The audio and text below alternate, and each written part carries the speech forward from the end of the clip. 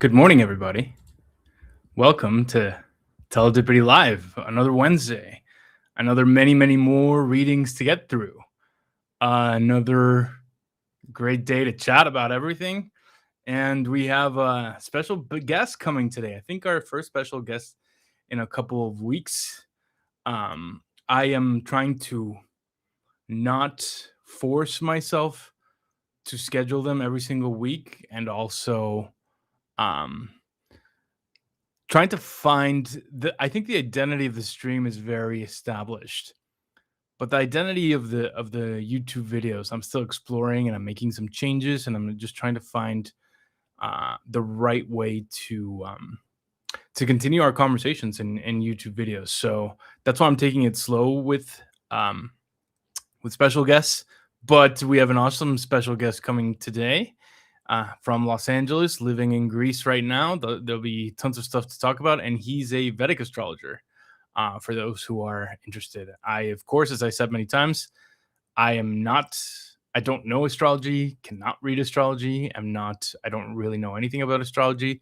I made the choice early on to be 100% pure numerology and not combined with anything else, and that's what I've been doing for 15 years. But of course, over the years, I've met a lot of people who do different kinds of divine languages.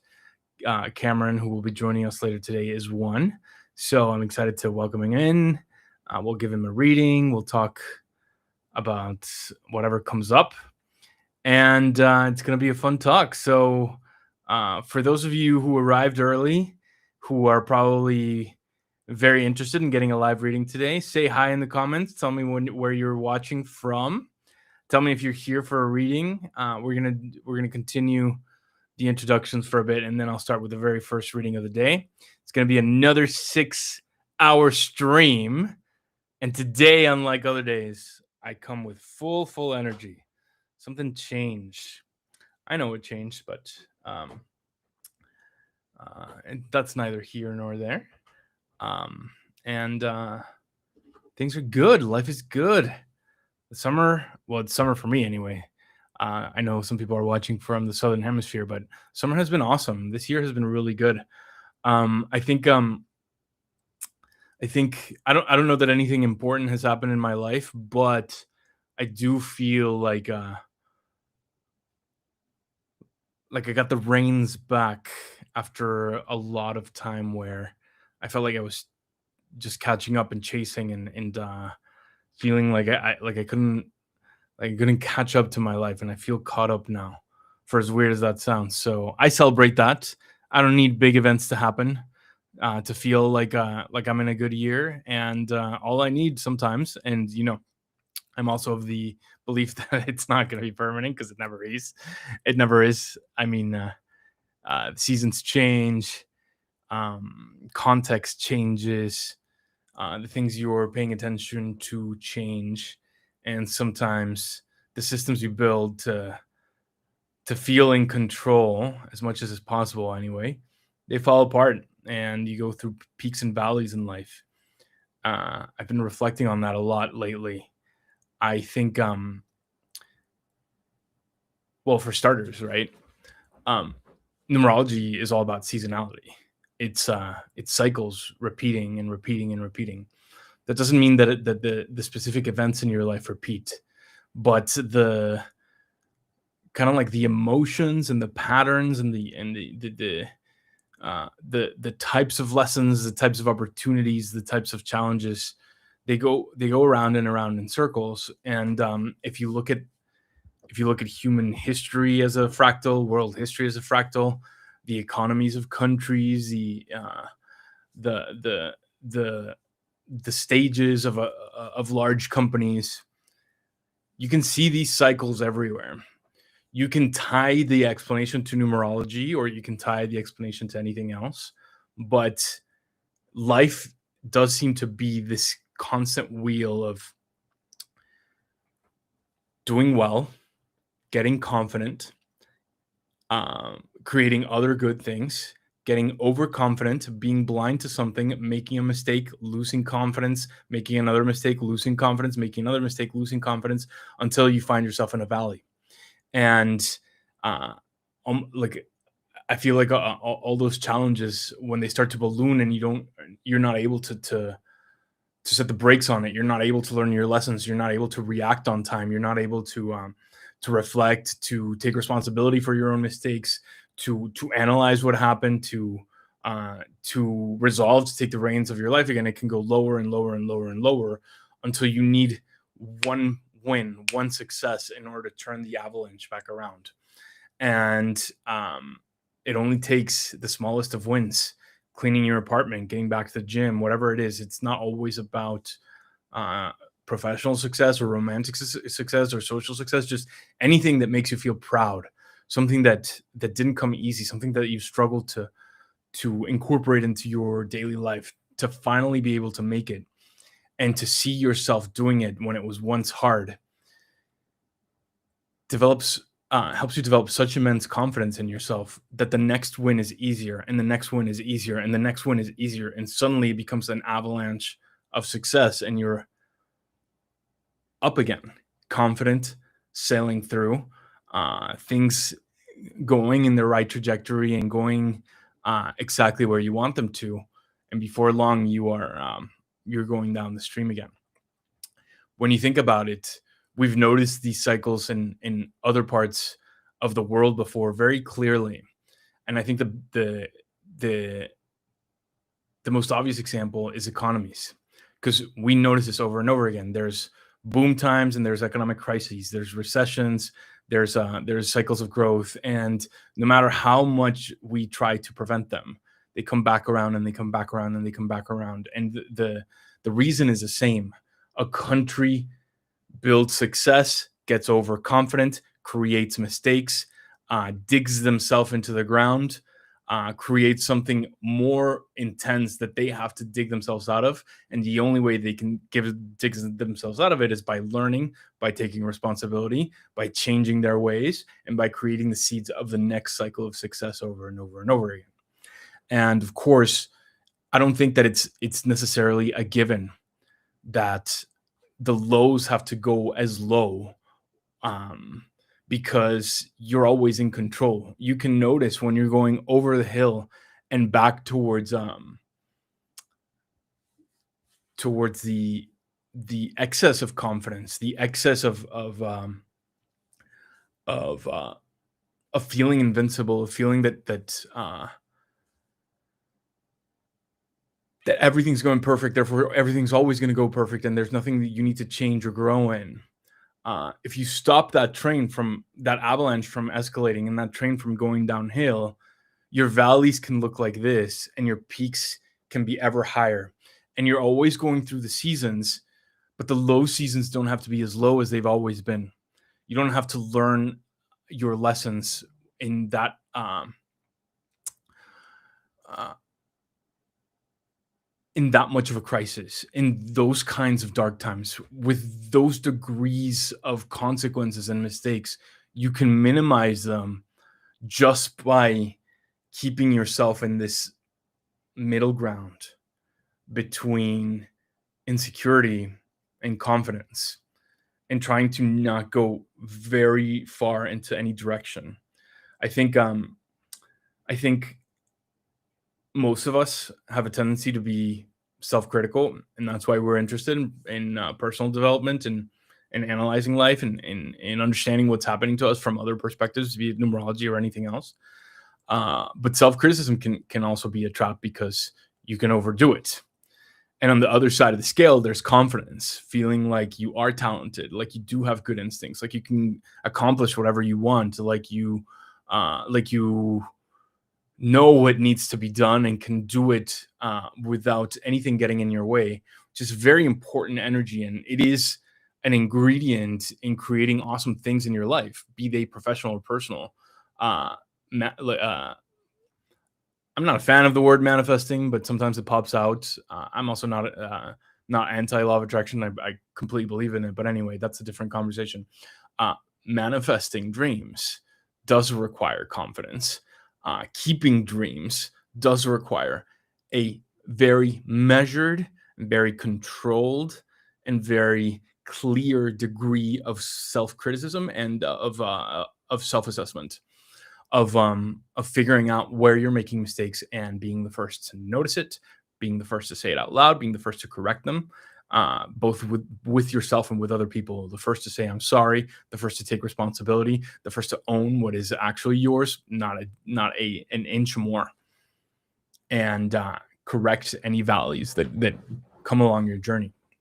So I think that numerology is measuring that, but I think that those cycles, you can tie them to human psychology, and you can tie them to numerology all the same. It's what we're all going through.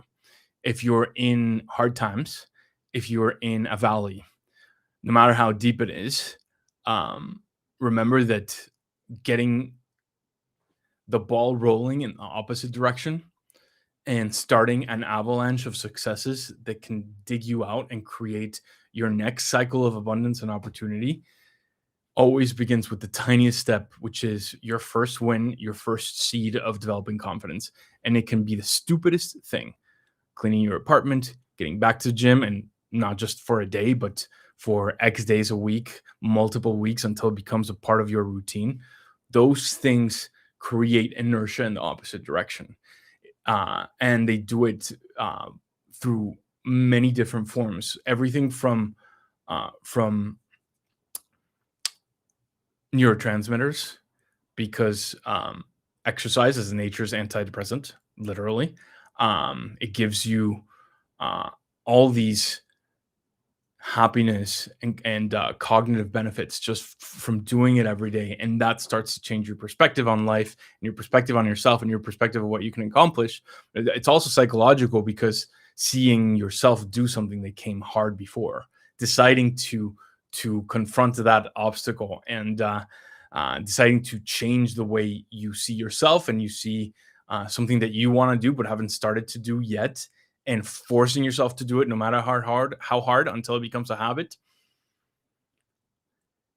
is immensely powerful, because the first thing you think after you are able to do something you weren't able to do before is, what else am I capable of that I haven't given myself credit for? What else can I accomplish that I think is hard for me, that I think I wasn't born with the chip of, that I think that I can't handle? Are those narratives, are those stories, or are they actually truth? So you question the next thing, and then the next thing, and then the next thing, and 3 years later, uh, you're in one of the greatest chapters of your life, just because you started following that chain as high as it can go, until uh, until the confidence comes over here, and and then something's gonna pull you back to the center. It could be violent, it could be intense, it could be extreme, or it can be minimized, mitigated, almost forgettable, depending on how quickly you can adapt. And those are what I see as the cycles of restriction and abundance, challenges and opportunities, good times and bad times. The irony is that we tend to shift them outward. We tend to say, "Oh, it's Jupiter. Oh, it's numerology. Oh, it's something else," and I just have to wait. That's not to say that these transits aren't real, or that these divine languages aren't measuring something real. But as I've said many times before in other streams, it's not the universe creating your life and you watching as if you were watching a movie or a TV show. It's a co-creation. It's both of you building something from scratch. So the universe can hand you ingredients. You have to cook the meal. In a cycle of abundance, you'll get tons of ingredients. You can make a really awesome meal. In cycles of restrictions, you'll get 3 or 4 ingredients, but you can still cook something awesome if you have the right attitude and you get creative. So the outcome is still partly in your control, partly up to you. The other part is the universe responding, the universe assisting, the universe delivering. And the life of alignment is the life where you don't um, ignore that responsibility, or consciously forgo it. So I love people who come to divine languages like numerology with the question, what can I do? Rather than the question, what's going to happen to me? Because that's where you see the free will, and that's where you see the person that's ready to co-create with the universe rather than feeling like they're in a roller coaster that they just have to tolerate and survive. That's the kind of numerology I love delivering. That's the kind of numerology that I love injecting into my content and my readings and the stream. And when you approach numerology in that way, when you approach life in that way, it's not that the cycles of challenges, of restriction go away. It's just that they're not as stressful. They don't affect you as much, and they don't last longer than they need to, simply because you are able to prepare for them, notice them quickly, and start the learning process so that you can find the opportunity hidden beneath what's going on. So all of this is to say that I recently got through a valley, and I learned a lot, and I changed a lot, and it's good to reflect on it as past, not because I feel like it's never going to happen again, but because I feel like I do have new operating system that I didn't have before in any of the previous ones. That this most recent one activated, and that is very clear to me, and then that I've been writing a lot about. If you're a premium member, maybe you've noticed some of those emails coming through. If you're not, I think you're still seeing it in some of the new content. But either way, I love talking about this stuff. And I love sharing the space with people who see things exactly the same way I do. And not because I share my perspective, but because they arrived into the space with that perspective already formed. And that's why we're compatible. And that's why we vibe. With the divine languages in the same way, with the life in the same way, and with philosophy in the same way. That's the space that Teledipity is for. I don't really think it's a community necessarily. I just think it's a space on the internet for us to talk about life in that way. So I'm going to read some comments now. Larissa, Brazilian, living in Barcelona, following Teledipity since 2018. Thank you, Larissa. Have you been? Is this your first stream? I have a feeling that I recognize your name. Brazilian and Teledipity since 2024. Everything made sense after I started reading about me and my year. Thank you. Thank you, Robertoni. Thank you for watching the stream. Thank you for being here. Brazilian, living in Portugal, following Teledipity since 2020. Marina, thank you very much for watching. I was in Lisbon. I lived in Lisbon for a year. I loved it. Did not end up staying. Not because I didn't love it, but love Portugal. Miss it a lot. And welcome to the stream. Hello, Brazilian, following Teledipity since 2023. Thank you, Mayara. How it works for numerology reading? Beautiful question. Let's get that started.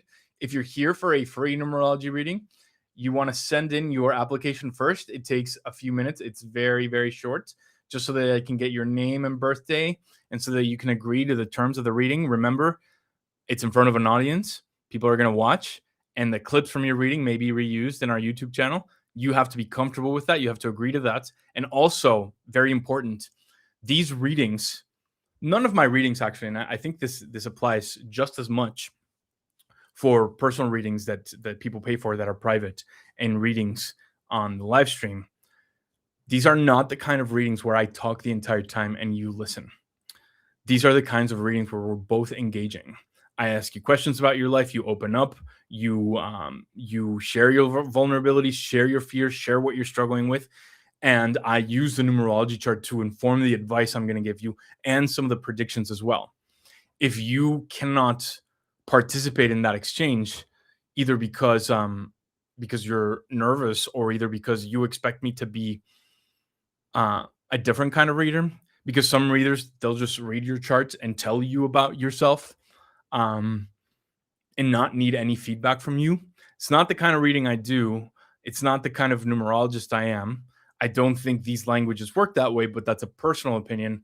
I'm not here to guess your life, and I'm not here to talk the entire time. So it's very important to participate and to open up so that we can have the most fruitful conversation, and so that I can give you the most accurate predictions. Because I don't know if you've thought about it, but there's other people with charts very similar to you or to yours. Nobody will have the exact same chart because a lot of it is influenced by the letters in your name, and it's very almost impossible to have somebody with the same full name at birth and the same birth date. So it's going to be very rare to have the same numerology chart as somebody else, unless you're an identical twin. And even then, you have different names, so it's not identical either. But anyway, even if somebody has a very similar chart to you, the way your life has unfolded until now, the way your choices uh, have resulted in your outcomes, the way you're thinking about your future, the kind of plans you have, the kind of dreams you're chasing, all of that matters so that I can build the right interpretation for you. So it is very important to participate and not to be quiet the entire time. Um, I don't think that that's. I think it's happened a couple times in the 6 or 7 streams we've done so far. So it's not rare, but I do want to say, because if that happens, I'll just have to cut the reading short, and I'll do it very politely. But remember that the stream is not just about you getting a free reading, but about other people watching and seeing themselves through you and reflecting on the same things that you're struggling with from their own perspective. Sometimes they add their own advice. Sometimes they're able to help you professionally or personally with something specific that you're going through because they feel so connected to you. And sometimes it just helps them figure out what they're going through, even if they're not going to be getting a reading on stage. Watching other people get readings is very valuable to them. And we have people watching every stream who are not here to get a reading and are just here to watch. So as I give you the gift of a free reading, because I normally charge for free readings, and as you accept the gift and come on, you also have to give back to the space. And giving back to the space in your context means opening up and being vulnerable and talking about your life, not coming to the stage A to be perfect, or B just to promote whatever it is that you're working on, but to actually engage in the conversation and be vulnerable as I am every day. There's nothing more important than that. And if you're a creator yourself, this is an important muscle to start building, because it's not that authenticity is suddenly becoming cool. That's how it's always been, for musicians, for writers, for artists, for entrepreneurs. Nobody wants uh, to see a perfect person on stage. You may think that that's what's expected of you, but nobody wants that. They don't engage with that. They don't connect with it, and they tune it out. So if you feel the obligation to ever show up to a stage and hide your imperfections and pretend to be perfect, I'm just going to give you the advice that that's not going to work out exactly as you want. And the doors that you want to open, uh, professionally and personally, they require this kind of vulnerability. So just a reminder for you as well. Uh, I'm going to put the address for the application in a graphic as well. That's teledebris.com/live to apply for the reading. I am sure that there's people who already applied from last week. If you applied last week or any week before, you don't have to apply again. I still have all the information. And let me see who else is here. Russian living in Bali in USA. Never found an app that is more accurate than Teledebris. Katya, I cannot thank you enough for that compliment. That's the greatest compliment I could ever get on my work, and it hits me to the heart, and I could not be more grateful. It's a pleasure and an honor to serve you every single week with numerology. It's the joy of my life, and it's so beautiful to hear that it's helping, even if it's in a small way. It's the entire reason I wake up in the morning. If you were in our place, what question would you ask to you? Well, um, nice flip of the conversation. I mean, I think the questions you want to ask are the things you are very curious about, that you think I might have an interesting perspective on. And that's not always numerology. Maybe it's something that you see me go through. Maybe it's something that you see that I changed with, that I grew in, or that comes easy to me for whatever reason, and you wanna dig into that. I'm an open book. I'm an open book about myself, about my life, about the company, about my plans, about numerology itself, about um, not really politics, but the world at large, technology changes, economic changes, and also uh, anything that you are struggling with. You have a dream. one of the things that makes every teledipity user every teledipity user has in common is that we have dreams that we're chasing. We have very specific visions of our life that we're aiming towards, and looking into the future allows us to navigate that better. So you have a dream, and you have a dream that you're following, and maybe this year, uh, on that path, on that journey, is confusing for a specific reason, or is feels like you're struggling more than you're used to, or feels like something is holding you back. You can understand the change that you want to make, but it's not coming through easily, or not at all, and you want another perspective on why that is. Those are those are the best questions for the stream. But also, I mean, um, one of the most powerful things about the stream is that uh, I get to talk about things that you want me to talk about, and I get to understand uh, the questions that you come into the space with, not just the stream, but the app. So ask anything that's on your mind, basically. Hello from Milwaukee, Wisconsin, USA. I've been on Teledipity since 2023. Hello, Karen. Welcome. Have never been to Milwaukee. I've been to Madison. I have very close friends there who were there when I launched Teledipity for the first time in 2015. Visited, went to a Badgers game. I'm a USC grad, but it was not. That was before USC was in the Big Ten. Anyway, love Wisconsin.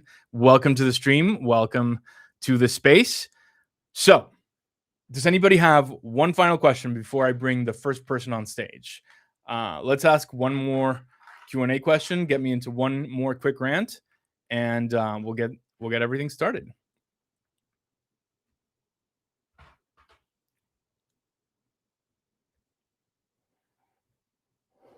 Ask me some questions. It's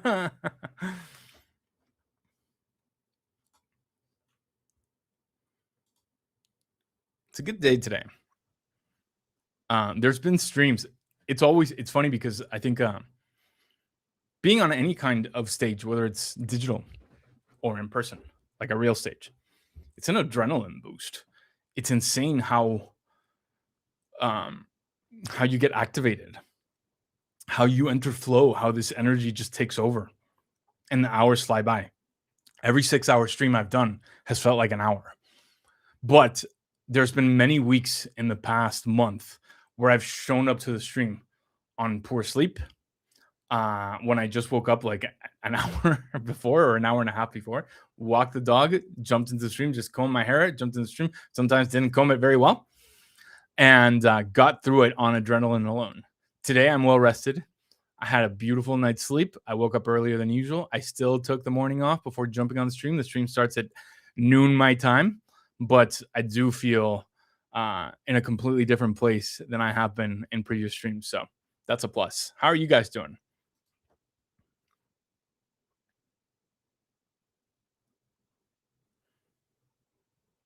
Somebody has a question that they would love to ask.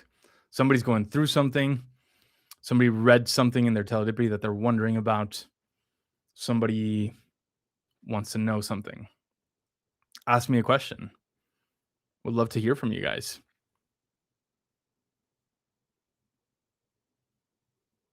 One more Brazilian in the pool. Thank you, Rafael. Bem-vindos todos os brasileiros ao stream de Telegipity. Eu estou muito agradecido por vocês estar aqui hoje, e algum dia, não em breve, porque é importante fazer um espaço para todas as pessoas. Algum dia eu vou fazer streams em português, mas agora tem que ser em inglês. Mas eu amo Brasil, eu amo que todos vocês estão aqui comigo, e espero que o disfrutem em inglês, e espero que muitos de vocês estén prontos para su lectura en vivo en inglés. Sorry for all our English speakers. The stream is in English. I just had to say hi to all of our Brazilian users. I use Teledipity for absolutely everything. I even have a notebook where I keep monthly notes. Thanks, Ingrid. Would be very interesting to see that notebook. Obrigado. eu acho que o meu português é portunhol, eu sou mexicano, mas acho que é muito fácil de aprender o idioma porque é o mesmo que espanhol, ou quase o mesmo. All right, let's get started. So, who's applied for a live reading? Who is ready to come on? Who's ready to be the very first one on the stream?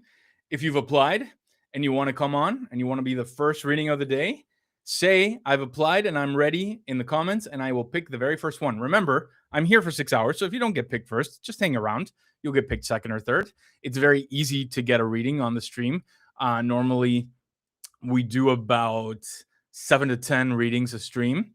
And we normally have 10 to 15 people watching at any one time. So your odds of getting on are very, very high. You just have to wait around if you don't get picked first.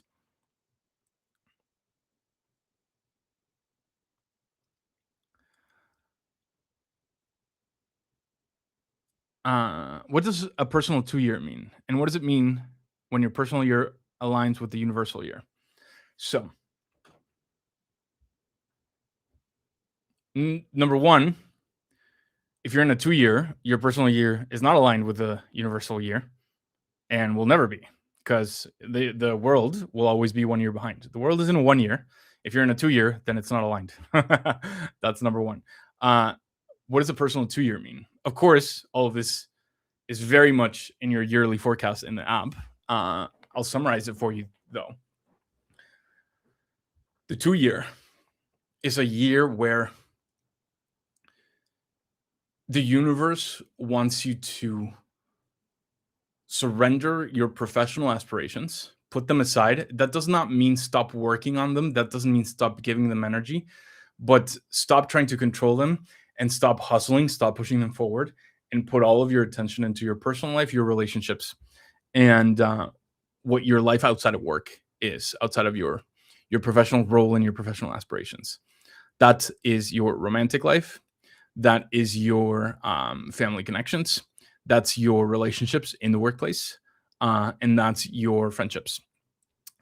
Specifically, though, it's not really about your social life, like your group of friends, but your one-on-one relationships, your relationship with your best friend, your relationship with your sibling, your relationship with your grandmother, your relationship with your boss, your relationship with your coworker. All of these relationships, they're both tested, and there's opportunity for deepening throughout the 2-year.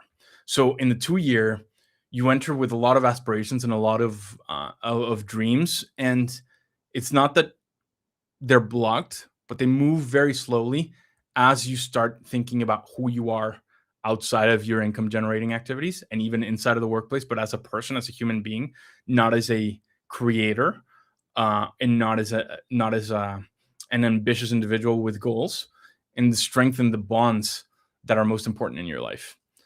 So professionally, it's a year to get along well with your boss and create a personal relationship there rather than aim for promotion.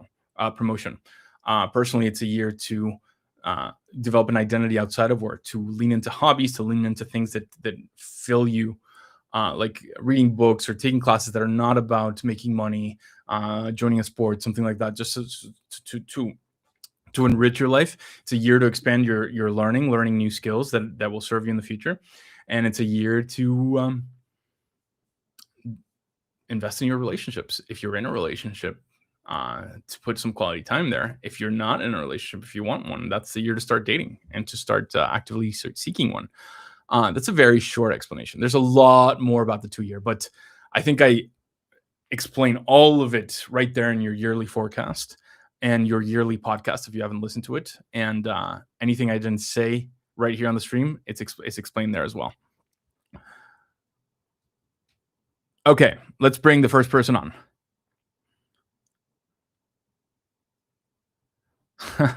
Well, the forecast is my personal year is 2. Your website says August is when everything changes. I am already desperate for the forecast. Well, it's coming. It's 3 days away, so you'll get it soon. Okay.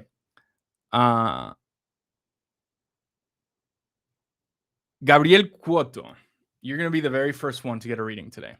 Gabriel, you're going to get an email from me very soon. Let me just find your application right here.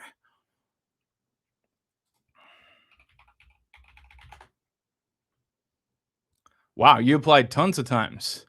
Oh, no, no, no, that was somebody else. You only applied once. I found you.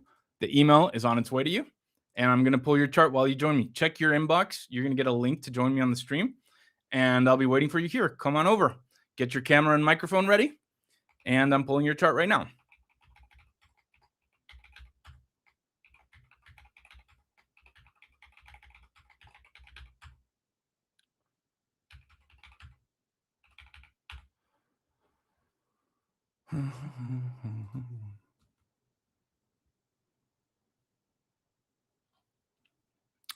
I have your chart right in front of me. Gabriel, head on over.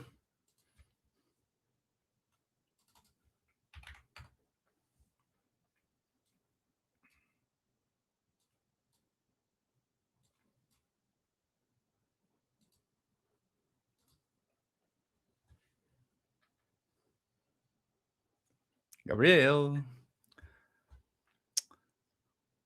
There's an audience waiting for your reading. It's going to be awesome. Let me drink some water.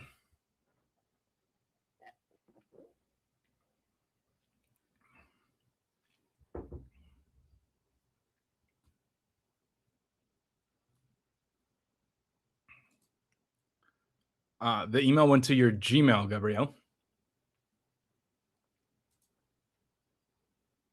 Let me monitor the comments.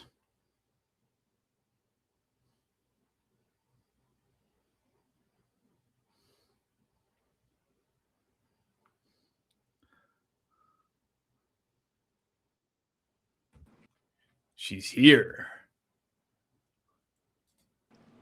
Hello. Hello, How are you? I'm good, and you? I'm doing great. Thank you very much. Tell us a little bit about yourself. Where are you from? How's life going this year? What brought you to space today? What was the objective? What was the pull for your reading? I'm from Belém do Pará, it's the north of Brazil. Right now, I'm living at São Paulo for 3 years by now.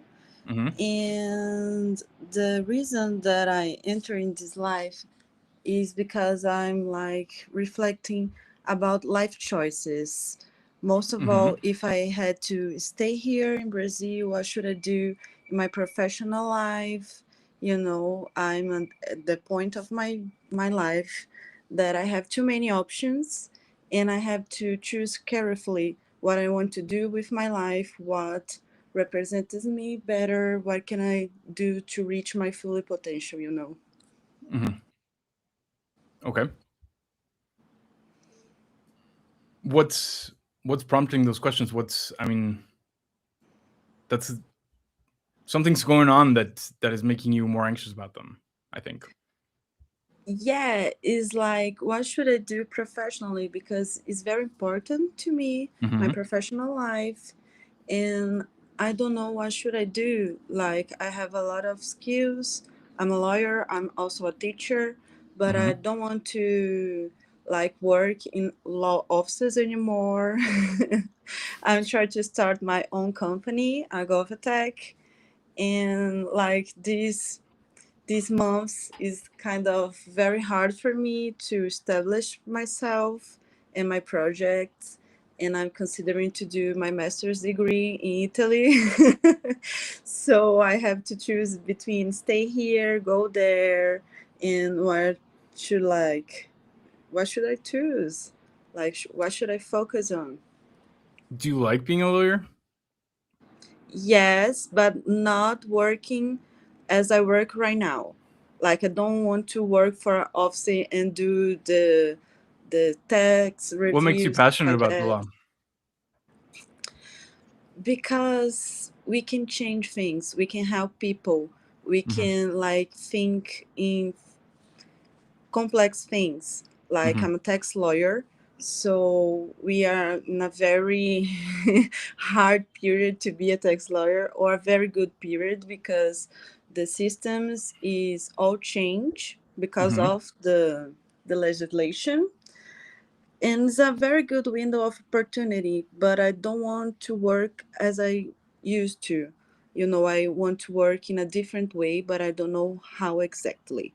That's why I started Agovatech, and to use technology so we can calculate properly the taxes in here, Hmm. basically. You But I want to have start a to. technology that I does that? already started. I Okay. developed a product, and I already like reached by a city, and I'm Hmm. waiting for them to like close the deal, basically.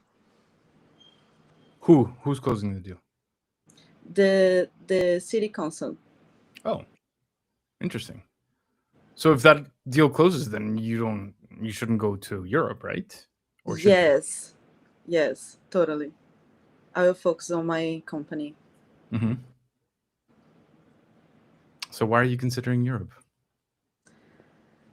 Because if this don't work, I don't know what left for me here, because I don't like the way that I used to work in law offices here. I don't want to go back to this. Hmm.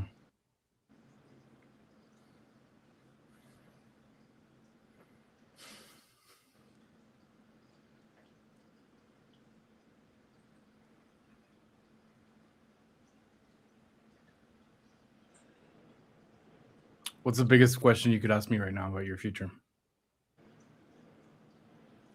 Should I stay here? Should I go? I think that um, I think that you're looking at the situation from a perspective um, that is not aligned, because I think you can do both. I think the both are paths that are open to you, and it does not depend on whether the contract goes through or not. It depends on what you commit to, what dream you commit to. If you feel the pull to go to Italy and study a master's and then come back, and you feel it strongly, then nothing can stop you from making that real. You can apply to places, maybe you get rejected, but you can still try until it happens. And it's the same with your company. If the contract does not come through, you don't have to give up. You can keep pushing it and pushing it and pushing it until it becomes real. Yeah. I think all dreams, they don't get, uh, no dream gets immediate confirmation. And even when you do get confirmation early, which isn't immediate, you always then go through periods where the confirmation isn't there, and you have to decide whether to stick with it or not. And that's where your commitment to a life plan is strongest. So at this point in your life, before I get into your chart, my suggestion to you, I'm not the speaker of truth, and I'm not the knower of all things, but my suggestion to you is to decide which one you want to commit to, and then take it from there. So if I put both of them in front of you, I know you like them both. I know they're both exciting, but if both of them were possible and real, which one would you pick? I really want my GovaTech workout. I really want to do that, because it's literally the way to use technology to reach the Hmm. efficiency of the law, you know. Hmm. And there is the reason why you should stop thinking about Europe,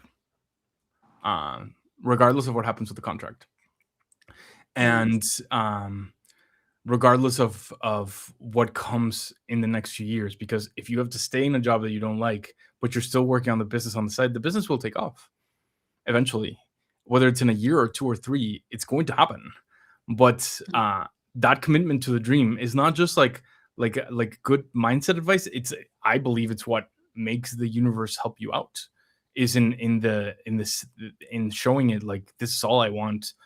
I'm not interested in anything else, and I'm going to stick with this until it works. That kind of confidence, that kind of commitment, it opens doors almost magically, and it's how you should start any business. If you start a business figuring out if it's going to work or not, I don't think that you are likely to succeed, because every business has seasons where it doesn't feel like it's working at all.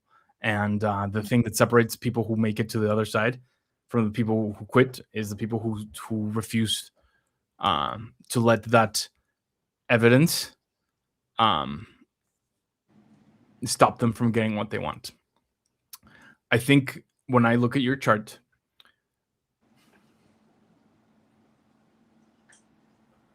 correct me if I'm wrong, uh, this business I think has been on your mind since March of last year, March 2025.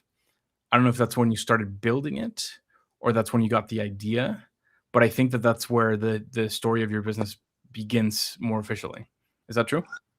Um, Actually, at this time of the year, last year, I was Mm-hmm. thinking about doing another kind of job, like not being a lawyer anymore, like a lawyer in a law officer anymore, and things like that. Mm-hmm. But this business start this year in January, specifically, When did you get the idea for it?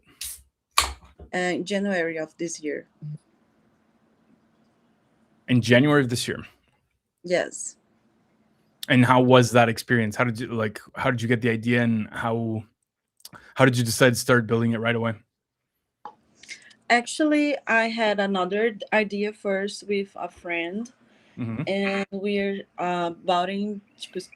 thinking about open a startup to help real estates and have these like these all these buildings and things like that, and help young people to buy the first apartment Mm-hmm. and connect them with the best choice, like if you're going to this bank or you're going to this other startup, or if you Mm-hmm. like have them the options.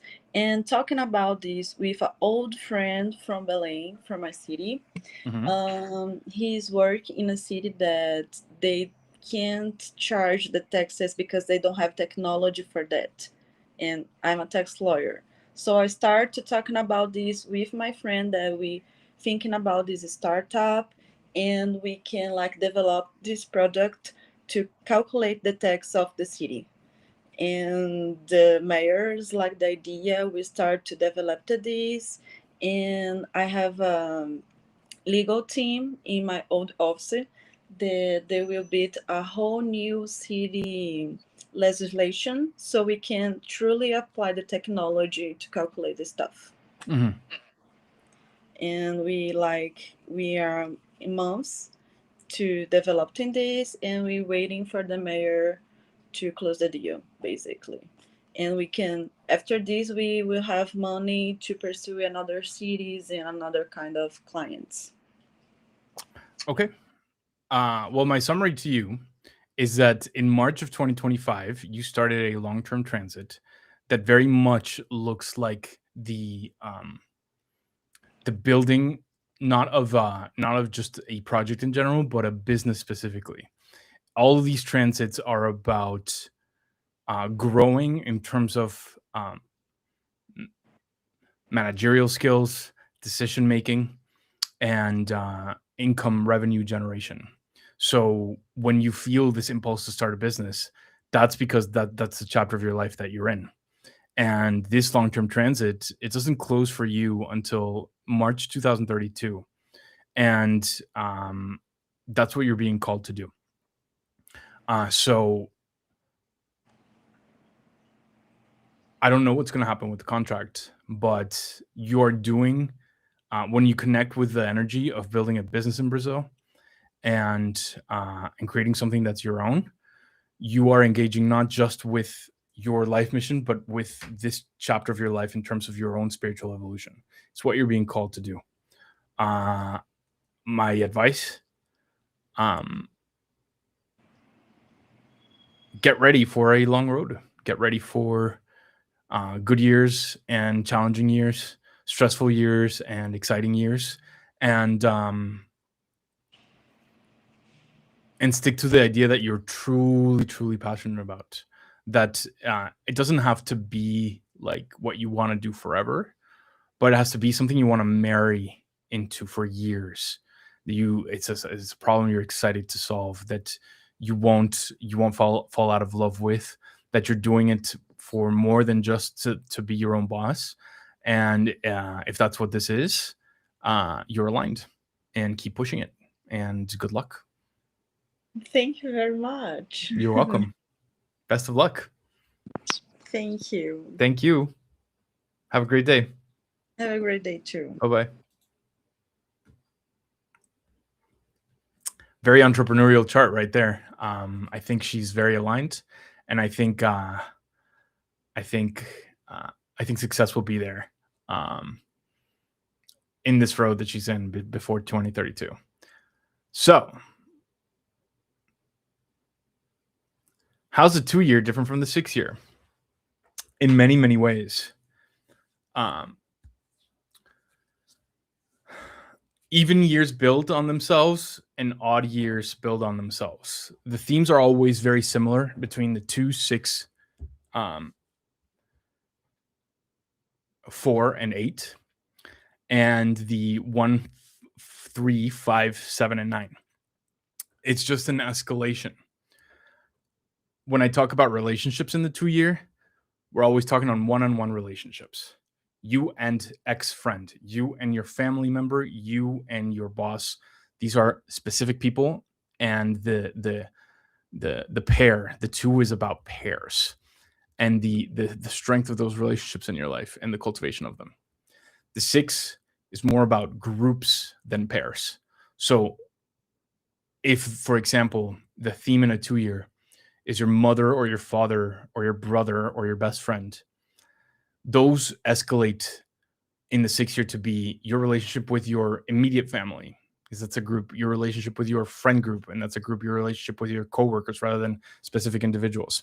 So you are pulled back into the arena of relationships with that escalation. And I think that whereas the 2 is very much about the challenges of balancing your needs with the needs of others, and sometimes forgoing your own needs in favor of somebody else, like taking a back seat or letting them shine or helping them without helping yourself. In the 2, that theme of stepping back evolves into the theme of keeping a perfect balance. Now it's not about the moments where you have to stand back in favor of somebody else. Now it's about the balance of being able to do both at the same time, to take care of yourself and take care of others, to follow your dreams and help others with their dreams, to help yourself and help somebody who needs you, and to maintain that throughout the year rather than seek imbalances for the sake of imbalances. That's one of many, many differences. In the 2, when it comes to your dreams, it's about intuition, trusting yourself, and with ideas or concepts that you have, impulses that you have. In the 6, it's about doing something with those ideas or impulses, not just trusting them. So for people whose 9-year cycle is revolving around a specific project or business, they'll normally get the ideas in the 2, and they'll start actually implementing them in the 6 because of that change in vibration. But again, when you ask me what the 2-year is about, the 2-year is about like 50 different things. Same with the 6-year. Summarizing will always leave information out, and comparing will always leave information out because they're very vast interpretations, especially in how they apply to you because of the other numbers in your chart. So those are generalizations, but that's my best answer.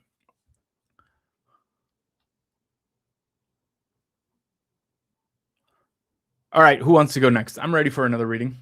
The first reading was brief and to the point and exciting. So somebody else, come on. If you've applied and you're ready to come on, let me know in the chat. The more you've asked questions, the more you've commented throughout the chat, I can see that over here. The more likely is I'll pick you first. And of course, remember when you jump into the stream,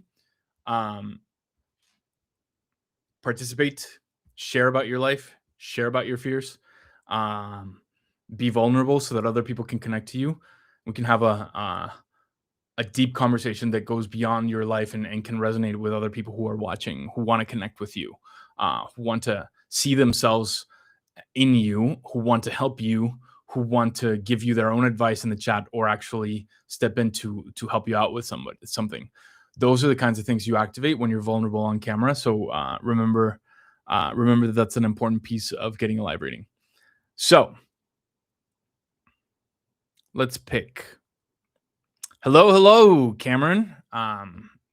Glad to see you joined early. Let me just keep your. Let me just see what time you're supposed to come on. Oh, you're here. Oh yeah, you're you're the next person. So sorry, everybody, if I said that I was gonna bring another person up. Our special guest has arrived. I'm gonna give him a rating. I'm gonna have a conversation with him. He's a Vedic astrologer. So there'll be tons of stuff to talk about, and then after we're done with that conversation, that reading, I'll bring more people up. Remember, this is a 6-hour stream, so there'll be plenty of opportunity for more for more invitations. And I just realized that I don't think, Cameron, I sent you the link to join me. So check your email, Cameron. I'm sending it to you right now.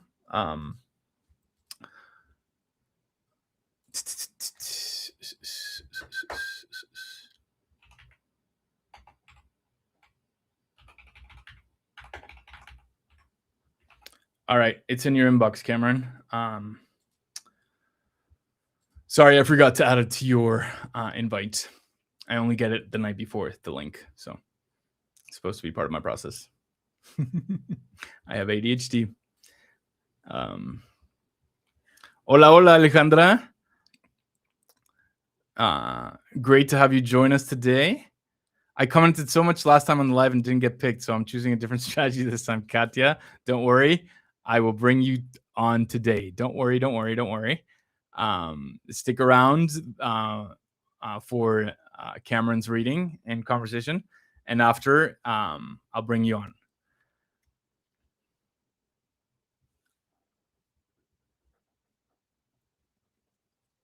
Does anybody have a quick question before Cameron joins us?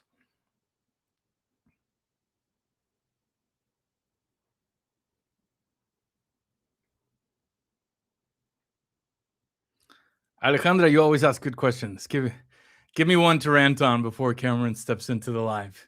Cameron's a Vedic astrologer. I've given him a reading before, personal reading.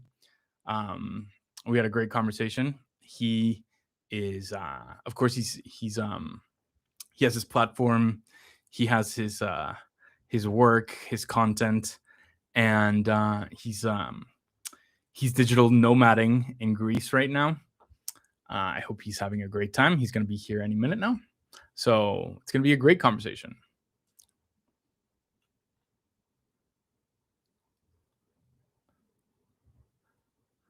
Remember to ask questions in the chat.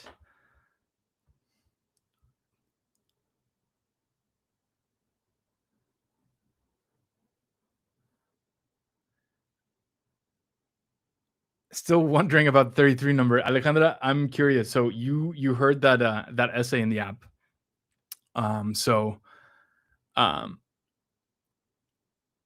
What did it bring up for you? Why are you so interested specifically in the 33? Was it the content of the essay, or was it because you have a relationship with the 33 from your chart or somewhere else? Por favor, faça-me uma versão em português do Brasil. Eu quero traduzir o conteúdo. A situação é que se eu vou fazer uma tradução e eu he feito, a tradução acho que está 50% completada, tem que ser uma tradução humana, não de inteligência artificial, e isso toma tempo. O TeleGPT, por si você não saiba, tem quase 800.000 palavras de conteúdo.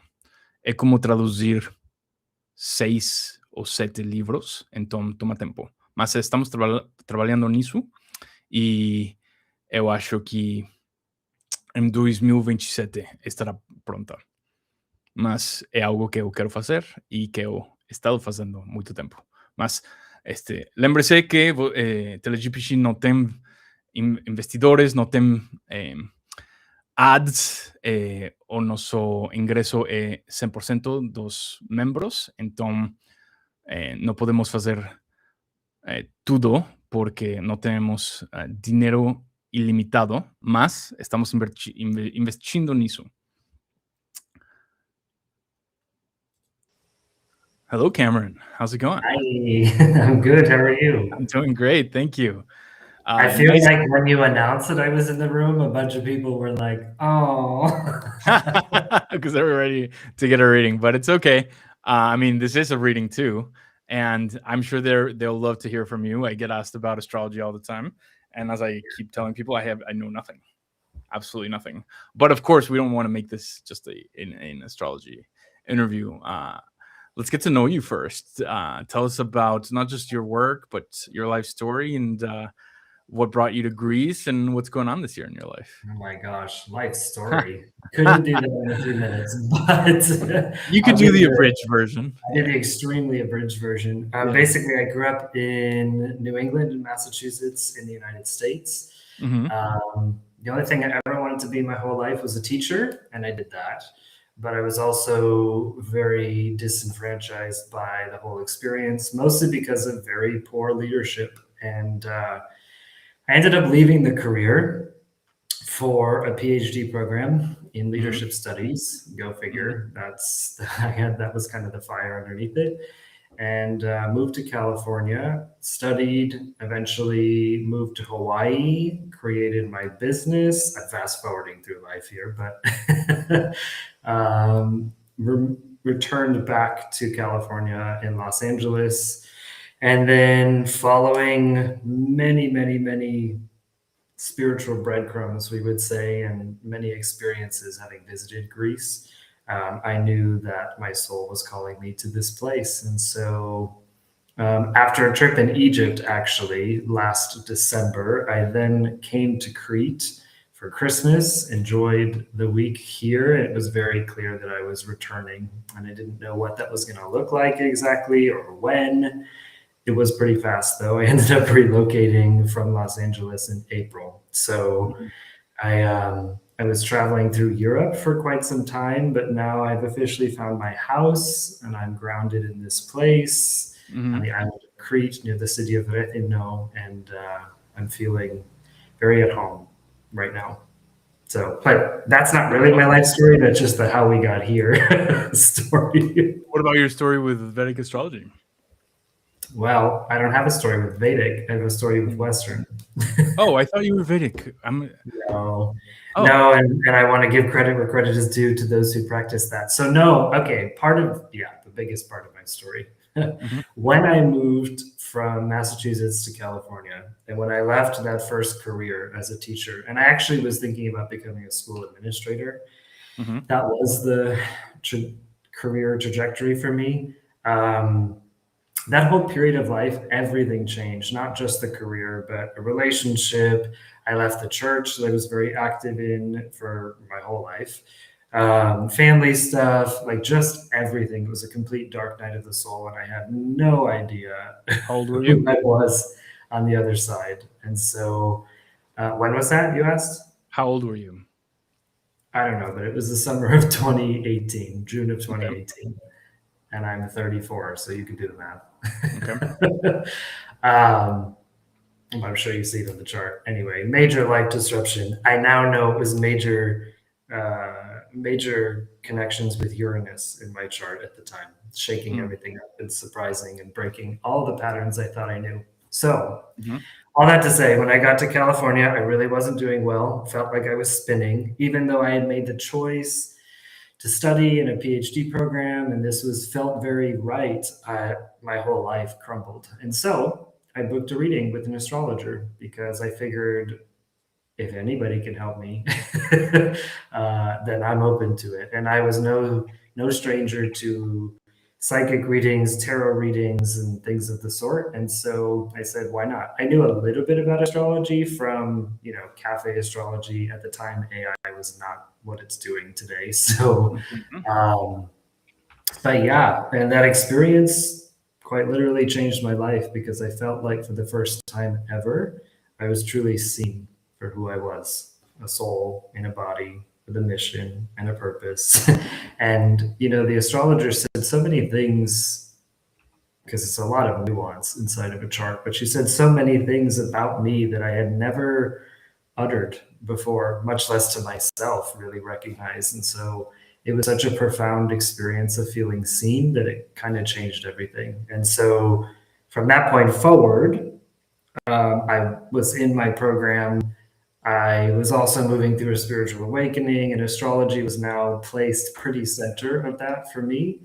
And I kept asking the questions of like, what can this astrology be used for, and how has this astrology helped leaders throughout history, and how have astrologers themselves been leaders? And I actually was asking this question in the context of conscious leadership.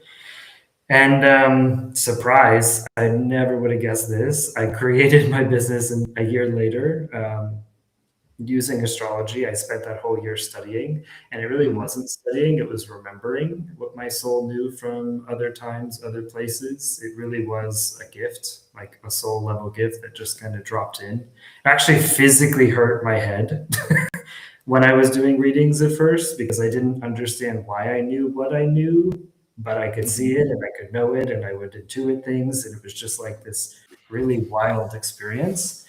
But yeah, in 2019, it was very clear that this was part of my gift that I meant to share with the world. And so I created my business. It was a side hustle at the time. I began with astrology readings, and then that emerged to group events with astrology. And then I brought in my business background and my education background, and I started supporting entrepreneurs, specifically conscious entrepreneurs, with their business development. And I ended up writing my doctoral dissertation on the use of astrology as a tool for self discovery in leadership, which was the first of its kind. Nothing like that existed. And I never would have expected that at all. And then, yeah, since then, my work has evolved even more, and now working directly with leaders in their design. Still work with entrepreneurs, of course, but yeah, everything has been this evolution. And if I look back at myself in 2019 and 2020, where I was like, oh, I wanted the business to look like this and my life to look like this. And now I look back, it's been 7 years. And in some ways, it's felt very long. In other ways, it's been very short. And just the evolution of me and my business and my work, I'm probably in version 5 or 6 now at this point. And yeah, it's been a very beautiful ride. And even this moment feels very much like a precipice. This year has been actually a major closing of old chapters and stepping into bigger expressions, I think, of my mission on this planet. So yeah, I'm excited in this timing to connect with you again. Yeah, and I was about to take the conversation there because I think that most of the people who watch the stream, definitely most of the people who are very connected to other people, most of the people who watch the stream are creators themselves and have plans for something. And I think that that when you either are very early in that process or haven't started yet and come to spaces like this to hear the stories of other people who are farther along the journey, sometimes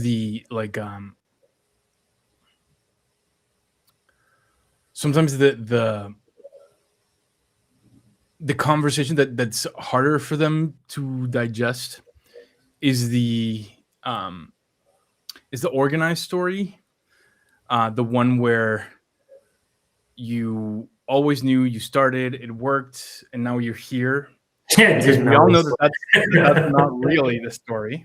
It's not. But unfortunately, when we stay there and don't go deeper, we give the impression that that's how it is.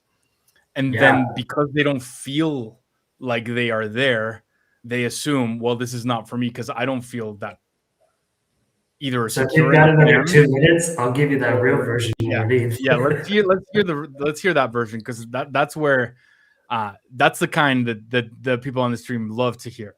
Yeah, it's also where the real work is and where the real work evolved, right? I can stand in a moment right now, looking back, going, "Wow, damn that." Okay, Cam, no wonder why you can hold what you do now and do the work with people. But back then, I thought I was ready. I thought it was, I thought I knew exactly what I wanted to do. And no, in 2019, it was more like, okay, I have a gift. I need to share it. I'm not going to pressure it because I'm still working full time and I've got this PhD thing. I'm just going to like start this side hustle thing. In 2020, when the world changed, I spent so much time at home. I felt a lot of pressure, to be honest. And it felt like I really need to change my life in a big way. And I really need to lean more into this. And I don't want to be doing this full time job that I'm doing anymore. And so, that, among a bunch of other internal shifts in 2020, was a lot of tension. And it was like, for many, many days, it was like, I don't want to be doing this job anymore. I don't want to go to that meeting. I just want to focus on my business. And right, that's kind of what colored that period. So it was a frustration. In the beginning of 2021, it was February of 2021, when I chose to leave that job and to do my work full time.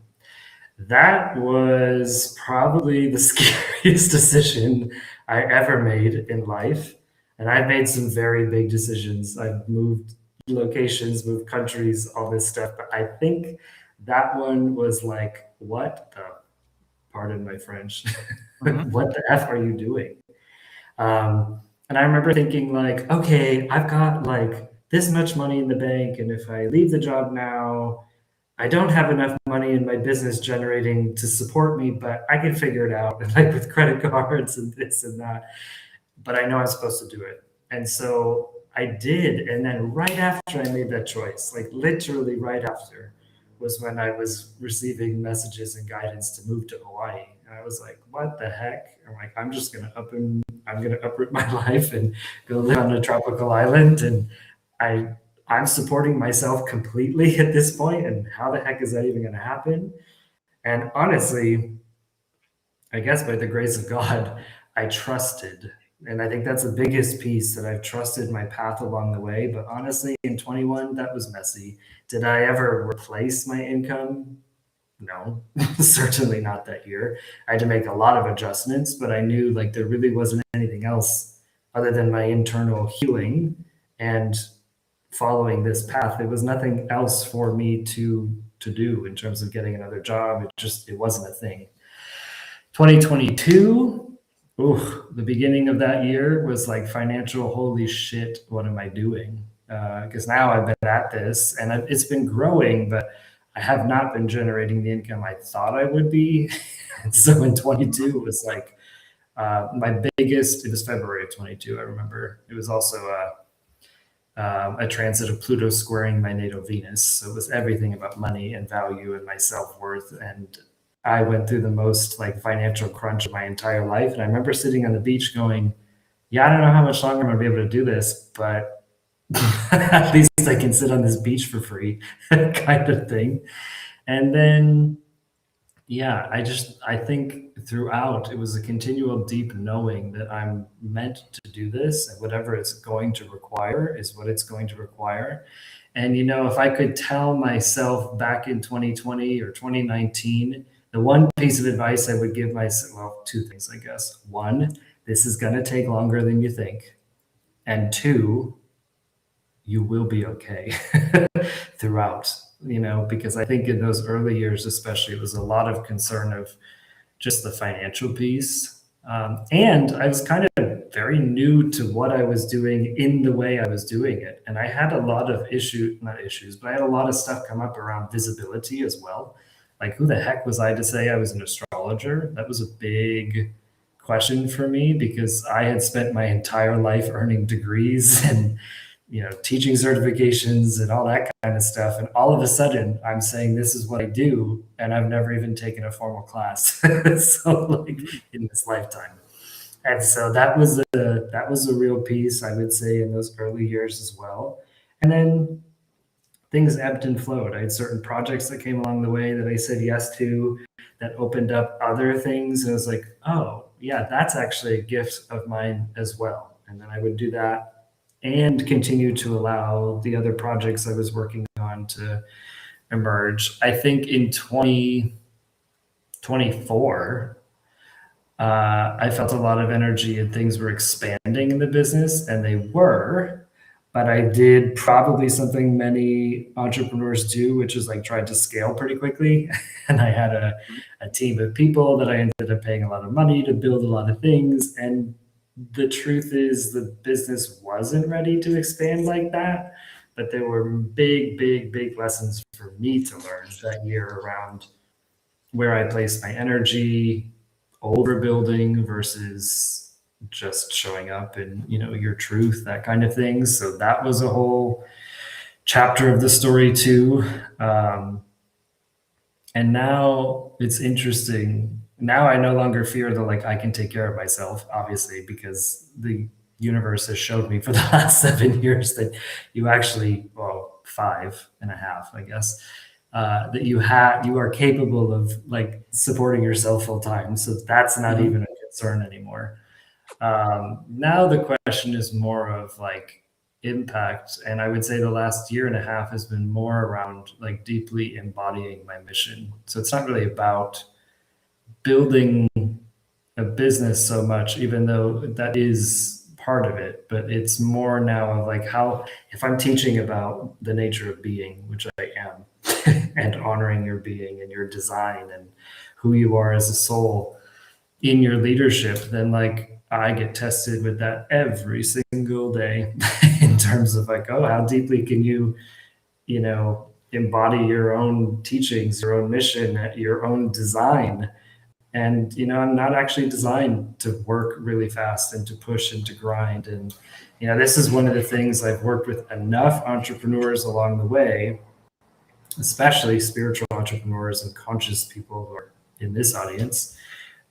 Whatever it is, the thing you're doing in the world, that you're showing up and saying, this is what I am, or this is who I am, or this is what I'm doing, or these are my gifts, or this is my service, you better damn well believe you're going to be tested all the time by the universe. Like, is that really true? Are you a healer? Not that you're not, right? But how do you embody it? How do you go deeper into it? Those lessons, they're constant. So I would say that my journey, my business, that's still an abbreviated version, but has been an internal journey completely. I say to people a lot, if you think that you're spiritual, or if you want to go through like a real spiritual test, then go build a conscious business. Go build a business around your soul's gifts, become an entrepreneur, and that'll be a curriculum that will serve you, but it's a ride. You have a lot of just a thought. You have a lot of your model of life seems to be very academic. Tests, curriculum,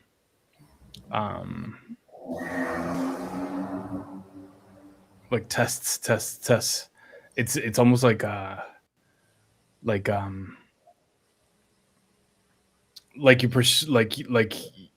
like that's how you advance through every stage. Like you have like a curriculum. I think you're working on in a final exam, maybe a score. Yeah, but I'll tell you, the biggest lessons that the universe and my guides and my own personal journey is showing me now is that frame of reference is not actually necessarily true, or that like achiever reference frame, the way I frame that whole thing, has gotten me so far.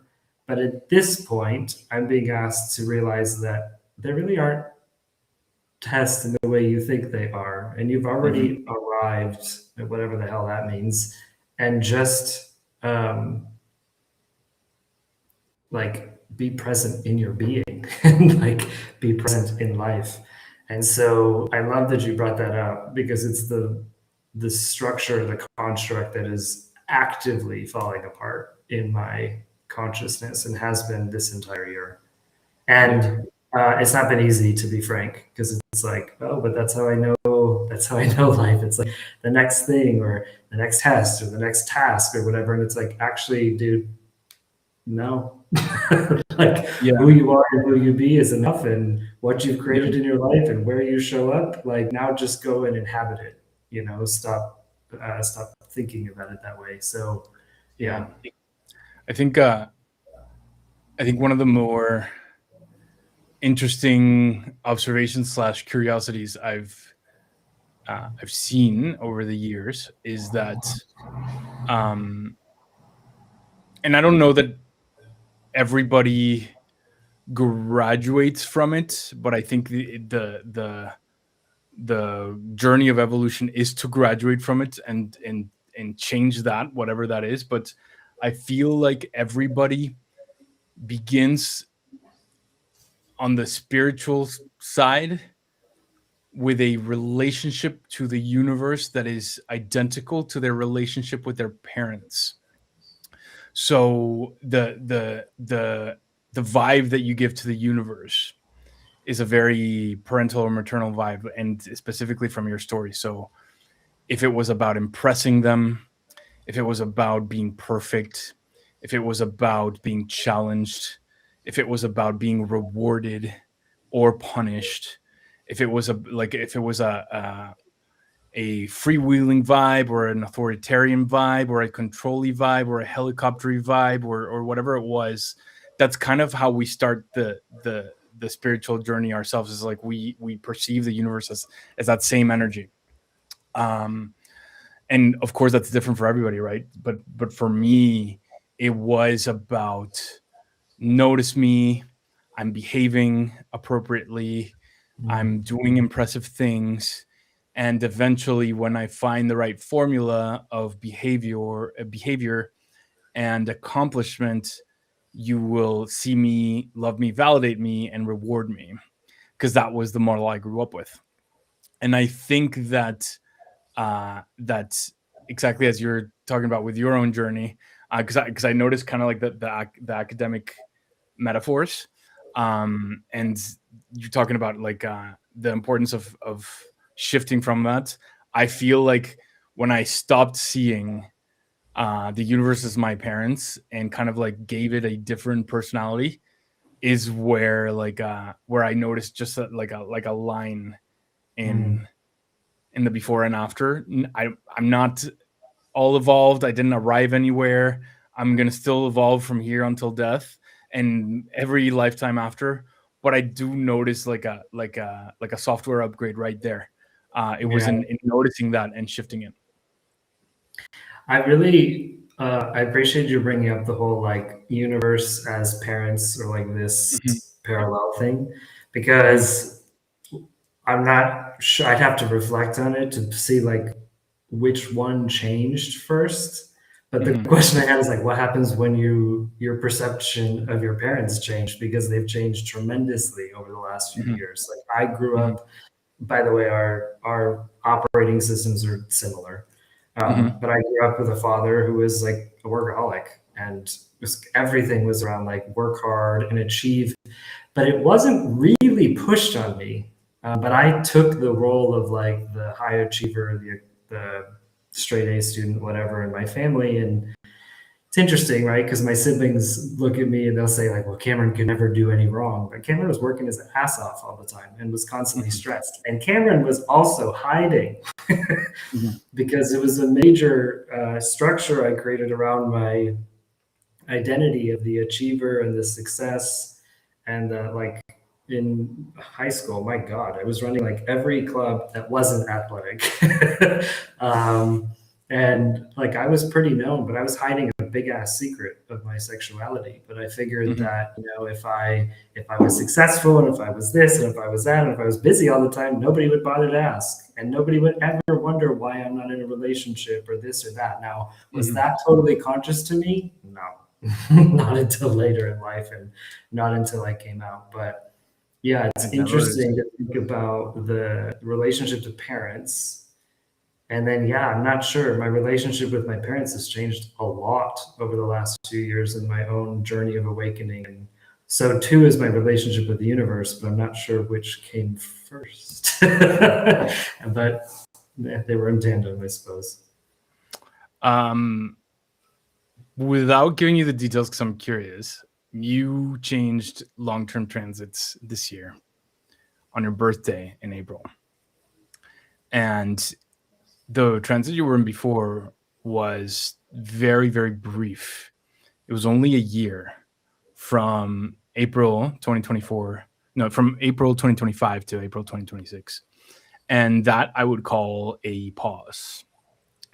Basically, the universe around April 2025 being like, you are now going to get a break in the academic metaphor, a summer vacation. No more subjects until the fall or whatever. And like for you, it was 12 months. And it does feel like that year was a year where maybe you didn't notice a lot of progress, but also not as many challenges as before. Kind of like a literal pause in your life for you to catch your breath. And that shifted again in April of this year. Yeah. So Well, before we talk, like, and by the way, the long-term transits that came before April 2025 do not look pretty. Like I never talk about transits like this when they're upcoming, but now that once they're in the past and closed, I tend to be more honest about transits because now you can see it from a distance. The big one in your chart is April 2022 to April 2025. So that's a 3-year, like, very intense unraveling, then a break, and then the one that you just started in April of this year. Yeah. What changed in April this year? What's like, and it's not just about you moving, but probably like internal and business wise. Yeah, I mean, look, the whole period of 2020 to 25 was just really. I was actually in the ocean yesterday being stirred in my emotions. Literal water was stirring around me, and I was like, oh my God, I gotta get out of here, which I did after I felt what I needed to feel. But I have a lot of gratitude, but honestly, my life has not been easy for many years now. But I'm not comparing myself or saying it's easy, whatever. And I know I gave the polished version of the story of what was happening in my life, but truly, yes, it was tumultuous. 2025 was interesting, and I would say I really did not like 25 as a general year. It was a definite year of pause. Not much happened externally, so that did feel frustrating, actually. But a shitload happened internally, and it was a year where I was, oh my God, fighting and wrestling and just releasing and letting go. And just, it was a purge year to the max, where just like all of these old constructs, every belief that system that wasn't serving me, everything, it felt like almost every single week, it was like some other thing some other shadow work, some other shadow piece I was like uncovering. And it definitely felt like a year of pause. That's very true. It was as if the universe was like, yeah, no, you can't move forward yet. And it's not a punishment, but you can't move forward yet because these final things you've got to clear. And not like a test, more like, we'll help you do that. But could you just chill out? And so 25, I would say the 2 years, 22 was rough and 25 felt rough, but for different reasons. 25 didn't look rough externally. In fact, not a lot happened in the external. I did travel, the business did grow. For most people who knew me, they're like, yeah, but the friends who really knew me, oh my God, was I moving through a lot of internal stuff. It was a lot of subtle things that just like, my God, I thought that was done years ago. I thought we looked at my unworthiness in here. I thought this thing was taken care of. And it was, but it was like reviewing all of these like older patterns from a different lens. So 20, I felt super restrictive. But internally, a lot happened, and it was grateful for it, but I did not like it when I was in it. Because unlike the other years, 21, 22, where I would do shadow work or go on a retreat to have this major breakthrough or something, and then I would feel great and I like move forward and whatever. 25 wasn't allowing that at all. And actually, it was like, stop studying. You don't need to go on retreat. You need to slow the F down, and you need to just feel all the things that you haven't felt for probably your whole life. And so, yeah, that was 25. 26 has felt really different. 20, actually, I would say the gift of 25 um, was self-confidence and self-love in deeper levels than I think I realized that I needed. 26, the lessons have been a little different since April, and they're more like, can you trust yourself fully to take action when you have no idea where that's going? And like all the muscles have been tested over the last few years, your trust in the universe, your trust in your guidance, your trust in self. And now will you actually go take action and go inhabit your life? Where 25 felt very introspective and very like having to view my life from 30,000 feet. Now it's an opposite. It's a different lesson. It's like, okay, can you go inhabit it and go like live it and like be it and stop over analyzing it and just trust yourself and take the action. And so that's been its own challenge. But yeah, April, I mean, that marked my move to Greece. I would say the months of January and February in particular this year were very intense because they felt super stuck. The month of March, I actually moved out of my apartment in Los Angeles and moved back to where I grew up. And I never thought that would happen. And I actually was there for the entire month of March and mid April, or to mid April, around my family in the city I grew up in. I thought, I had old stories about like that would have been the epitome of failure, frankly, in years ago. And instead, I had a completely different experience. I had an experience where I realized that I was held and that I've actually always been held and always been supported. I just didn't see it. And so that was, I guess, what it closed out that transit. But it was also intense that particular month, March. And then, yeah, I made a really big shift. I felt more resourced afterwards, just internally. And yeah, in April, I moved to Greece. I knew it was happening. Like I made the choice in January that that was happening. I also knew because of astrology and because of looking at my chart that I wanted to be in Greece for my birthday. So I moved 2 weeks before. And yeah, I mean, at the beginning of this particular cycle, April, May, June, they were pretty transient. I was in a few different places in Crete to try a couple things out. I actually went to Paris, I went to Portugal, I went to Amsterdam. I'm here in Greece, I want to be here. But the settling part into this new routine is pretty fresh. It was like the month of July, which has also has its own intensity. But yes, the cycle feels really, really different right now.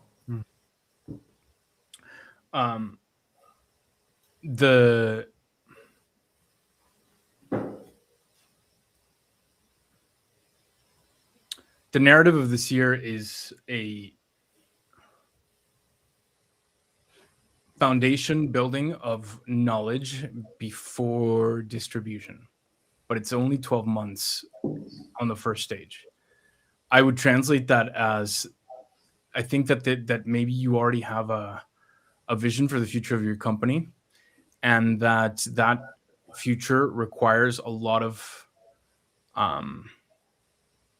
packaging of maybe knowledge, like book / course / like just like the content that is not about promoting but about delivering the service itself. Yeah. And that there's a compilation of knowledge into that, and that this is of course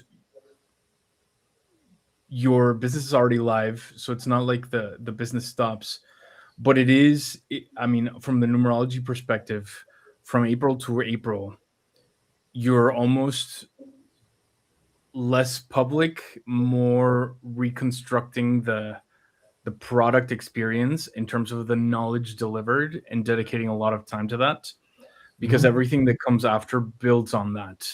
On April of next year, you go into a distribution phase, which is now about public facing content, not about the product itself, but about talking about the product and bringing it out into spaces. And that, I think, is probably your most visible year in a long time. Very much activated on your birthday. I think you'll feel the pull, both from the fact that whatever library you're building is finished, and also because you start noticing that that distribution slash promotion has been lacking because we've been so busy on this, on top of whatever you need to do to keep the business alive. That also lasts 12 months. But at the end of those 12 months, so we're talking your birthday in 2028, that's when there's like an official new beginning for you professionally and for your business. I am totally sorry. I need you to hold the screen for a second. Somebody's ringing my doorbell. I have no idea who it is, but I'll get rid of them quickly. I'll be right back. Okay. And you should talk to the audience while I'm gone. 1 second. Okay. I would talk to you. I don't know if I can see the chat. Can I? I don't think so. Oh, yes, I can. Okay. Oh my gosh, an entrepreneur's curriculum is a masterclass everyone should take. Yeah. Well, if you're ready for it, because it is one hell of a test, to go with the school analogies.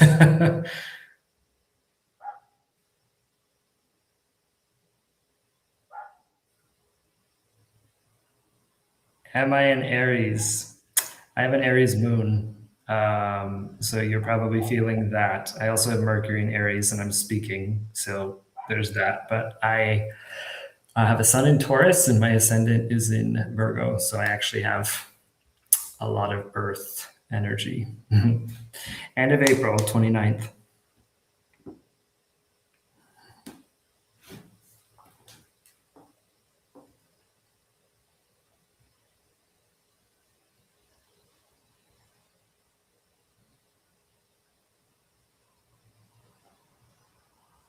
Yeah. Okay, Aries moon. So the two of us can just talk and be good. The thing about Aries moon is we're quick. Great question. How do you see astrology and numerology coming together? Well, it's happening in this conversation, I guess. I don't know a lot about numerology, but I've learned a ton through teledipity. Quite literally, teledipity is my favorite app. There you go. Oh, you didn't even hear it. I said quite literally, teledipity is my favorite app. So thank you.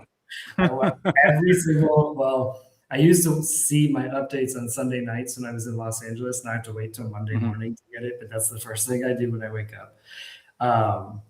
But your thoughts on my reading? What? What do you think about what I was saying about your chart and about Well, it's real. I was actually answering Mr. Aleja's question of astrology and numerology together. So I'm not super well versed in numerology, but I love it. And I love this particular platform. But of course, I know astrology. I think, and I'm curious, Andres, what you think here too, because obviously you know the opposite. I think both are systems of knowledge and ancient wisdom that help us understand aspects of our existence. Both can be, I mean, astrology can be used for transits as well. I mean, Andres tells me what April, I know astrologically what was happening in April. I know astrologically what's been happening this month. But for me, numerology gives like a different lens, a different language, essentially. And I see it as such. So I see astrology as a language of being, astrology as a language of understanding our energetics, who we are as souls incarnated into bodies, and understand our connection to cosmic energy, right? So it's a language. But just like I speak English, Andres does too, but he also speaks Spanish, correct? Do you speak any other languages? Portuguese, Spanish and Portuguese. Okay, were you speaking Portuguese right before I started talking? Yeah, okay. And if any of you are listening speak multiple languages, then you know that the language you speak influences literally what you communicate and how you can communicate, not just nuance. Nuance is one thing, but honestly, just ideas. Like I'm living in Greece now and I'm learning Greek, siga siga, slowly. But I'm also learning not just a language, it's not word for word. It's a way of understanding the world and our existence. So the way I see astrology and numerology is that they're different languages for quite similar universal experiences, but where they're expressed differently, because language expresses their different systems of wisdom, but they're definitely complementary. I think that's why I'm on this call, and it's why I like the app as much as I do. But I'm curious, Andres, what you think. Yeah, I think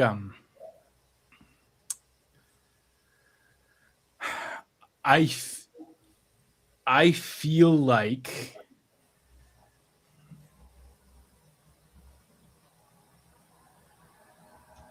they're both divine languages. They're both going to be, or at least from the way I see them or use them, um, systems that are not necessarily religions or belief systems that help you engage with spirituality and your own spiritual evolution through the different phases of life.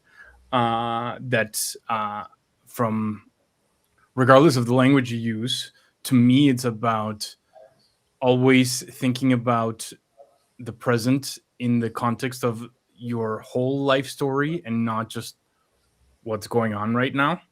To zoom out and see the whole mural of your life, and kind of like place what's going on in there, so that you can, kind of like an artist does, you're painting the mural, but then you have to step back to see how it's going.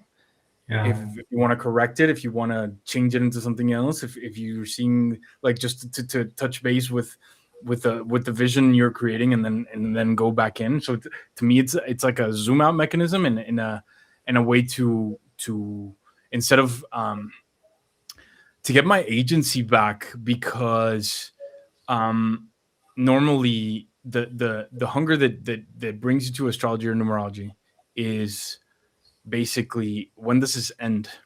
what date what date is this over? That's literally why people read this stuff. And the way that numerology that's the way numerology attracted me. But the way that numerology helped me once I learned it was not when is this over, but how do I make the best of this? yeah, And not really, like, it's an irony, because we come to it to find out about the future, but where it leaves you is more engaged with the present, to digest it differently, to find your peace in it, and to root yourself in it, uh, with a more constructive narrative about why this is happening, and about where this leads. So yeah, I think they are both algorithms that measure something real, but I think that the systems alone are not really where the value is. The value is in the practitioner and their relationship with the system, yeah, because and I think this is even more evident in the astrology world, and everybody in the audience also knows, like, you you go get a reading from a superstitious person that knows astrology, you're going to get a superstitious reading. sure You go are. get a reading from a negative person that uses astrology, you're going to get a negative reading. You get one from an anxious person, a pessimistic person, a person that doesn't take responsibility for their illness, whatever their relationship with the universe is. It's injected into the advice that they're giving you. And you think you're getting astrology advice, but you're getting astrology filtered through a human always, ourselves included. And we are all who practice this work in our own journey of personal evolution, never always a work in progress, never a finished product. And because uh engaging with the system is so powerful, because it literally redoes the narrative you have find around your life. You want to watch people from afar, and see who has constructive narratives for themselves, who has the kind of relationship with themselves that you want to have, the kind of relationship with their life story that you want to have. And that's where you want to get your astrology slash numerology advice, because it's always, you never get it in a vacuum, not even when you're reading a book, because the book was written by a human as well. So you never get the source, you never get the system from, like, the universe. You get it through the filter of an imperfect human who might be channeling, who might have certain pieces of wisdom, but who is still also a human being blind spots, with things they haven't digested, and with their own relationship to life. So I think that um, my thing is always like, forget the system, think about the practitioner, Yeah, and the system can be very powerful with the right practitioners, and yeah, I vice versa. agree. And I think the point you made too about like your intention with your own level of engagement with something, right? If you're expecting numerology or astrology or anything, the tarot or naughty palm readings or whatever the thing might be, to tell you your life so that you don't have to take agency over it, well then in my opinion, you're not using it to its full advantage and you're Mhm. probably doing yourself a disservice. But that's actually the power. The other side of it is the power. You know, like you told me about 2022 was a rough year. Yeah, I knew it going into it.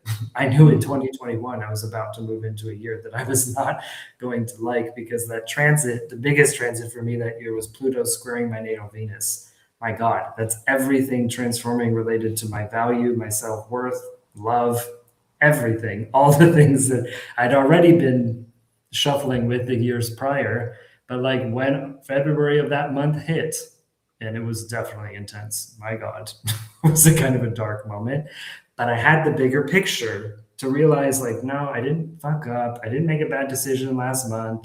No, I don't need to, I don't know, blame this person, that person, whatever. It's like, no, this is a period where my soul has literally decided and set the game up to do Yeah, this right now. Right. So if I can yeah, understand this cycle within another cycle and the bigger cycles of my own life, first of all, there's a beauty. Talk about expression of self-love when you're like, wow, damn, this is the design, this is the game I set up for myself. Like, wow, I can just love it and appreciate it, but also engage with it.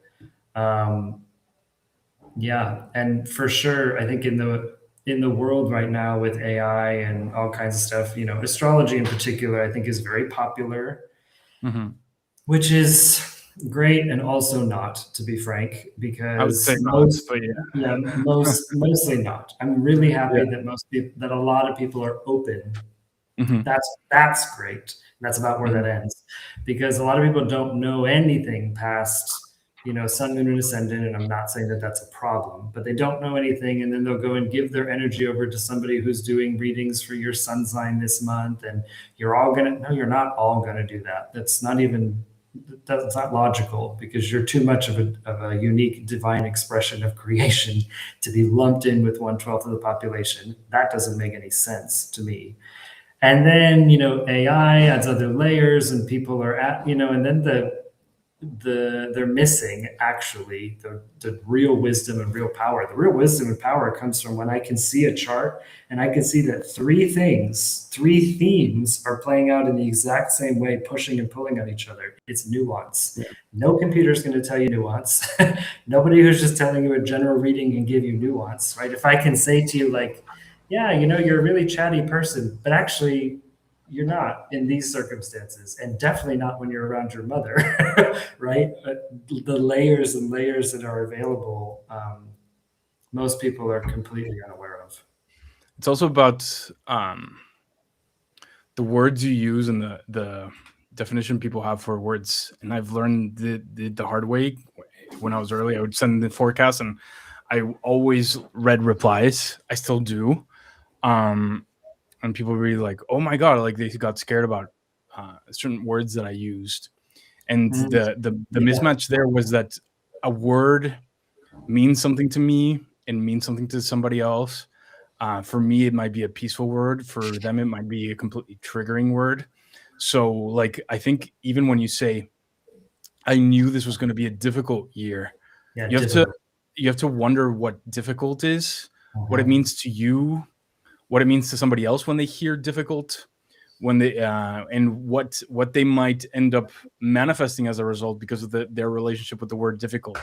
And I think that the best practitioners are very careful with those words for the same reason. I'm not saying you're not, because you're talking about your own life, and then I could tell Yeah. you like 2020 was the shittiest fucking year of my life, but I will never say that about And the for me, it was the 2 year. best. Yeah, yeah. I will never say that about the 2 year, because it didn't have, it was beyond the themes of the 2 year. And more importantly, it was difficult for me because of who I was when I entered it, not because of the 2-year or the interpretation of the 2 years specifically. And I think that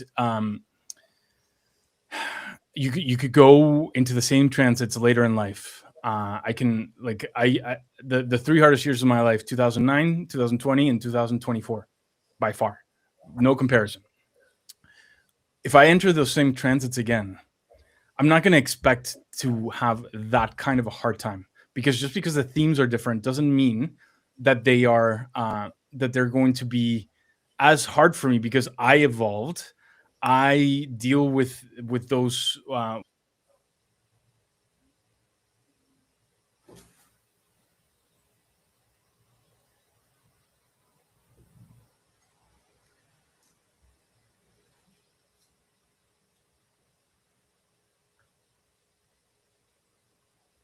Thanks for waiting.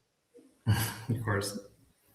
I think I'm still frozen. Okay, so for just Also, while you do everybody, this, it's funny, but I am going to excuse myself because I can hear that my front door, my doorstop, which is actually just a big rock, is slamming against the. So I'm destroying the door. Go ahead. Right now, so Go ahead. So what I was saying is that just because I'm going to go into the same transit again, and this applies to all of you, now that you are a little bit more well versed in numerology and maybe have been on teledipity for a long time, if you remember for example, your 9-year being difficult and you're entering another 9-year, you don't have to assume that it's going to be the same. Sometimes they're not hard at all. There's 9 years that are all about success and all about abundance, and there's 9 years that are not.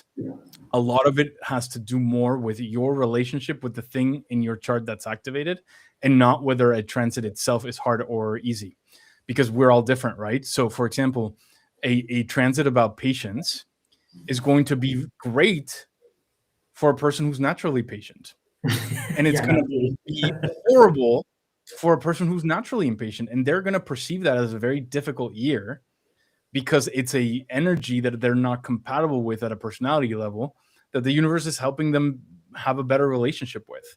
So it's not even about like there's this number is a bad year, this number is a good year, or this transit is bad, this transit is good. Sometimes it's the stage in life that you're in, and sometimes it's your relationship with that energy itself and not the transit themselves. So even like, at least, because I remember 2020, before shit hit the fan, like a week before, I gave a reading to an astrologer, an Argentinian astrologer, and she was like, "Hey, like, let me give you an astrology reading, like right in the same call." And I was like, "Fine, yeah," because at the time, and she was actually really good, but at the time, I didn't know to filter those offers for free readings, because now I filter and I'll usually say no, because I'm very careful about who reads me. But at the time, I was just like, "Yeah, sure." And she looked at my chart and she was like, "Holy fuck!" And I was like, "What?"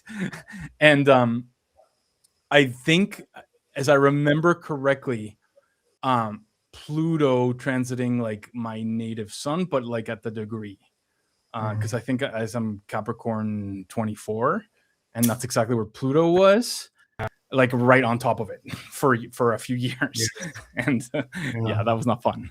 But who knows if that's going to be what happens to you when you're in the same transit? Is the whole point. But she said like, well, that's a complete death and rebirth of your hang on. Yeah. And like the week later, just shit hit the fan. And I was like, holy fuck. I mean, probably like I don't know, probably the message the universe was sending. But even then, I think the point is that the more of a good attitude you have towards life, the less these transits have to be hard themselves. And then the word difficult is very subjective. For sure. Well, I mean, I have to remind myself, and I do with clients too sometimes, like if you take the premise that you are an infinite being, right, soul that came into a body to have a specific experience on planet Earth, then you knew what you signed up for, because you literally set up the game for yourself. You set up the video game parameters so you can go in and play. And so, yeah, there are going to be periods that are like pushing you. Like, and yeah, Pluto transits are no effing joke. They change you big time, and they're slow. They're not fast. Whoa. slow. They're foundational always. But yeah, if you take the case that that's what you did, then at some level of your being, maybe not you consciously, not Cameron's avatar down here when life is rough, but some level of my being knew what it was doing, set it up so that I could learn, grow, expand, become whatever it was I was meant to. If I even think back to the person I was in early 2020 and the person I am now, oh my God, different. Like night and day, not even night and day, a different planet different. And there's been some really heavy transits and some really challenging years to make that happen. But like through the fire, we grow, right? And yes, but I'm a human too. And so there's things like, okay, worries about money or like relationship or this or that. It's like, what the heck? Why does the universe hate me? What doesn't actually? It's benevolent. And you're the one that set the game up to play in this particular moment. And yeah, I think that helps me when sometimes these transits are very long. And you're like, all right, but it's teaching you something. Yeah. Another recent example, this was a Vedic astrologer, and I got this reading because I followed her for a long time. And I was like, I'm going to get a reading from her. Not going to name her. She looks at the chart and she says, oh, this Saturn transit, you're probably going to struggle with money. Something along those lines. That shit got in my head. It did. And I had to, like, I was doing well with money when she said it. And I had to work to get that out of my subconscious. I am nearing the end of that transit that she was talking about. Things were tighter, but I wasn't struggling. No. So even saying, because like, but you know why she said that? Because she struggled with money when she was going through that transit. But that's the whole point: is A, the projection, and B, are you describing the transit or are you describing what the transit did to you? Because those are two different things. Because the transit might be like your relationship with your value or your relationship with the material world, and you can explain that. Correct. Or you can say you're probably going to struggle with money and you're going to have challenges there. That's a projection. And I I'm not saying she's evil. I'm not saying like she's a human too. Like I'm not whatever. Like, but I like that was the last time I was like, okay, like like there has to be a really good reason for me to get a reading because I think I can do with my own numerology understanding perfectly fine, and I'm not gonna seek these anymore for myself, or to just to know that I like really understand the mind that's going to be translating for me before I jump into that. Because maybe I'll do it again, but that's the perfect example. I actually didn't struggle with money. I had to reorganize, and it was tighter, but there was no calamity, no catastrophe, and nothing to worry about. And she could have said it that way too, but she didn't. And that's where, like, those are the kinds of things that I'm that I share a lot, so that all of us who are into these systems are smarter about who we get those interpretations from, especially when it comes to AI, because AI doesn't know shit. No, because it's missing context. Yeah, and if you're building like astrology apps or numerology apps with AI, like, you're doing such a disservice to anybody who's going to be using it. You might be successful, you might make millions, but you are not helping people.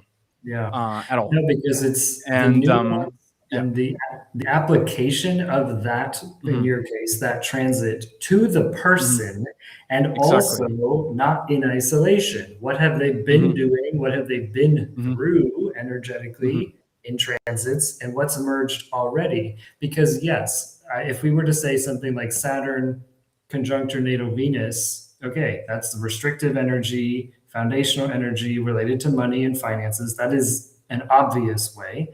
But you've got to look at the person. Okay, where's Venus in their chart natally? What is it related to in other planets? What happened when this other transit happened to Venus before? Did they start the business? Did they build it? Yes, I would have said something too about restructuring, because Saturn's energy is generally, is restrictive. And so any leaks in money, anything you're trying to make money from things that are not actually aligned, those kinds of things are going to get, ripped away, moved away, but released. It doesn't have to even be scary.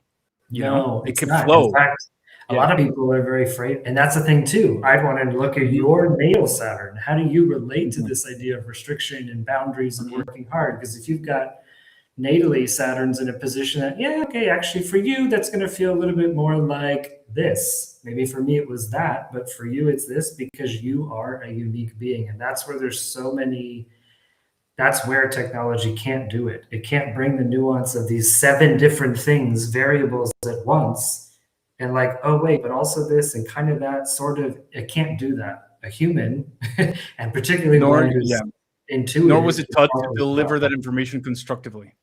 Correct. At all. Yeah. So what's happening now? I have to write my books this year. That's what I heard. Well, that's perfectly aligned with what I was telling you. Yeah. Until your next birthday, it's about putting your knowledge down on the product itself. That could be a book, could be content inside your technology service. It's the content people pay for, as in the actual product, and it's knowledge delivering, that this is where the meat is, whatever it is.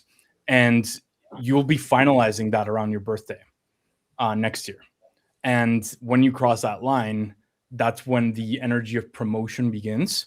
That promotion leads you to a new beginning in career, and I assume for the business, because this is your chart, not your business's chart. So I can only talk about how things change for you. The promotion that you activate of the thing that you're working on right now opens up a new door to a positive shift and advancement in your career. It could be along the same line. So it doesn't mean that your business closed. It could be like just a new beginning for your business and a new beginning for you in relationship to that business. The story of how you started it and how you came here basically ends right on that point, which is your birthday in 2028. That's your 36th birthday.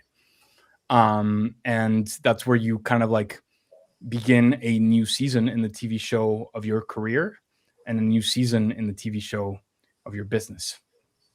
And it all comes from what you're writing right now and then how you promote it at age 35. Well, good thing I set up my office in a way that I love to write here, so it's good. Yeah. So you're writing a book that's the perfect alignment, the perfect description of this transit. Yeah, I would say also the month of like July. So there's been a rebrand, a brand that's been coming through for a couple of years actually, but started that work in March. Reviewed it during Mercury retrograde in July, and that's about ready to be shared completely with the world. We'll just put it that way.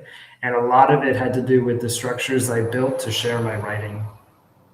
And so, yes, there's that, but there are also books that need to be written. And there is an awareness right now of an application that is also going to deliver this work as well. So yes, that's all very present to me right now. It's like, all right, time to write. I'm perfectly aligned. Yeah. And I think in that context, I don't know if you were thinking about it or not. If I was where you are with this chart, I wouldn't think about moving until your 35th birthday. If you are, I would just stay in Greece and write. Yeah, well, the good news is my visa is not up until then, and perfect. I may choose to stay longer anyway. Perfect. Perfect. The last month has showed me that this is definitely where I belong, and I have no interest really. I mean, yes, I'll travel because I love to travel, but I will be here until that work is done. Yeah. That's awesome. The irony about Pythagoras and teledipity and numerology is that I've never been to Greece. It's still on my bucket list. But I'll make it there at some point. You're not that far. Exactly. This is not a traveling year for me. So I decided not to move from Madrid until December. So I'm going to be chilling here for a while. Well, good for you. Yeah, the fact that I actually got to a point this last month, where I was like, I don't want to travel. I don't want to think about going anywhere else. I want to be in this one place.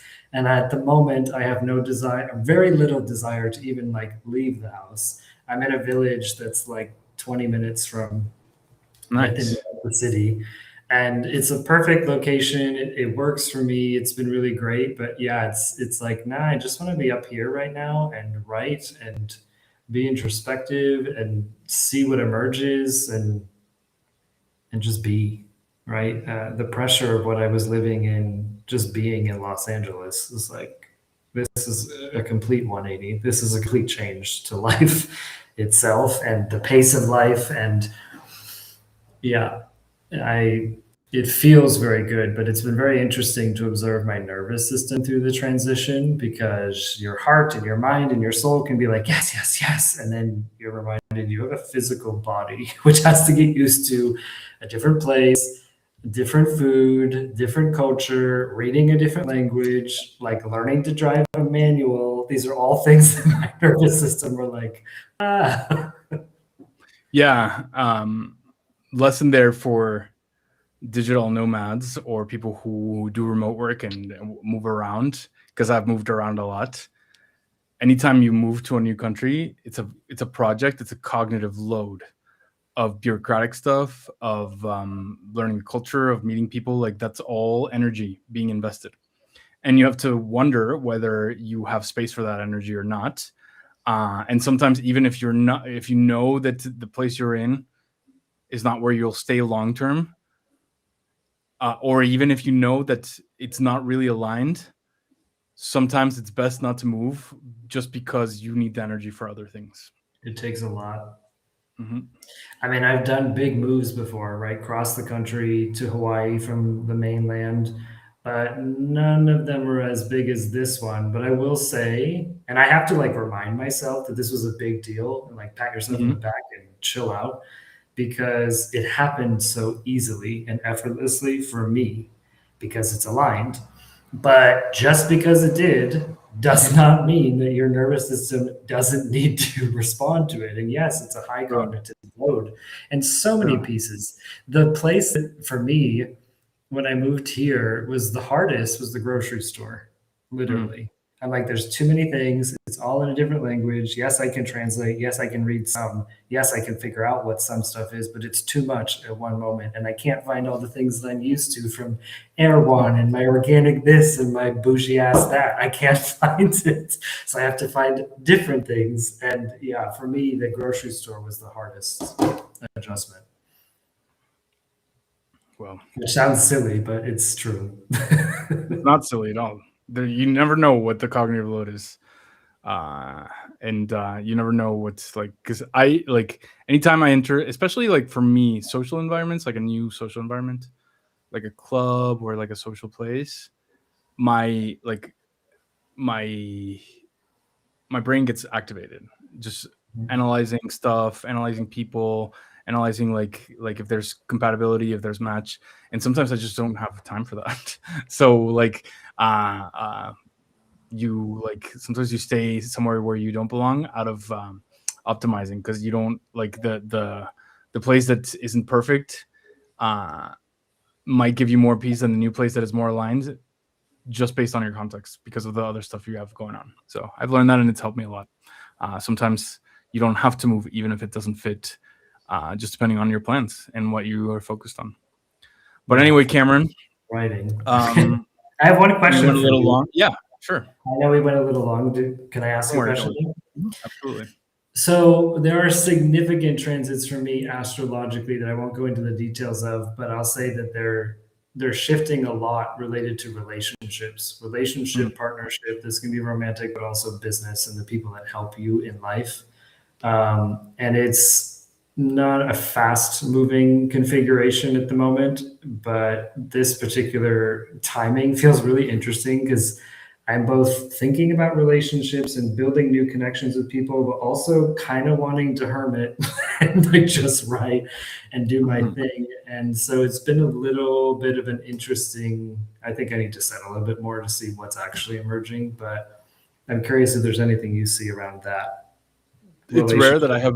It's rare that I have this much confidence about this answer, because it's a question that comes up Everybody in else. many readings for somebody who's single.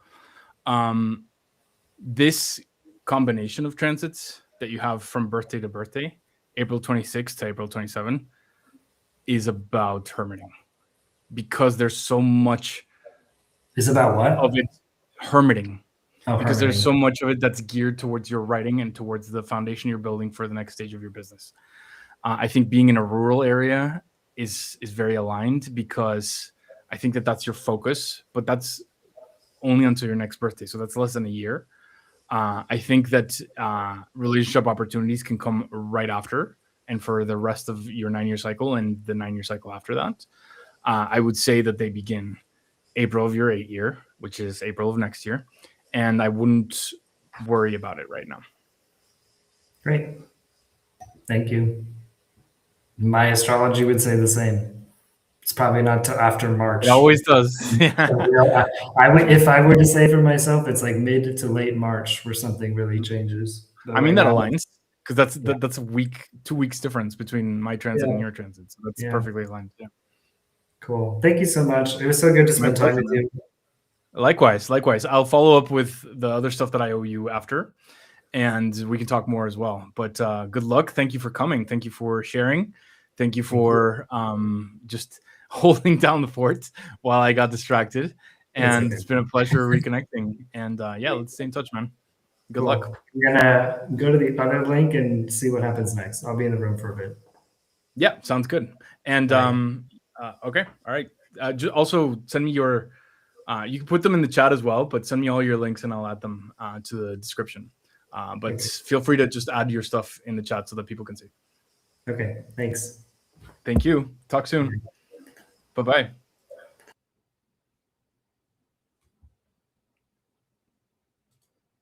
How's the chat going? How's everybody going? Let's see. I'm going to read some comments, maybe answer some questions, and I'll be ready for the next live reading right after. So let's see. Woo! Lots of comments. My telepathy numerology reading is very spot on. Most numerology readings make no sense to me. What a beautiful compliment. Thank you, thank you, thank you. Well, what is this? Oh, the entrepreneur curriculum is a masterclass everyone should take at least once. Definitely. People who are drawn to it, because there's people who aren't drawn to entrepreneurship. But if you're drawn to entrepreneurship, it's because you need that curriculum. I relate to it so much. Maybe because it's my life number 8, which telepathy also describes as my life mission. My personality is number 9. I'm a teacher. I'm really involved in social causes. I'm about to move to a school in Uzbekistan. Every monthly reading feels so accurate. It's like telepathy knows exactly what's happening in my life. Ingrid, that's incredible. Uzbekistan. I want to hear that story. Did you apply for a reading? That's a really cool story. I would love to hear more about that.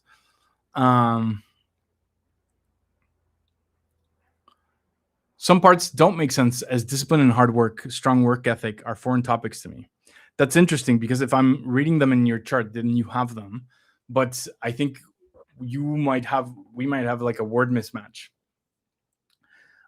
When I was talking about people sometimes not connecting to the words I use, I think hard work is one, and I basically stripped the use of that concept from teledipity a long time ago. Maybe it's still in some parts of the personality profile, but it's a word that's almost banned in teledipity content. Because in all honesty, to me, hard work has never been a bad word or a bad energy or something to avoid or something to not engage with, only because I don't perceive hard work as something as something you do from obligation, or as something you do in something that you're not interested in or that you don't want to do. For me, hard work is always happening with my passions, with things I love, with things I adore, whether it's writing or the sport that I want to learn or the language I want to learn. And I become obsessed. I have hyper focus and I won't drop it. I'll do it for hours at a time. And that is what I call hard work. But if I say hard work, maybe somebody hears like hard work in my job, or hard work in something that I don't want to do, or hard work as like a obligation rather than from passion, and not like the framing. It's only because there's a mismatch between my internal definition of hard work and yours, which doesn't mean yours is wrong. Maybe mine is wrong, or maybe I just need to use different words. But I have a feeling that you don't struggle with hard work when it's work of love. And that's where I mentioned the term hard work. What's your birthday, Cameron? He'll answer. Cameron, how do you see astrology and numerology coming together? He answered. He answered already. I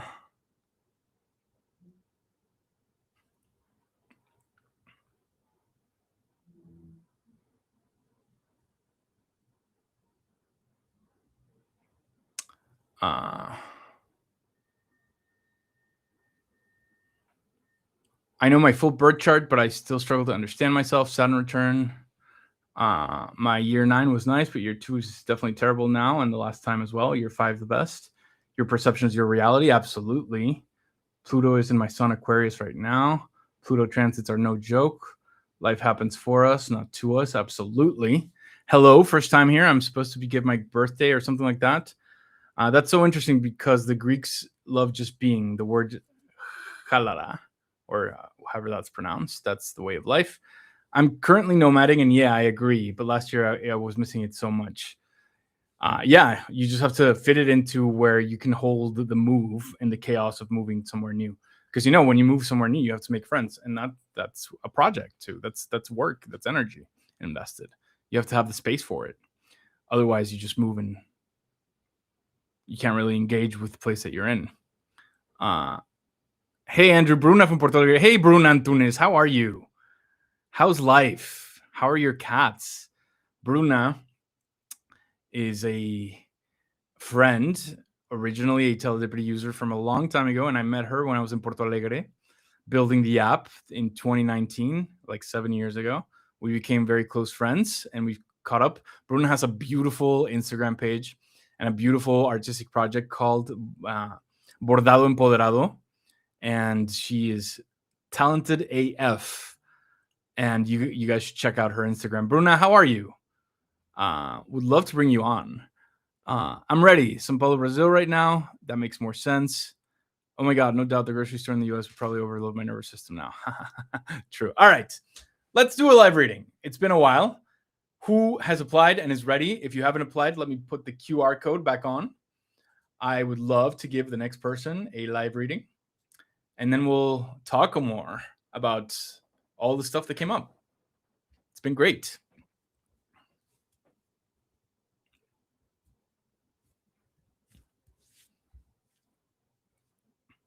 Say I applied and I'm ready in the chat.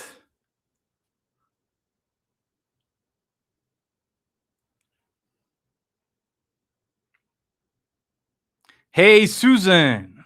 How's it going, Susan Moyer? We have a call coming up. How are you? How's everything? How's the family? Okay, let's pick. All right, let me pick somebody. Bruna, I want to bring you on, but I'm gonna bring you on after I bring on the next person, because when I bring you on, we're just gonna be catching up before the reading. So I want to do like a full reading first, since we just wrapped up the special guests, and there's been people waiting for their readings, and then I'll bring you on, Bruna. I wanna talk to you. Hang on for the next reading. All right, Katya, you can come on. Katya, let me find you.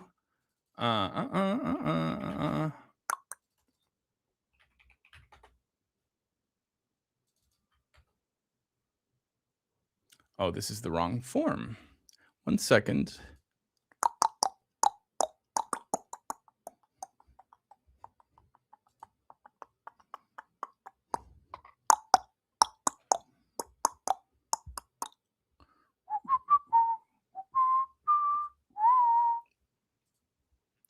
Katya.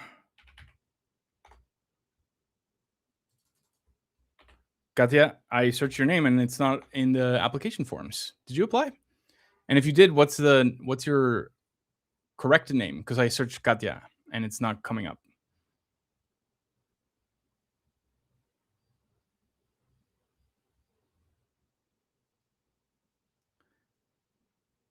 Katya, what's your name? I searched Katya and did not find anything.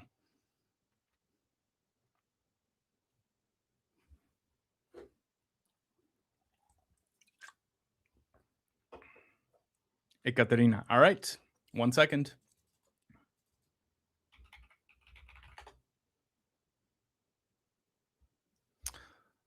Um, Katya, you have to give me your full name of birth. I just see Ekaterina here, and that won't give me the right reading. You have to give me your last name and everything else.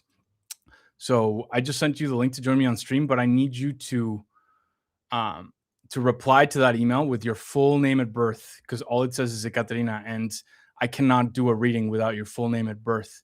The full name at birth in numerology is as important as the birth time in astrology. I cannot get a full chart without it.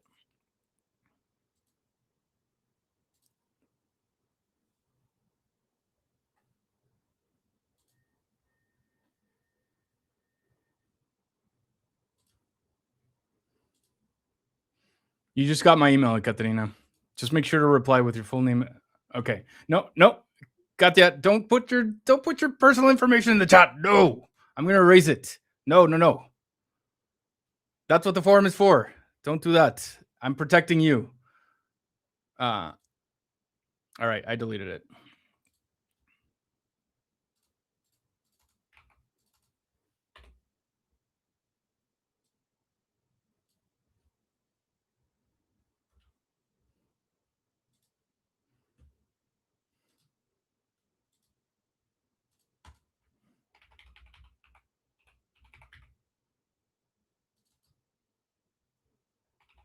The email already went out, Katya. It's already out. Check your email. It went to your Gmail.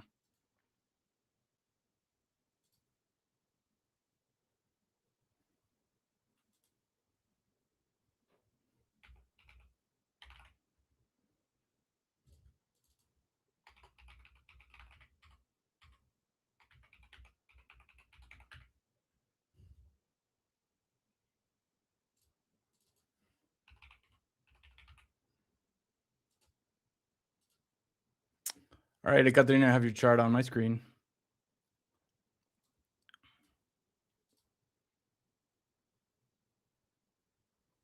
No, so the email you got has a link to join me on the stream, Katya.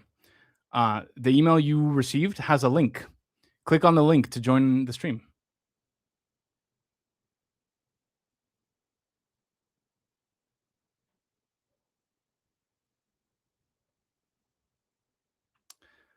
Katya, join me soon, or I may have to pick somebody else. Just so we don't leave this this space empty without content.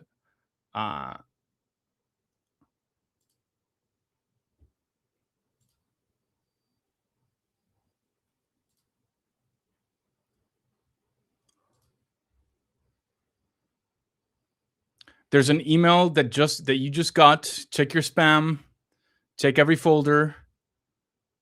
It has the link to join the stream.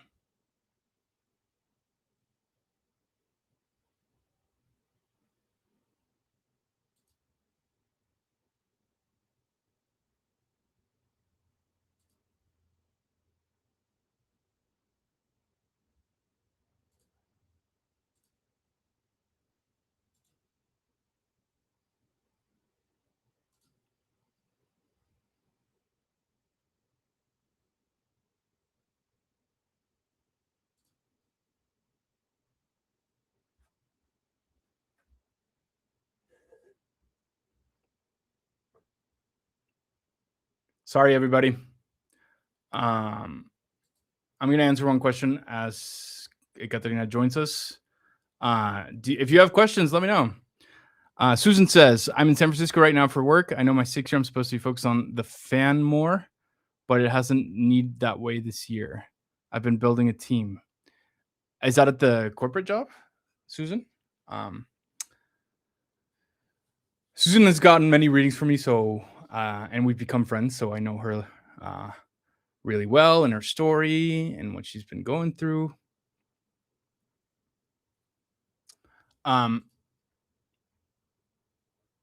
don't know what to say, Katerina. If it's loading, I don't know. Like, okay, you're here. Good. Hey. Hello. I'm so sorry. I'm not No sure worries. why it took so long to figure this out, but thank you so much All for good. waiting. Absolutely. So tell me about yourself. Tell me what's going on. What brought you to the reading today? Hello. Can you hear me?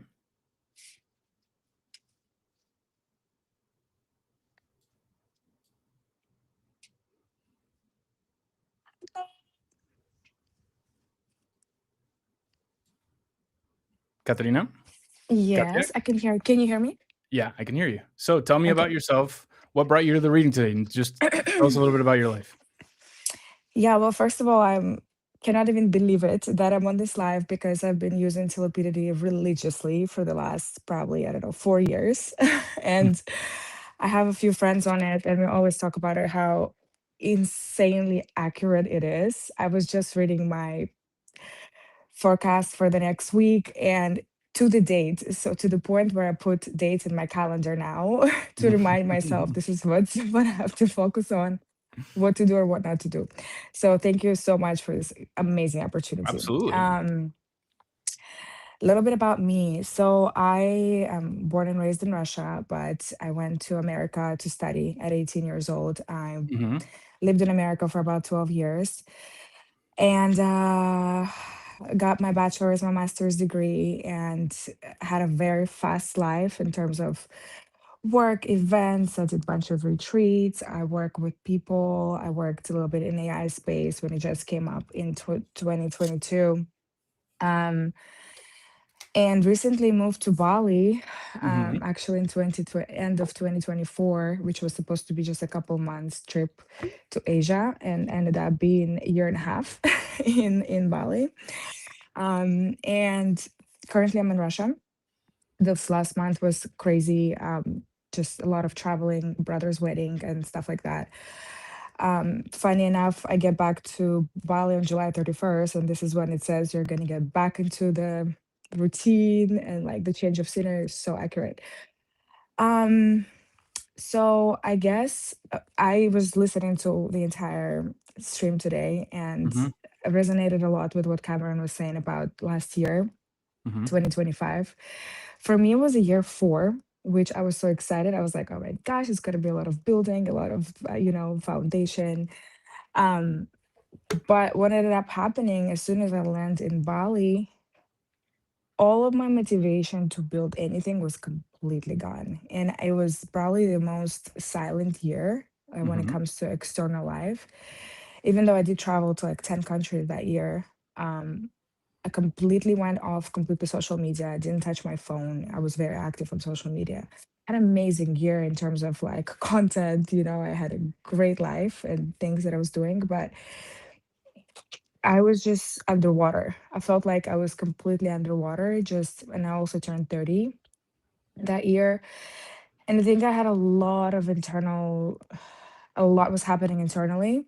Not too much happened externally.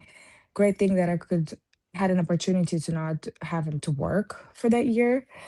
Um, but I was reading my forecast for the year and I was like, I'm supposed to be working, I'm supposed to be laying out the foundation, but I didn't want to do anything. It was crazy. It was just like I did not want to take any calls, I did not want to work with people.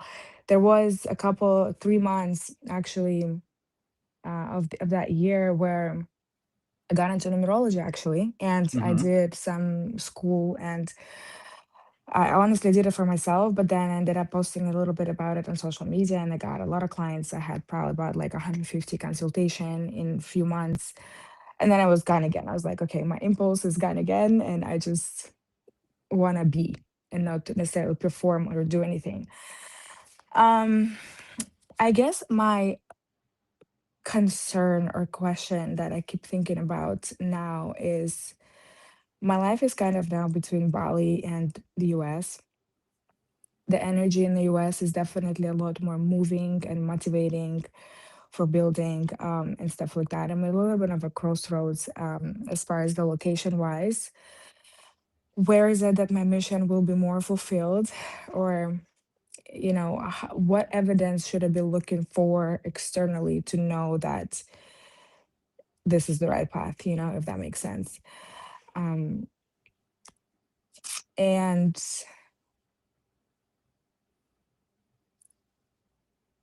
second question is my about my mission in general, because I'm kind of at the crossroads between helping people. I worked as a coach. I did a bunch of NLP trainings and things like that. Worked with people one on one, with groups, and then I go and work with businesses. The second kind of um, stream of income for me is actually setting up stuff for people's AI systems and branding and content creation and things like that. And I'm always in between, like, should I just focus on working with people and helping them? Because naturally, the clients that I attract are the ones who have been through the same thing. I had a pretty eventful life and a lot of challenges, coming to the US completely by myself, not knowing the language and stuff like that. So yeah, it's a little bit about me. I don't know if I gave a little bit too much context. Maybe you can steer me in the right direction from here. Yeah, I think your chart has a very clear interpretation and very clear advice. It's a long-term transit that started in April of 2023 that ends in April of 2028. That's a very big line in your life right there. That long-term transit, which you're still in, is the exact expression of everything that you narrated, which is the vibration of having unlimited choices and bouncing around them constantly from the urge to experience everything, to be everything, to do everything, to live everywhere, to perform every different kind of work, and to just experience as much as possible. I think these transits, from the constructive point of view, they are about you exploring everything so that you know what's most aligned with you and what fits you better. And on the more integrative side, or the I don't necessarily want to call it difficult side, but I think that the point of these transits is to understand the difference between variety and depth, between change and commitment, and between exploring and rooting. And the point of transits like that is for you to understand that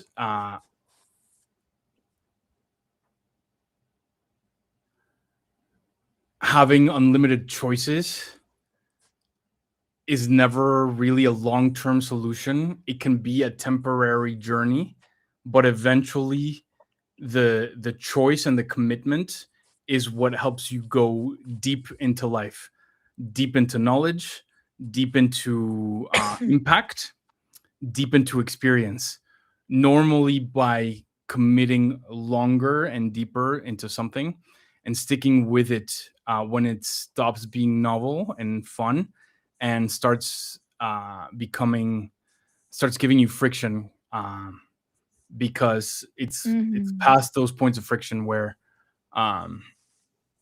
really great things start happening for a business, for a person living somewhere, for an identity, and for a life plan. So I think that you're in the middle of this exploratory phase, and it has 2 years left before it ends. Gosh. And I can't tell you where to land. I can tell you that the purpose of this transit is for you to land somewhere. I would advise before the transit is over, that's 2028, and to be so convinced about the thing that you're picking that you won't feel tempted by another path anymore, and follow that to its depths. There's a lot of commitment and rooting coming after. I think that one of the things you were narrating, and I don't know if this is the answer, but it's something for you to consider, where like in the 4-year you wanted to build, and the transit was about building, but you couldn't bring yourself to build what you were building. Normally that lack of like having the clear plan and not feeling motivated to do it is the biggest sign that the plan you picked is not in alignment with your soul, that you picked it for other reasons, that you are chasing it for external reasons rather than internal ones, and that the strongest motivation to fall in love with something, to stick with something, to deepen your understanding of it, to develop mastery, and to turn it into a vocation, a career, a profession, a business, is always with something that your soul wants, and then motivation is easy. It's hard to tap into that with things that are not in alignment with your soul. If I tried to build a game, like a video game app, even with all my technical knowledge and my knowledge around how to build, ship, maintain, and scale apps, I don't think I could work every day for it because I'm not passionate about it. It's not something that is in my history. It's not something that draws me. It's not something that that activates that obsession in me in the way that other things do. And that's your sign if you're aligned or not, is if you can motivate yourself to do it. So I would ask you the question, like, maybe you were picking something that you don't actually want to do, but you told yourself that you wanted to, or you picked it because you thought it was going to make you successful quickly. Just something to think about. I don't know if that's the case, but something to think about. Yeah, I think you hit it very correctly when you said about the friction point, because I think my energy in general is a very like a startup energy, where in the beginning it's so exciting and I could work so much on it Mm-hmm. and lay out this whole plan. Mm-hmm. But then yes, when the friction comes or when the novelty wears off and you're like, oh, maybe it's not that special anymore, or I find something else that I have, that I think is a great opportunity, and it normally is, but then I like jump off that and kind of a Yeah, little bit goes in circles. that's where I would suggest you dig deep, because I think you verbalized it right there. I picked it because it was a great opportunity,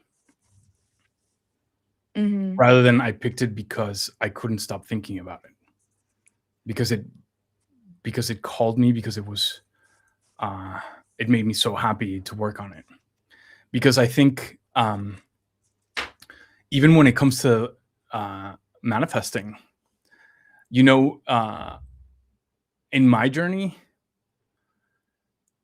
it never worked when it was about money or success or opportunity. It always worked when it was about the intention, the dream, the vision, about helping people in a specific way to activate specific things, as many people as feel drawn to it, to discover the depths of my talents in certain things, and to take it to the limit. And those were the journals, those were the visions, those were the affirmations. When I did them, I don't do them anymore. But that's when it started working flawlessly, because the question of money or followers or validation or even Mm-hmm. experiences for self were not part of the intention. Only the way that I wanted to help people, and the way that the kind of work that I wanted to do, whether or not it felt like a great opportunity or other people saw it as a great opportunity. And I'm not saying that that's how I did it always. I'm saying that it's when I changed my mind around those things that things started flowing, because the concept of manifesting either money or external standpoints of success has been gone from my mind for a few years now. And I think that has worked the most for me, because now it's just about my love for the things that I do well, and the ways that I want to help people, rather than the other things. And it's not that you don't find success on that journey. Is that the money is an afterthought, and so is the success. It's what comes on its own when you're not focused on bringing it in.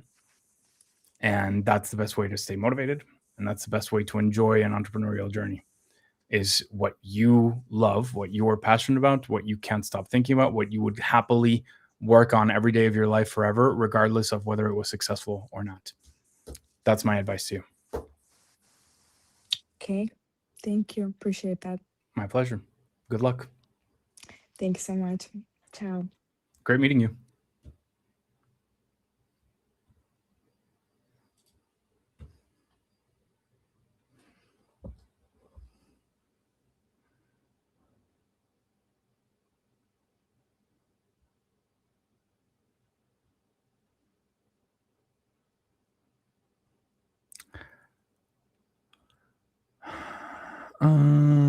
I'm reading comments. Sorry, that's why I went quiet. Family, yes, at the corporate job. Nice. God bless the Saturn return. God bless it. I started teledippery in my Saturn return. I launched it right in the middle of my Saturn return. I was 28. 28. Yeah, I was 28 years old. Okay. I think I can, since readings today have been a little brief, there's a clear interpretation, a clear piece of advice, and a clear answer to people's questions. So it's been very, very, there have been very smooth readings. Sometimes the readings, they go deep, and I also can notice when the either the channeling energy or the reading energy is reducing in volume. So good time to launch a business, the Saturn return. Yeah, I think so. My Saturn return itself wasn't that heavy, but every time planets square my Venus chart ruler, oh yeah, that's rough. When Saturn squared my Venus, was much heavier than my Saturn return. Interesting. Okay, who wants to be the next reading? Who's applied and is ready to go? I am ready to bring somebody else on.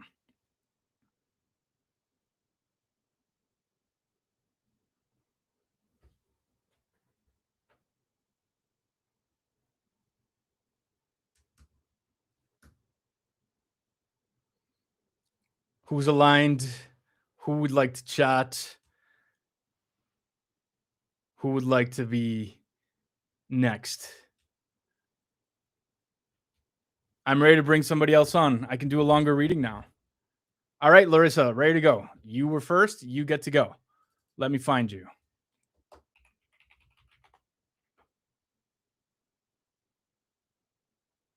There's 2 Larissas in here. Did you apply today, Larissa? I just want to make sure I got the right one. This Larissa applied. No, this Larissa applied on July 8th. Is that you?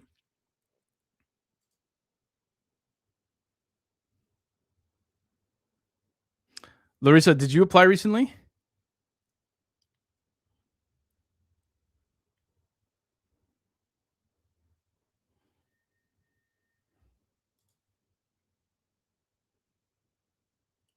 I have 2 Larissas, neither with your last name. What's how do I identify which one it is?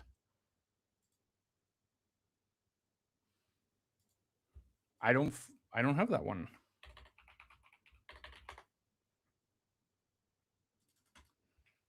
I don't I don't have your application, Larissa.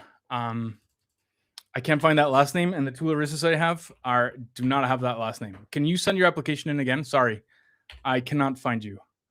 Let me see.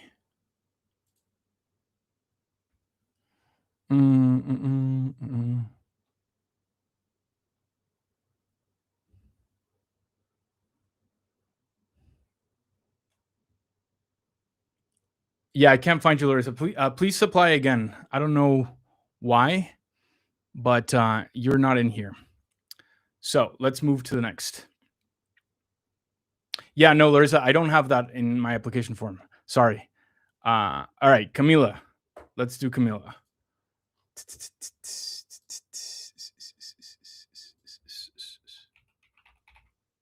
Found you, Camila. The email is going right to your inbox. I am pulling your chart right now. Join me as soon as you can.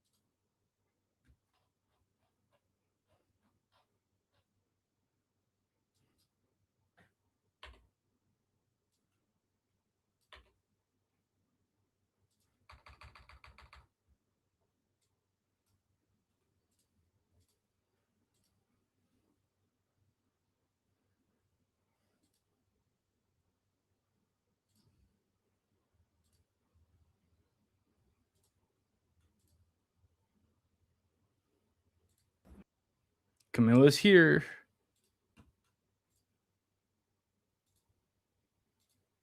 Hello, Camila. Welcome. How's it going? I'm good. How are you? Doing great. Thank you very much. Tell me about yourself. Tell me. So, Yeah, go ahead. yeah, perfect. Well, nice to meet you. It's great meeting you. I've been reading and doing everything from Teledipity for a long time. So Thank every you. Sunday, I'm super excited to get the news. And I also became like an advocate for Teledipity. Yeah. Oh, I need to Yeah, I can hear you. go. I can hear you. We can hear you. And then, so I became an advocate for Teledipity and I keep Mhm. showing it to everyone.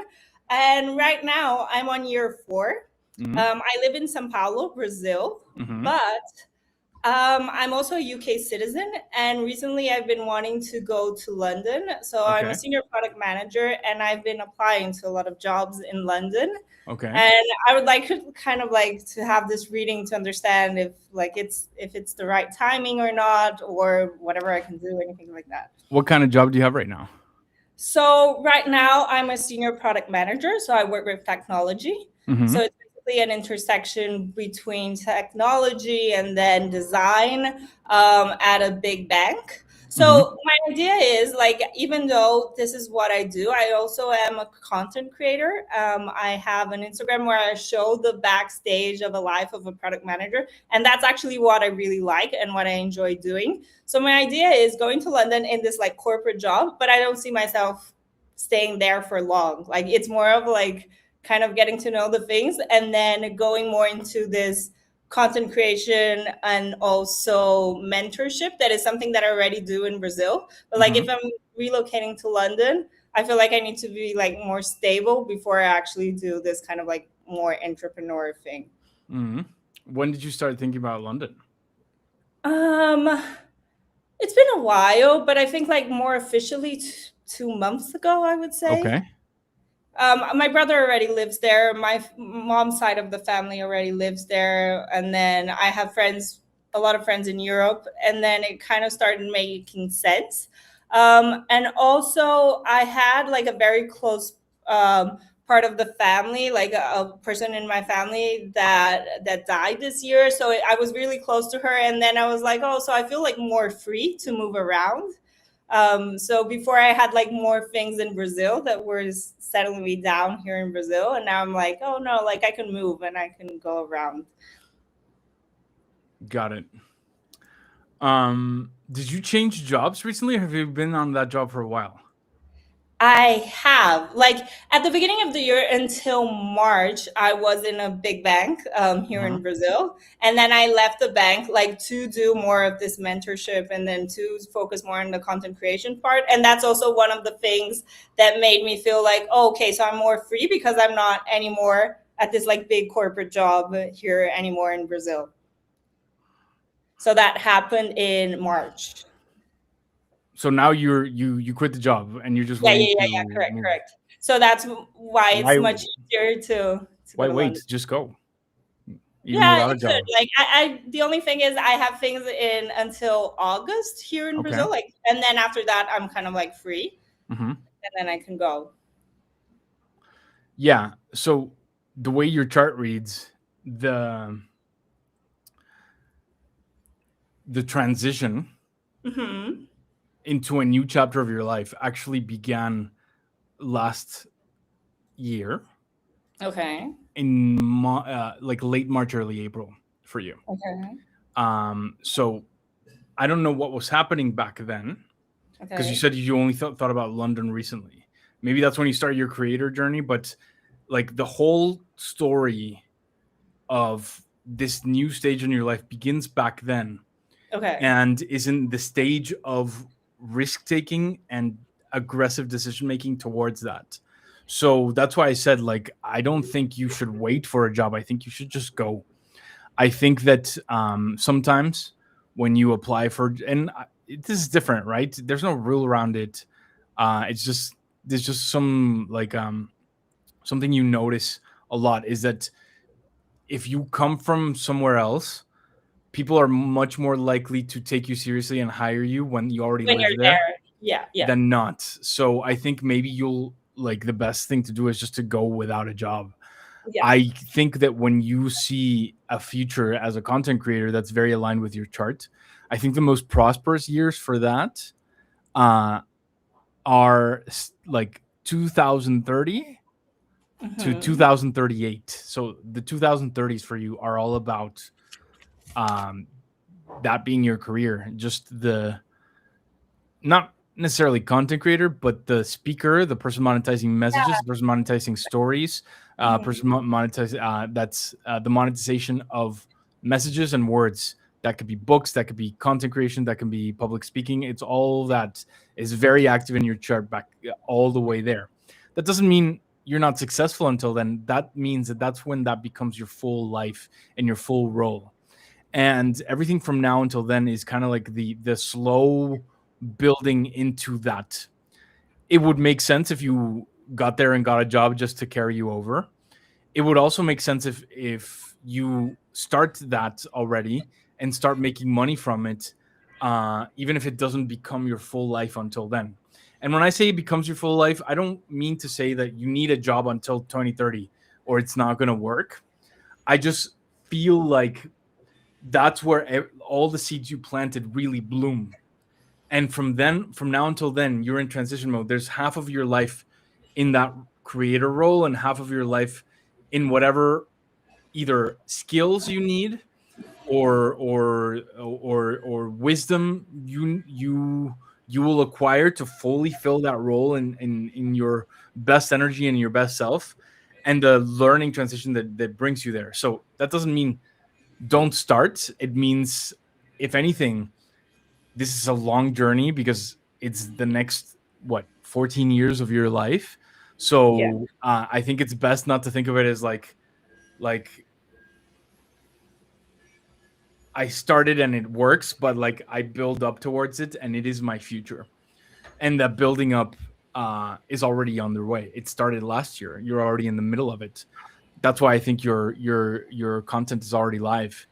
My only advice to you is follow the calling, move to the UK, and keep that going Yeah, because it's the perfect. future. It makes sense. It makes sense because here in Brazil, it already like it's working well. So I Mhm. already have like this of doing classes regarding like artificial intelligence, and I really like teaching other people. So this is something I feel like I already have like a very big niche and community here in Brazil. And my next like I don't know, like the next thing that I want in my life is to make this more international. Mhm. And that's why the UK, that's one of the reasons. So, and the reason of like getting a corporate job is kind of like settling because I feel like, oh, like I'm getting money in reais right now. So if I want to be living in London, I need to be getting paid in pounds, right? And then after that, will I start building my career in that other sense? Yeah, but don't think about the money. Okay. The less you think about money, the more money you make. Yeah. Okay. Think about the best content, the best service, the best way to help the people who follow you, and the money will happen. Don't worry Mm-hmm. about that. Mm-hmm. And then in terms of relationships, Mhm. what can you see like from my chart right now? Right now I'm single, but I would like to see if there's anything that, yeah.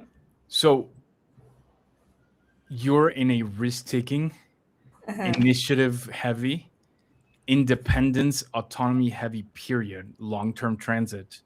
That's all about starting this chapter of your life and Mm-hmm. about making that move. I'm not gonna say your love life doesn't matter right now. I'm gonna say your move to the UK is the priority, Yeah. and the planting of the seeds of this platform is a priority. Give that your full energy, and I would say not don't think it's not going to happen, but don't invest too much attention to your love life until you're over there. Uh, Perfect. Only because it's very clear here that like, and not right now, since last year, every decision you make is about getting you over there. Mm-hmm. So everything else is secondary or Yeah. just not important. Yeah. Perfect. And so I guess the thing is like go as soon as possible, right? Yeah, I don't think there's a date where you're supposed to go. I think Mhm. because this transit lasts 2 years, Okay. it won't close until late April of next year, 2027. Mhm. So I think right now what you're doing is just setting the stage for that move whenever it happens. Yeah. So if you can go now, go now. If you need to wait a few months, that's fine too. Perfect. Perfect. You're set. Yeah. I guess this was Any other my questions come up? no. These are like my main questions. Like, what's going on in my life right now? Cool. Well, I think that's it. Yeah. You're starting a new stage of your life Mhm. that brings you into an aligned period of your career, which is all of the 2030s, that has you as a creator of messages, words, lessons, voice, perspective, the person that monetizes that, and the person that makes that their full-time career. You're starting that, and it's a long journey with many stages that are all going to be exciting. You don't want to fast forward to the finish line because every part of it is exciting, but right now is the most important part, which is the beginning. And Okay. keep going because you're aligned. Thank you. Thank you very much. My pleasure. Good luck. Thank you. Thank you. Bye. Bye-bye.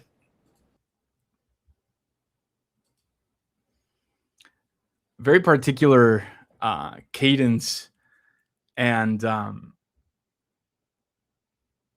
patterns to the reading today. It's funny. I've noticed this before. Every week, there's a different style of reading that keeps coming up into the chat. I'm sure that some of it is serendipity, and I'm sure that some of it is just the places that the stream goes, um, just based on what has been happening in the past few streams, and then how like kind of like the information that people come to find. It's very interesting. Let me read some comments. Larissa, can you check if you received it now? I submitted it the third time. Thanks. Let me see.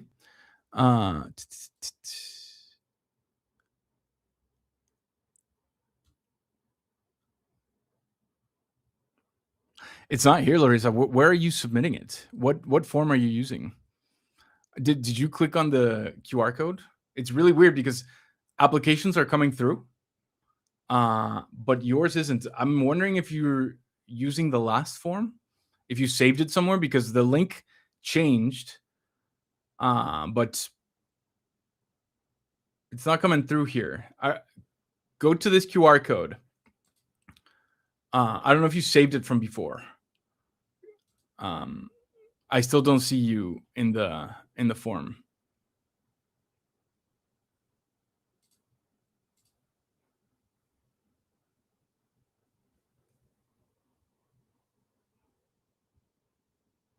Hey, Camilla, somebody wants to help you. Larissa says she works with startups in the UK, so she can open doors. I love it when this happens on the stream. Camilla, if you want to connect with Larissa, let me know, and I'll connect you guys.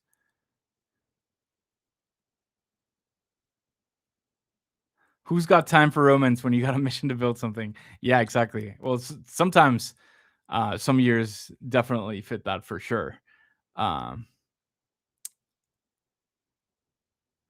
Try again, Larissa. Try again. I want to bring you on. I swear, like I'm not seeing these. I don't know where you've been submitting them. Let me just go check to see if it works.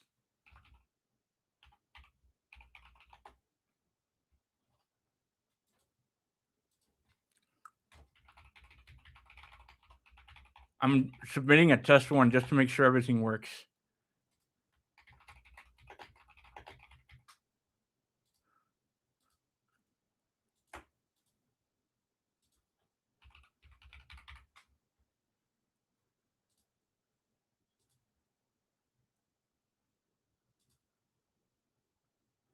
All right, I submitted a test one. Let me see if I get it over here. Yeah, it's working. Larissa, I cannot explain what's going on. I don't see your applications here. Um,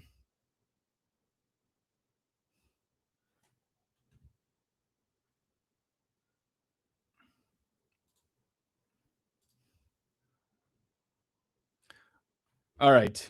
Who's ready? But okay. So let me not just ask for the next person to get their free live reading, but to ask for something specific. I want to have a longer conversation. I want somebody who uh, who is confused about what's going on, wants to open up about it, has a complicated either belief or self perception to work through, and can open up on stage. Of course, this is a free forum, and everybody can come get a reading. But remember, we're in a value exchange here. I am coming here offering this service for free because there's value in it for other people. Accepting that gift means engaging in that value exchange by opening up in front of other people, by not just coming onto the stage as a fully finished person who has everything figured out, but by coming to talk about the things you're really struggling with so that other people can see themselves in you, so that all of us can help each other, and so that everybody gets value from your reading and not just you. And then the triangle of value is activated at every point. I give you value, you give the audience value, the audience gives the platform value, and everybody wins. Otherwise, if the value exchange is not completed at every phase of the triangle, I'm sure you as an audience have noticed when that has happened, whether it was today or another past streams. And I'm sure you've noticed how when it does happen, when we have really great conversations, like with Alejandra or with Gabe or with Nat, some of the conversations where we talked about the creator's journey and the relationship with money or the relationship with fears or perfectionism, those are the kinds of conversations that we want to be having in the live stream. Of course, everybody wants to get a reading, and of course, I'm happy to give that to you in this forum. But if there is no meat for a deep conversation, then the value triangle isn't complete, and then I think it won't need to be said. We will all notice, and then we'll just have to move on to the next person, and it's okay. You can come get any kind of reading, but we want some really interesting readings that we can all see ourselves reflected in, that even I can say like, oh yeah, like either I went through that or I'm going through that and I still don't know the answer. This has happened in some readings before where I'm just as lost as the person getting the reading, but we're still analyzing it with numerology. And then the content can serve everybody. Those are the kinds of readings I'm looking for. So I want you to come with that energy. And I know it's not easy to be imperfect on a stage, but it's when you're imperfect on a stage that opportunities open up, that people connect, that people want to help, that you can get something more than just a reading on your chart, but either a new perspective, either from me or from somebody in the chat, or just serendipity happening. And this is a place for serendipity, and serendipity can happen here. All right, Bruna, you're coming. Let's bring Bruna. Bruna, I am sending you the link. Come on board. Bruna is awesome. She's an artist. She's a creator. Larissa, I finally got your applications. I got 2 of them already. I've received them now. Bruna's coming first, but you'll come right after. I don't know what was happening before, but I got both. I got both of them now, so it's working again. Bruna, you got an email in your inbox with the link. Hop on board. I would love to, but I'm so shy. Oh my God. Being shy is okay. You know what? This is part of the mismatch that I think society has. Society thinks that visibility is about being a complete human being. I figured it out. I have all the answers. I know what I'm doing. I mastered my things, and now I show up. When in reality, the stage is for imperfect people who have anxieties, who have fears, who have insecurities. I don't know how many streams you've watched, but this stream, like if you go, I mean, it's many hours. Like every week I'm talking about an insecurity of mine. Every week I'm sharing where I'm not perfect. Every week I'm sharing where I screw up. Every week I'm sharing where I don't know certain things. And it's okay. You only win when you do that. There's no loss to be had. Because if anything, we can all recognize that we are all more alike than we think. And that even when you go chase your dreams, go build something, you progress along your journey on your life mission, or you're having a good cycle or a bad cycle, even then you're still imperfect. And even then you still have fears and anxieties and things that you can't figure out and are confused about. I really want to leave you with that. I think vulnerability is strength.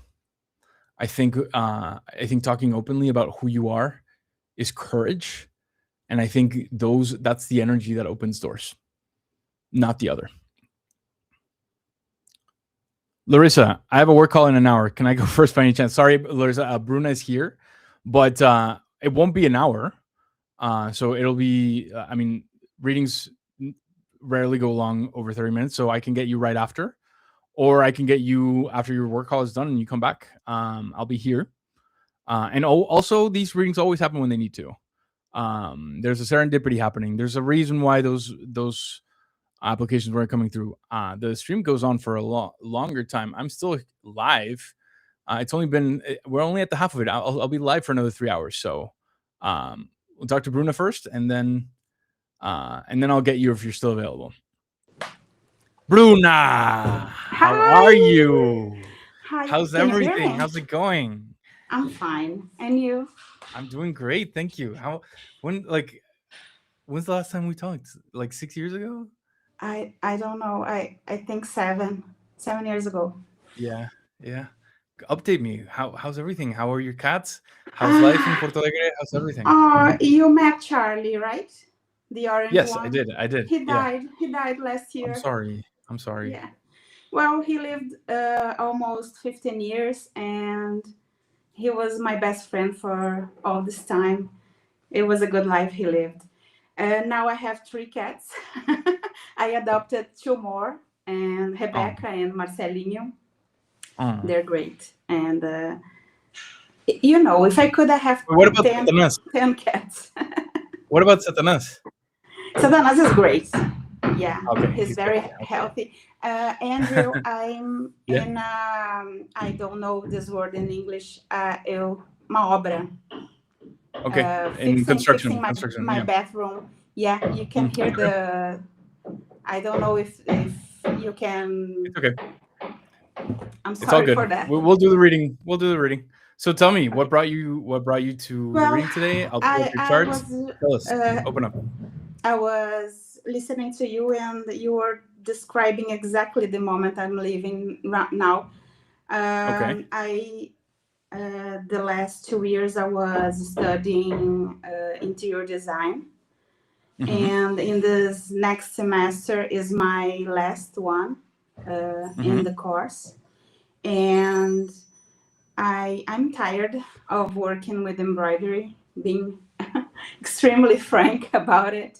I'm considering working in interior design area, but I'm not sure about the exact niche I want to work. I always consider content creation as a background possibility, But I feel like now living the 1 year, my possibilities expand, and I'm not. Can I speak in Portuguese? A little bit, just to say what you can say and then come back to English, Okay, because we have people okay. watching who don't speak Portuguese. So just a little bit, yeah.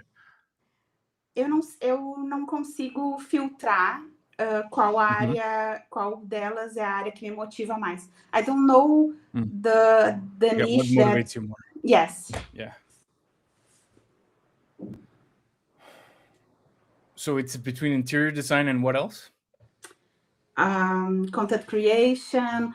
But content creation could be about anything, right? Because content creation, you're doing that already with the embroidery. Mostly about organizing in the same area as the interior design, but focused on organization, home organization.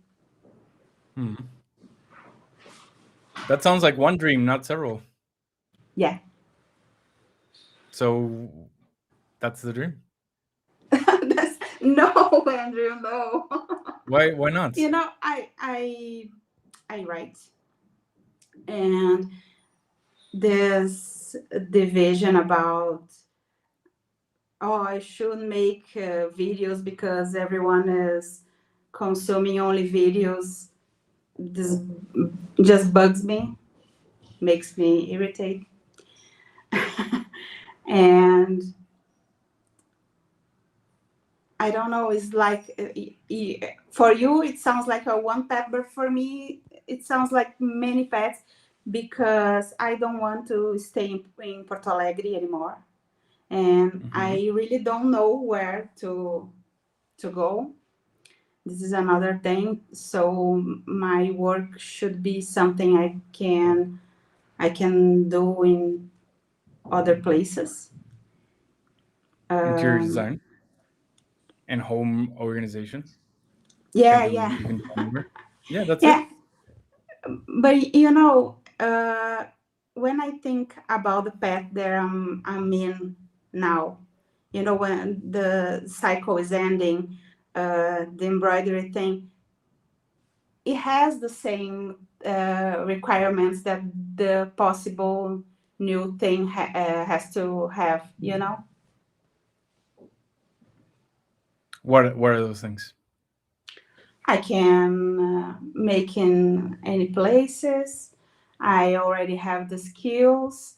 I'm in the facility of already having the people around me that knows me because the things that I do for the last 10 years, you know. So you're wondering if you should still keep doing embroidery? Yeah. That's one thing. Or change to interior design? Yeah, mostly. But you said you don't feel aligned with embroidery anymore.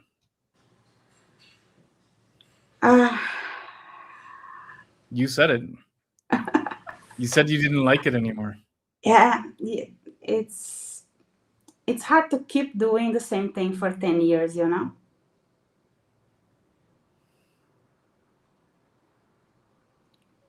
Hard, why?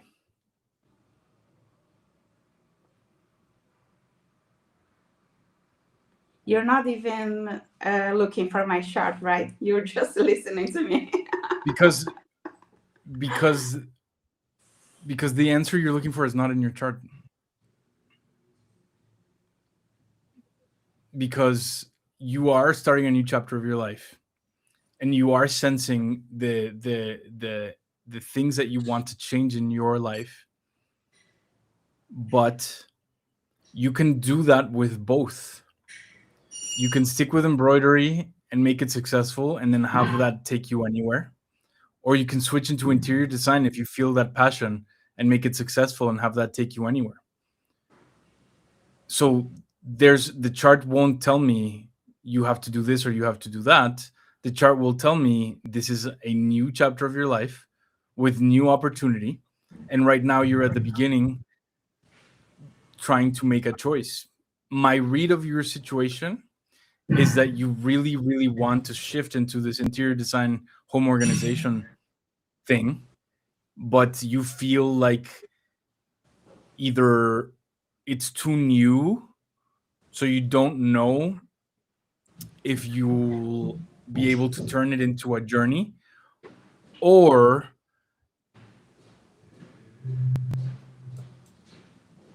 you feel like it's a risk and you don't want to take that risk unless you know it's going to work. But I think you do know what you want. I heard two pieces of clarity. One, you don't want embroidery anymore. Two, you want interior design.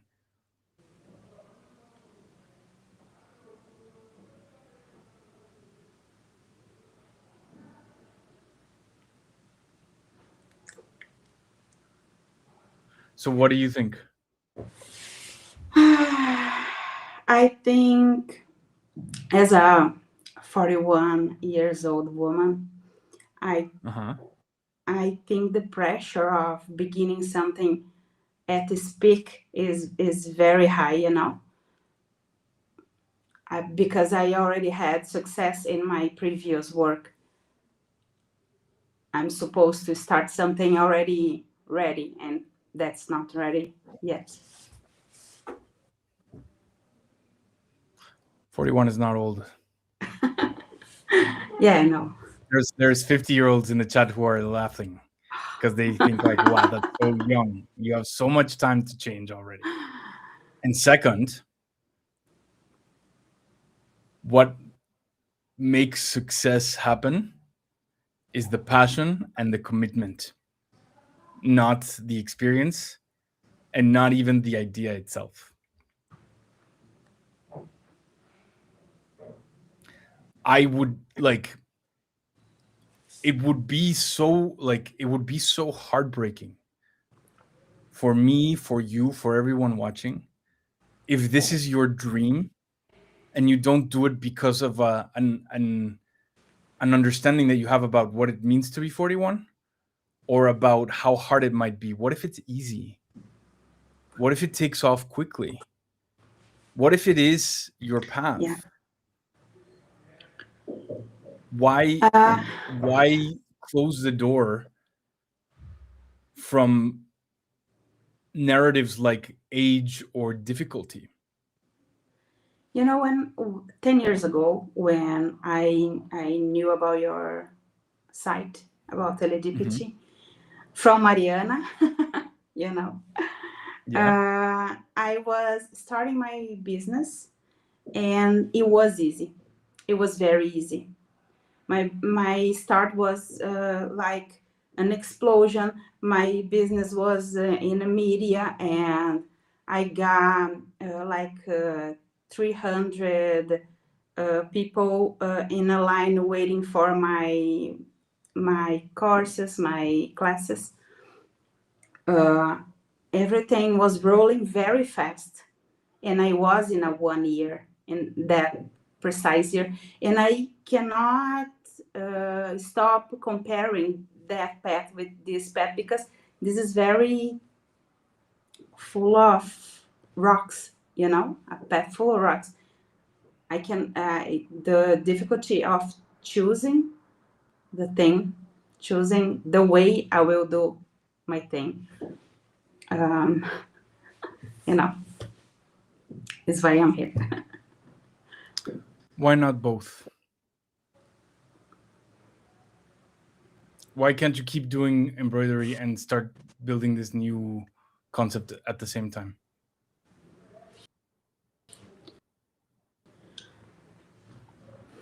Yeah, I don't even know what to say to you. You know, I have this last semester, and I have to make estágio. I don't know estágio in English.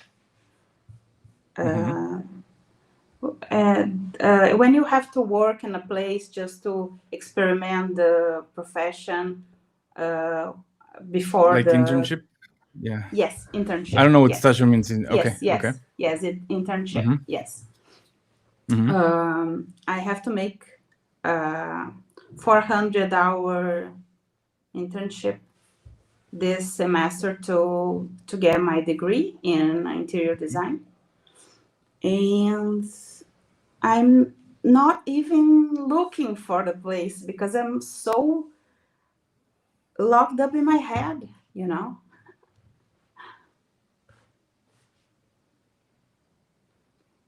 Isn't it exciting though? Yeah. Don't you love Yes. it? Yes. So who cares if it's hard? Andrew.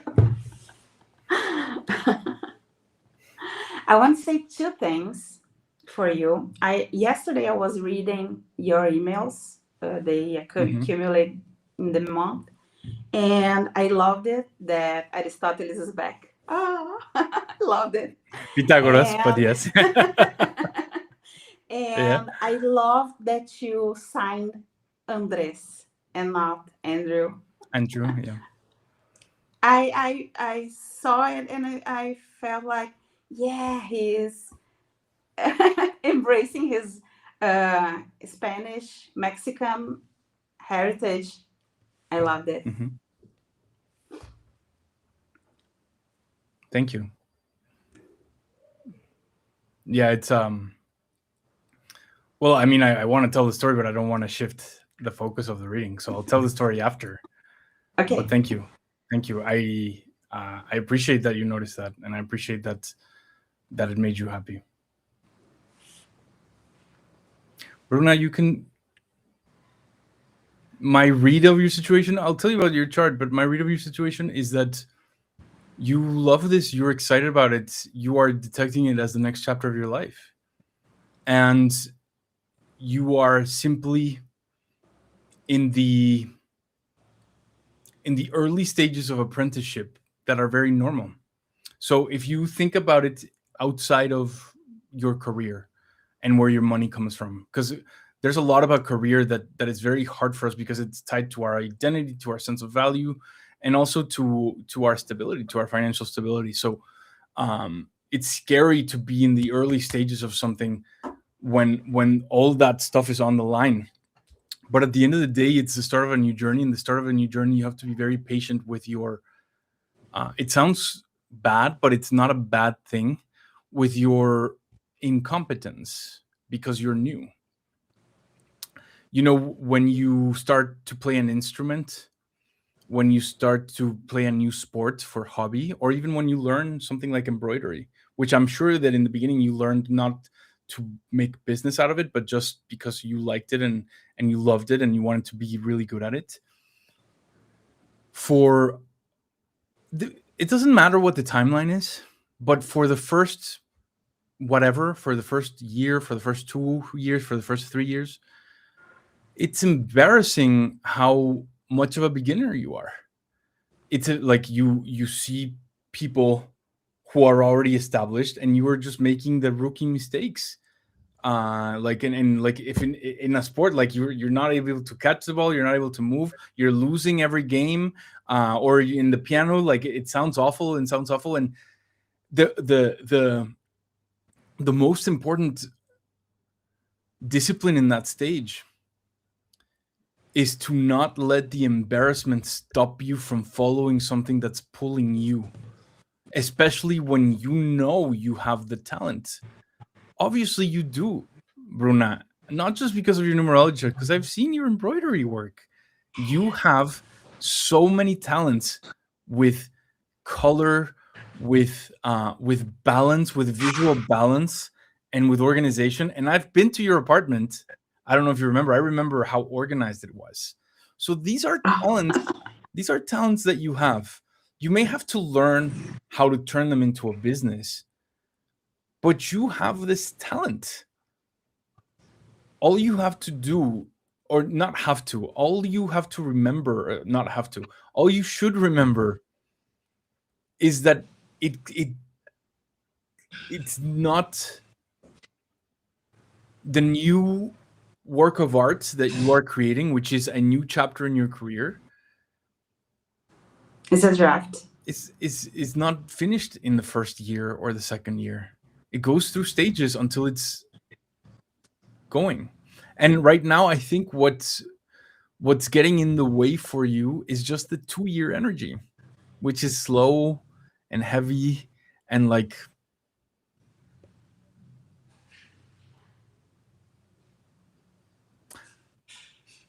you're investing so much energy without signs of progress, but that doesn't mean progress isn't happening, and that doesn't mean you're not aligned, and that doesn't mean you shouldn't take this risk. And the thing that's going to guarantee that you're successful is believing it every single day. This is my next chapter. I will be successful in it. And as long as that's not ready, you can still sell embroidery.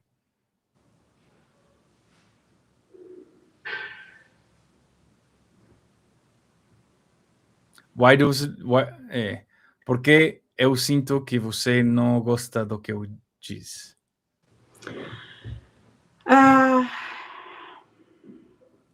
And my question to her was, why do I feel like you don't like what I just said? Eu sinto verdade no que tu diz. I feel the truth in your words. But I don't think I'm seeing my colleagues from the interior design graduation. I see them looking for places to work in this internship, looking for stay in these places.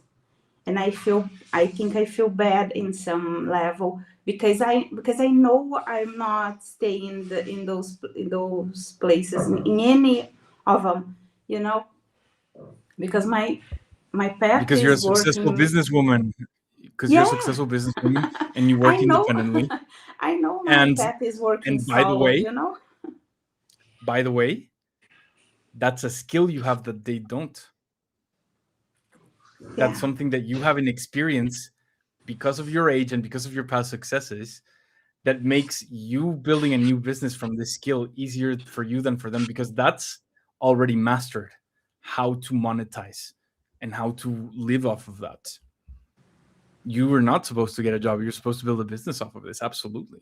And you don't have to either. And you should not feel guilty about that. You are a successful 41-year-old businesswoman who will be just as successful with this new journey as she was with the last one. Okay. I just need to believe in you. In yourself. Yeah. You know what the funny thing is, and I think it happens to everybody. It happened to me too. I don't even know that that I survived that stage yet. But it's very important to remember. We don't see or acknowledge our own successes. To us, we are always beginners. Yeah. And it's never true. There are so many people out there who would look at what you accomplished with your embroidery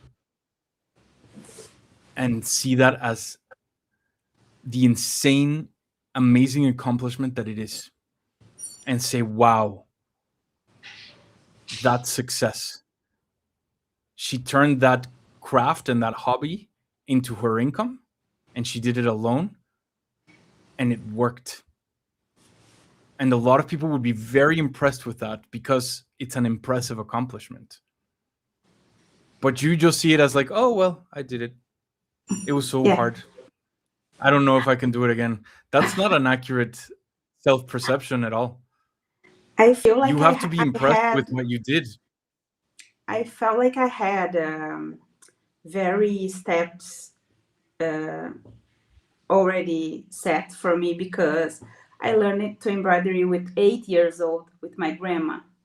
And when people in adult life start learning embroidery, I already embroidered for 20 I had that. And when I started my business, I had friends working in the media, like in newspapers, television, and they got interested in what I was doing, and I got this attention, and my business exploded in that phase, and the ball got rolling very fast.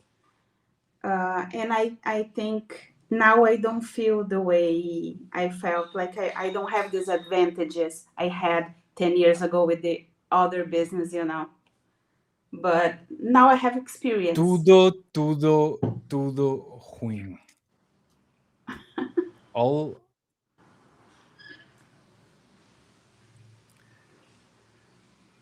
with love and with empathy and with complete and total admiration, Bruna, I'm going to tell you that's the problem. Is the story you're telling about your success. The story you told is one where it all happened to you. People did it for you. People opened the doors for you. You got unfair advantages. And that's why you got where you got. That story is complete false. And I can give you all the evidence, but you have to believe that evidence. Because if I tell you the evidence and you still don't believe it, you'll remain with that story that's not true. Lots of people start embroidering as kids. They don't all start businesses. Yeah. Lots of people start businesses with connections in the press. They don't all become successful. Yeah. It is impossible that your success was not because of you. Impossible. It's not like that story is not real. That story is not real.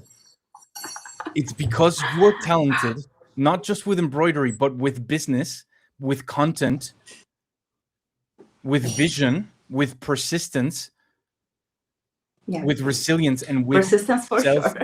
and with self-reliance. That success would not have happened to another person with the same story. It happened to you because of your talent, because of your intelligence, and because you are incredible. But if you keep telling yourself, the story that it just happened to you because you were lucky, you're telling yourself a false story, a fiction, a complete fiction. It's not true. It's not true. It was you. You did it. Yes, people helped you, but you did it. And all the people you admire that are successful, people help them too. They also had unfair advantages. They also had friends. It doesn't mean that what they did was not special or because of their talent. The story of your new business is not going to be exactly the same. It may not be as fast. It may not be as easy, but it will be successful because the same person is running it.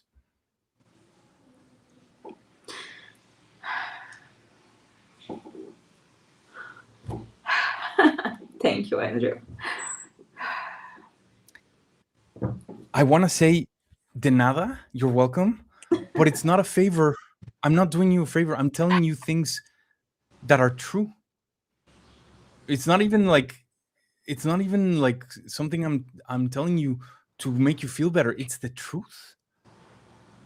It's the truth. Please start believing it. Please start telling yourself that story because it's the truth. You don't have to make yourself believe it just for mindset. It's the truth. You are the person that made Bordado Empoderado successful. You.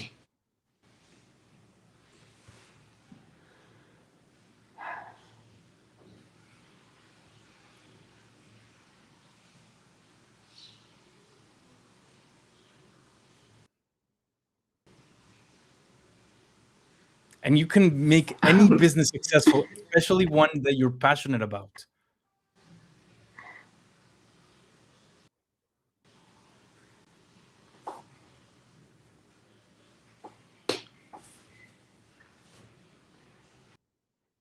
Please There's so much evidence. that There's you so can much see. evidence. that you can see that in my art too.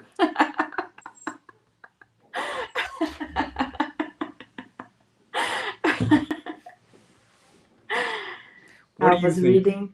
I was reading Cameron saying that he is inspired by this conversation. I'm happy because I'm exposing myself. I'm very emotive person, and this really moved me. I'm very grateful for this talk.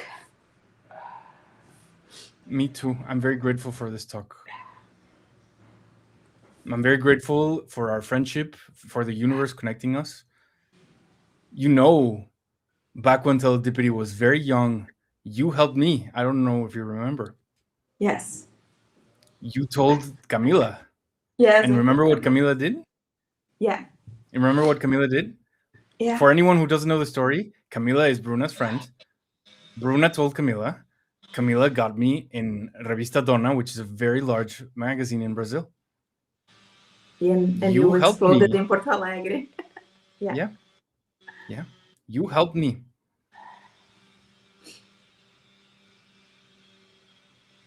And I, for years, told myself a similar story. It just happened. I don't know how it happened.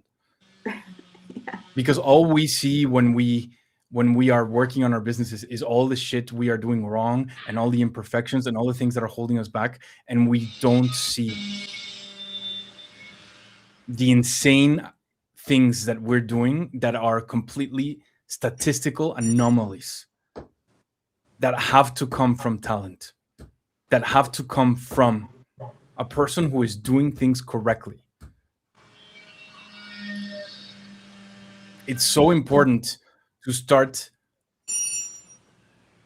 And it sounds like law of attraction or mindset, but that's not what I'm talking about. It's so important to start changing that story you have about why you were successful, because the story you have is wrong. And the right story is the one you need for your future.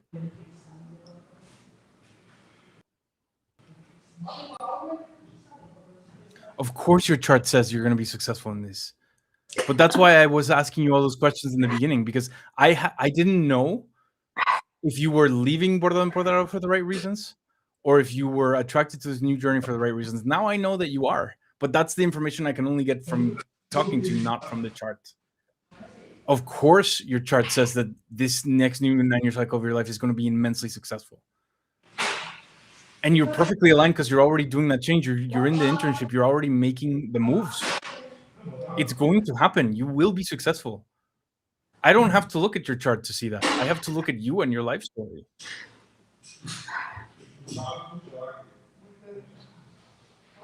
Please do the same for yourself. Please. I beg you. I beg you.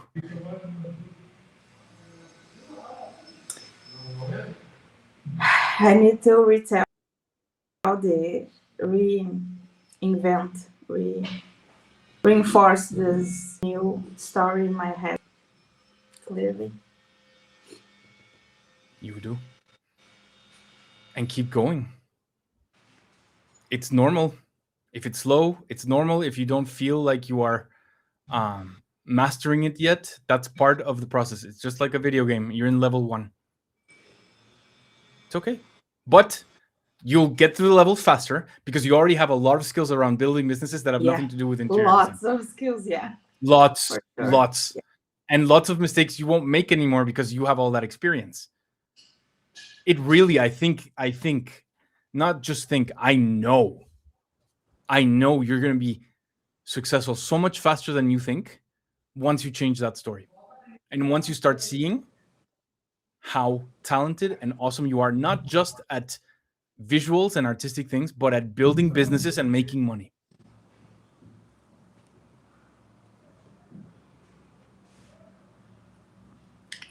I was listening to your reading for one of the ladies before me, and you said when you stop focusing on money, on the worry about having money, and you focus on doing the thing you want to do and approach the people that have to receive that impact of your work, then the money flows. Is exactly this. I feel like when I worked with photography was this way, when with my embroidery is this way. I changed focus on teach selling my artwork and the relationship with other businesses. And every time I focused on, I just want to make the best of it, this thing that I'm making now, the money just flows. Like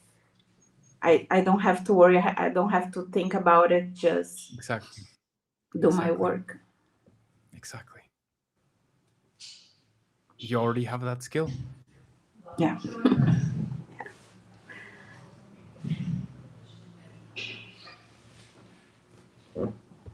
Everyone, go follow Bruna on Instagram. It's Bordado Empoderado. I'm going to write it in the chat after. It's Bordado Empoderado. If you know Portuguese, you know how that's spelled. And she's awesome.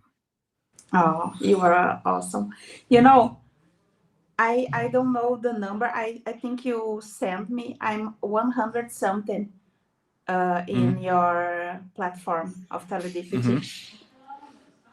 And every first of a month, I just stop what I'm doing, make a tea, open my journal, and just listen to you. And sometimes I get some minutes to read the month before. And sometimes I don't understand exactly what you're saying, but when the month passes, I know exactly. I think So, you're I'm there. here. I'm here. I'm here. I'm here. I was hearing you. I heard what you said. Sorry. Yeah, you know, and like 2 months ago, you said something in my reading about in my what, how do you call monthly forecast, yeah, is the word you use for the email, right? I was reading the monthly forecast, and you said something about, oh, don't go into conflicts. This is the time for you to chill, just listen.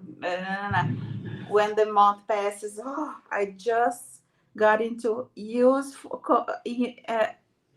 inútil, not useful fights.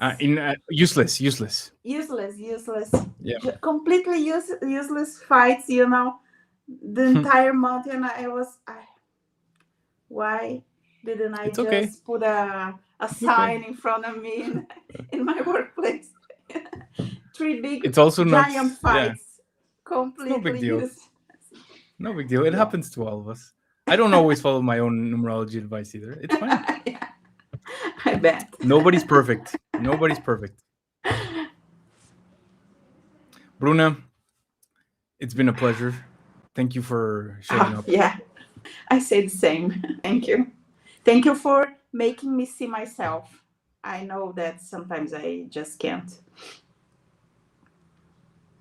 Boa viagem. Thank you. Godspeed. I'll talk to you soon. Email me. Okay. I'll talk to you soon. Good luck, Okay. but you don't need good luck. You're gonna be awesome. Thank you. Thank you, Andrew. Thank you.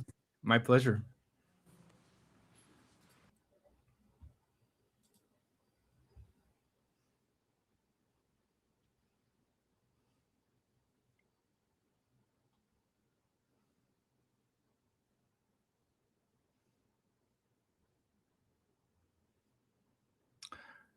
I'm just processing the reading and reading some of the comments.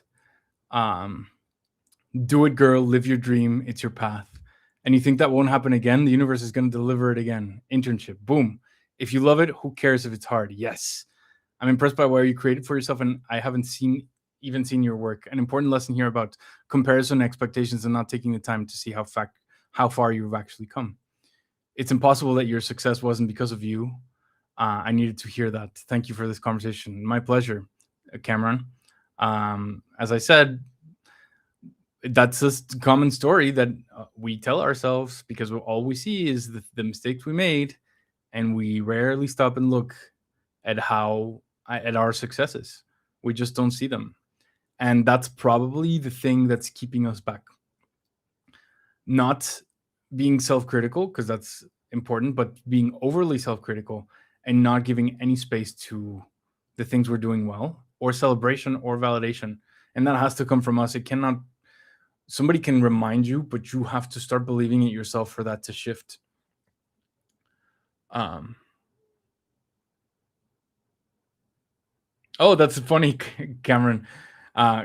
We're always focused on the construction, which is interesting. Construction is happening in your background, literally under construction.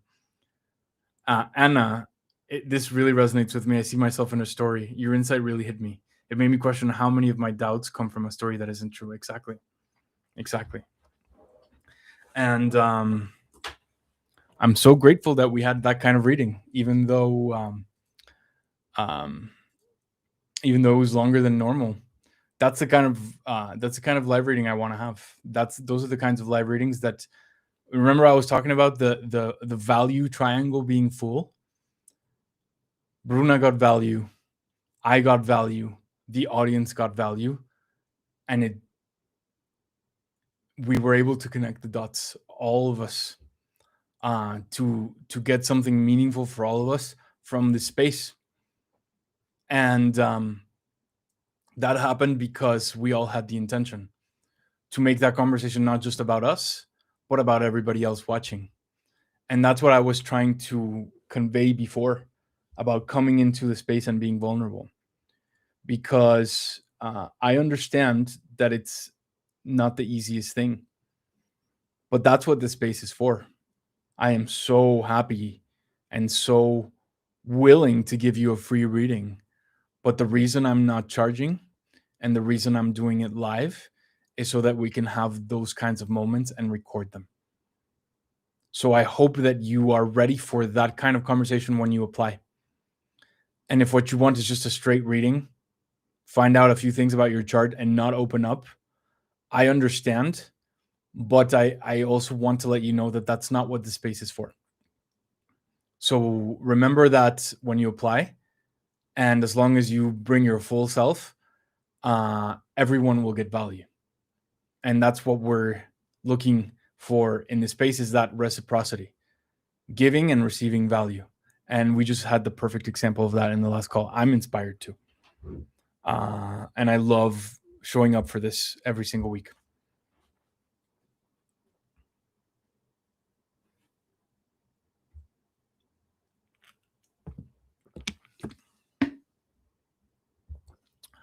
Now, this is the kind of reading that I need energetic recovery from before I do the next reading. You know that trip where I met Bruna when I was in Brazil, in Porto Alegre, because that's where the software developers were, and where we were building the first version of the app, the version that's no longer live. The in tech terms, it's called the MVP, the minimum viable product. I built it in Porto Alegre. I moved there for 3 months, and I met Bruna and I met many other people there. I was bringing that story for a reason, and I just had a brain fart.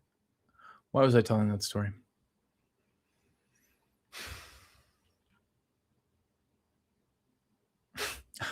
Sorry, I forgot.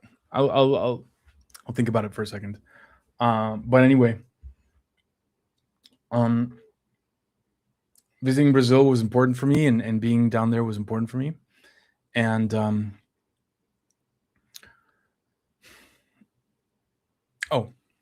now I know why I was bringing that up. In that trip, I met from the same friend circle. Her name is Clarissa. She does constellation work. She's also a tarot reader. She's a beautiful human being. When I was there in Brazil, I decided I was going to give readings in Brazil in person. I had always done readings online, so I had never given in-person readings. So when I was there, I just sent an email. If you're in Porto Alegre, if you want a reading, and I charged them appropriately for the market, and I gave a ton of live readings right there in Brazil. And I shared with Clarissa, who's a reader by trade, about how the readings degraded in quality if I did them too close to each other. If I stopped one and started the next one right after. And she taught me how to clear the energy, how to do a energy clearing exercise before a reading and after a reading, when that level of energy was exchanged, so that I could almost recharge the battery and be just as good for the next one. And in the beginning, I did a whole ritual. Right now, I just do it internally in my head. I'm doing it in the stream. You probably don't notice it, but when I say I need 10 minutes before I bring on the next person, I'm doing that. I'm just clearing, recharging, and getting ready for the next one. And that was a gift somebody in Brazil gave me, Clarissa. So that's why when the reading is not intense, when it's just like a quick 15, 20-minute conversation, like some of the ones that I gave before in the stream, that's not really necessary. But when the energy exchange was this powerful, it is important for me to take a break before the next one, just so that I could do that process. So that's why I was sharing that story, because I'm gonna need like 5 minutes. We can talk. I can answer questions in the chat. I could do rants. But before I bring the next person on, I need that space so that I can recharge.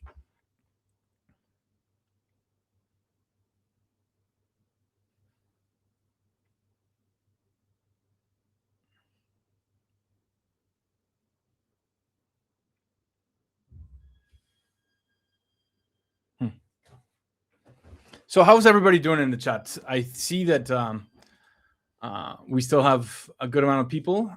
We did lose a bunch while I was reading Bruna. So the audience is a little smaller, which means that if you're waiting for a reading, you're probably gonna get it for the next one. But help me out, and I will take it into consideration before choosing the next person. Ask me questions, comment in the chat. Help me drive the conversation while I'm doing the clearing, so I can rant about something interesting, or talk about something interesting, or answer questions. Ask me questions, and if you are waiting for a reading, I will pick the person who was most engaged during this clearing phase. So ask me any questions that you have.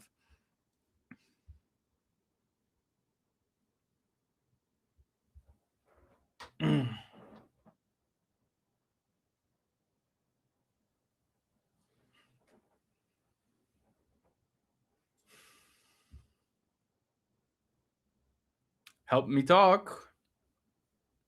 We have a good 5 minutes before the next reading. I'm happy to answer questions. I don't know who's live, but chat, give me signs of life.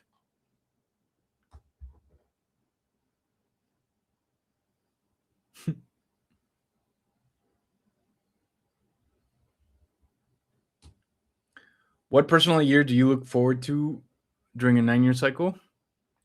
It's a good question. All years can be positive. Great things can happen in all years. There's no one year that is better or worse, and it also depends on your compatibility, the kind of person you are. My favorite years are the 5-year and the 3-year and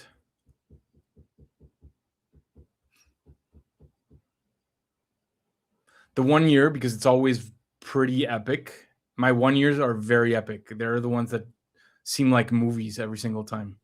But 1 years can also be intense emotionally. So it's like when you look back on the 1 year, it's the most incredible story ever. In the middle, it doesn't always feel as great. There's scary moments. But I always appreciate my 1 years very much. So I would say 1 and 5 the most. And 3 is a close second.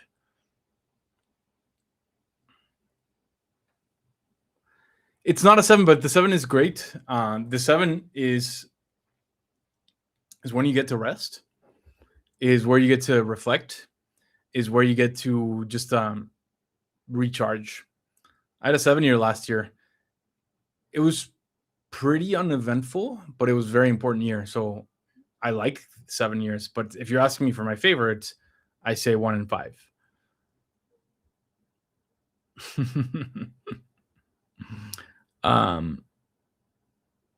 How often do you change the depth of the messages on teledipity? I'm never changing them. I'm always adding. This is a comment I've gotten recently. I've always gotten it. The thing is that people are associating the change in the platform and the change in branding, which we took back, with changes in content strategy, but there's never been a change in content strategy. So sometimes people say, "Oh, my monthly podcast used to be longer."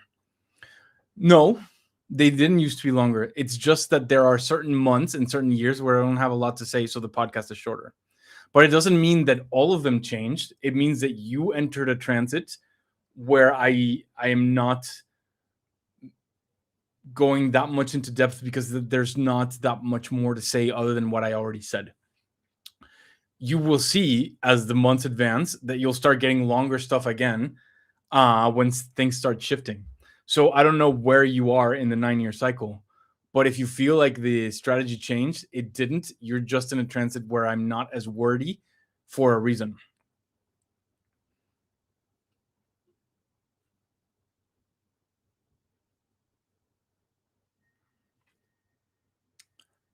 Talk about Aristoteles, which you mean Pythagoras. Okay. I don't know how much I want to like open the secrets vault about what that experience. When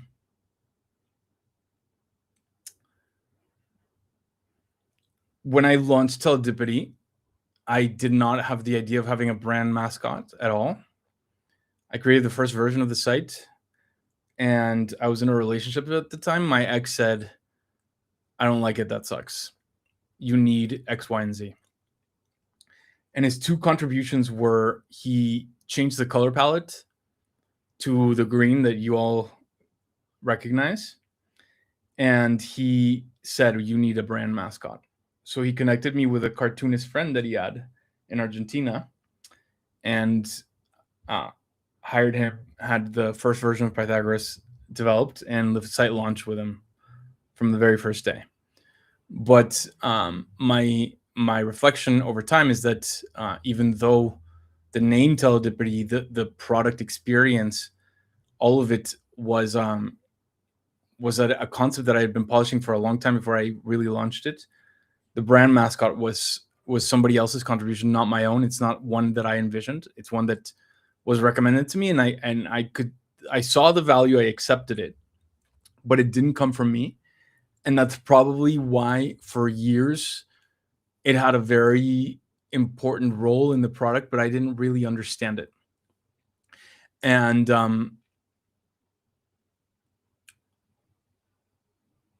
the role in the product is very specific, and I understand what it is, and I know what it is, and I know why that piece of the product experience was lost when we changed the character. But I'm not going to say it on the live stream. That's for me to know. That's a part that I don't want to share publicly. But he has a very specific role. I just didn't understand it. So when it came time to rebuild the infrastructure, I also felt the need to modernize the brand because there had been so much design drift in the WordPress days. There were concepts like this, concepts like that. Like it was a little messy, the brand, and messy the way that we presented the brand to the outside world, and I could see that.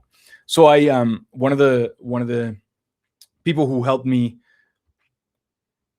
make the choices was a brand consultant, very smart, also Teledipity user. Also met her during a reading, and then I ended up hiring her. And she was not the one that told me to change the character. That was my instinct.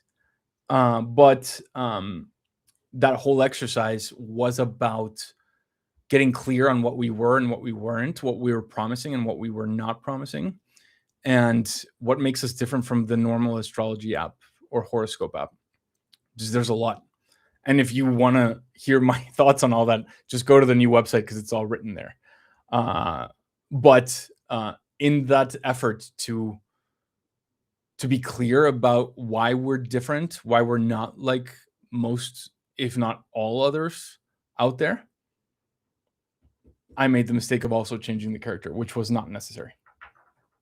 And with time and with self-reflection, I understood why. And then I changed it back. And probably the most important lesson there was not make mistakes, but there's no mistake that you can't take back. It's just people say like some things are unfixable. Nothing is unfixable. You make a mistake with your business, you notice that that something was lost, you can take it back, and I didn't. And I don't really know what the outcome of that's going to be because it's just 2 weeks old, but I know it was the right choice. So I don't really care if nothing changes or if it actually sets the company on another trajectory. I know it was the right thing to do, and I just didn't at the time. I made a mistake, and I took it back.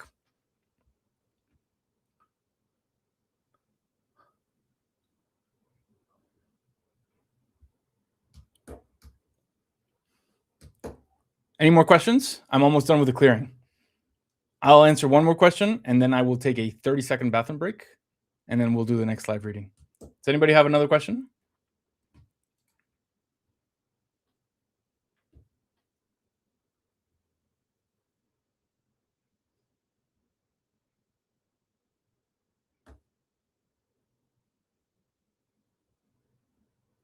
The user interface is brilliant now, very easy to use. Thank you, British. Thank you. Yeah, there were a lot of those changes were important, and I see the app again, even though we just changed the character. Well, no, we've been changing a lot over the last 2 years, but with that last character change, I enter Teledipity and it feels like Teledipity again. Like I even see it as the founder. I'm like, yep, this is Teledipity, and it was almost like, and it was company existential crisis combined with my own existential crisis about who I am and who I'm not, who I want to be, who I don't want to be, and what certain stages of being public will do to you and your self-perception in both good and bad ways, and how you have to clean those up. So it feels like Teledipity didn't go anywhere, but it feels like it's fully back, and I feel the same with myself. So it was an important journey.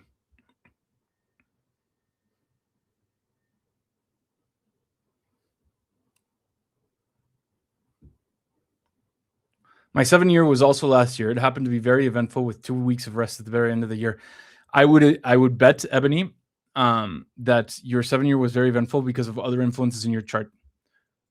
Because when I describe 7-year, I'm describing it in a vacuum. But of course, just like with astrology, you have many other influences in numerology as well, and those are the ones I look at in the live reading. There's probably other parts of your chart that made more important stuff happen in your 7-year that other people would have in their 7 years.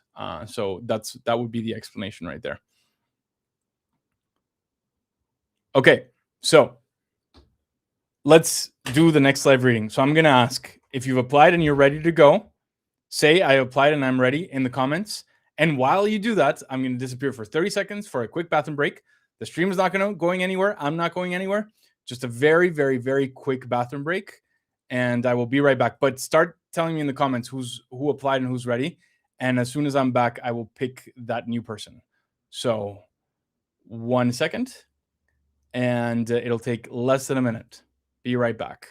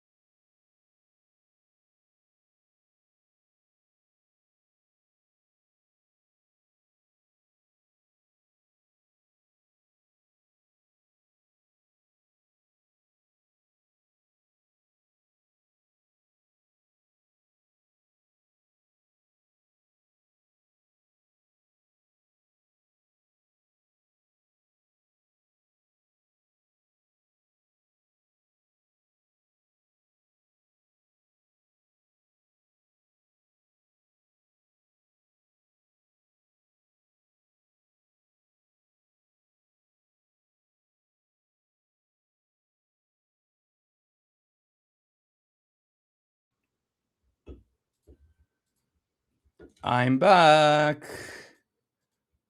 Back. Now let me look at those comments.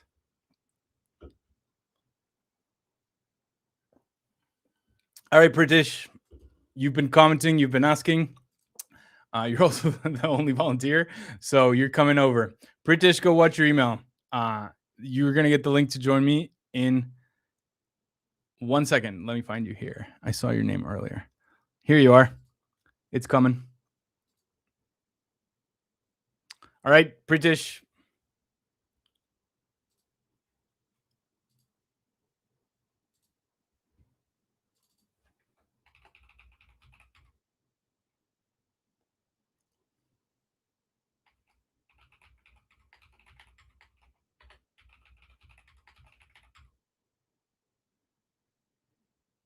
British.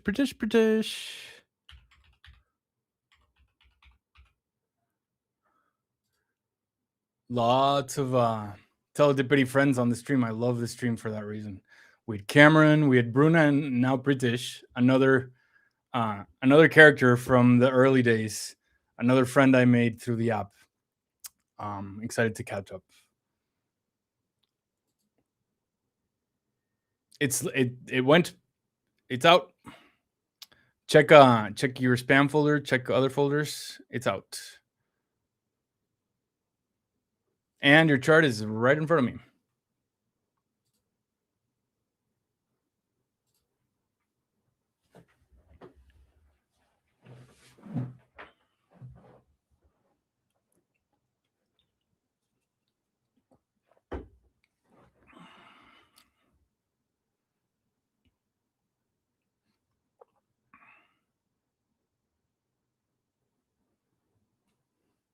All right, British is on his way. Next reading in 10, 9, 8, 7, 6, 5, 4, 3, 2, 1. Still haven't heard that bell.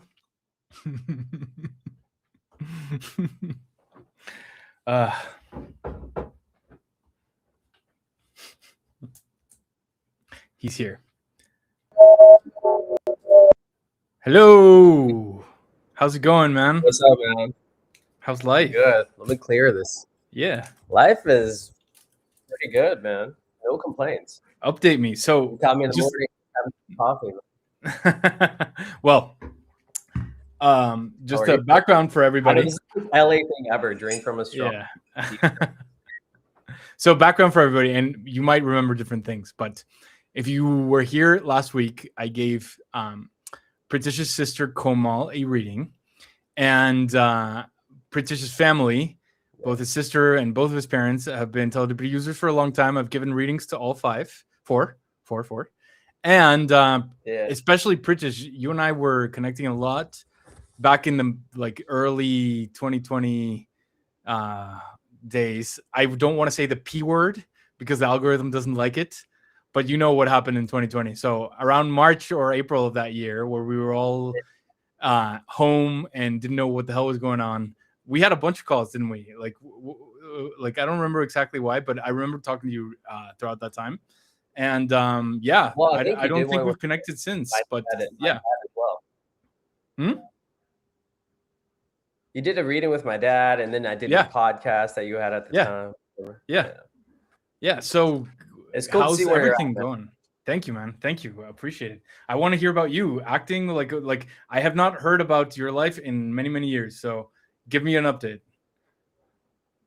I would say the last 7 months was probably the best things that have happened to me as far as career, right? Congrats. I did a guest star on the show High Potential. I had a couple episodes of this new Dan Fogelman show that's coming out, a couple print jobs, booked a film.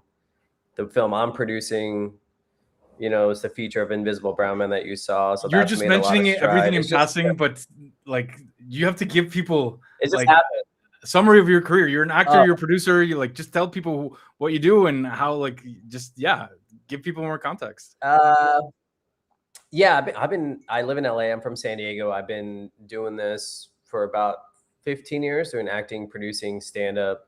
And of course, anyone knows it's been a journey, and been very thankful. It's been a crazy journey, personally and obviously professionally. And yeah, you said it ebbs and flows. But like I said, there was so many transitions that happened, so many change around 2020, as you know, and it's finally nice to see the industry kind of coming back, and more films being made and more opportunities coming back again. And yeah, I mean, I think from December to I would say about April, things really, accelerated for me in a very positive way. It literally felt like everything that came was like kind of culminating and kind of exploded. And yeah, man, it's been a hell of a ride. I'll take it. It's been a lot of growth. Met amazing people. But like I said, there was I'd say 2024 and 2025 for the most part were very, very difficult years, as in Why? a lot of learning, a lot of heartbreak, a lot of betrayal, a lot of things I had to grow from personally, personal choices, honestly, friends, romance, all the above, even managers. And it was, a lot of discernment. It was all my own doing too. When your intuition tells you this isn't working, it was not a right fit, I would stick around, try to like make it work, whatever guilt that was coming from. So I've let go of a lot of things, and it's just interesting. The moment I made the decision to let all these things go, that felt like it was taking and I wasn't getting, the rest of my life kind of took off, and it's been a huge lesson for me. I've kind of used that in anything. I've just been a lot more discerning with people, being a lot more honest. I've been making these Instagram reels that just took off over the last 6 weeks too. So my Instagram grew a lot, where it's actually just being me, What are they authentic, about? and using my stand-up comedy skills. I'll do 30-second clips. Like I'll do funny ones too. Yesterday I was like, I'm not gay, but no one makes you feel as good as a gay guy when he compliments you. Like no one ever makes you feel, it raises your self-esteem, and I wish women would do the same. It's like just funny tidbits like that, or how like, it's just a funny social cues that I get from life about Indian parents and the immigrant story, how Indian parents will get very wealthy, but they'll still use coupons. It's just hilarious, like my viewpoint on life. And it's brought in an audience in a way, because I feel like I say a lot of things that people think but are afraid to say, which is kind of what I do. But yeah, man, that was a lot. That was a lot talking. But yeah, that's a short intro into my life again. So the $1 million question: with so much going for you right now, why did you feel the urge for a reading? One rule I have for myself, because I've studied Vedic astrology for a long time, and I've been very captivated by all this. I never approach any of it in a place of anxiety or pain or any of that, ever. So if I ever feel those emotions, which is when you want to go to the temple or to the church or whatever, find your, whatever it is, when you're feeling lack, I make myself sit in it. So I actually appreciate these a lot more when I'm in a state of calm. Don't need it, but it's then I also feel like the energetic exchange is not asking and preaching and begging. It's just like we're just sitting. I feel like I can get a lot more from that. I don't need it to save me. I'm just curious, if that makes sense. Yeah. Then it's more of a nice guidance system, in my opinion.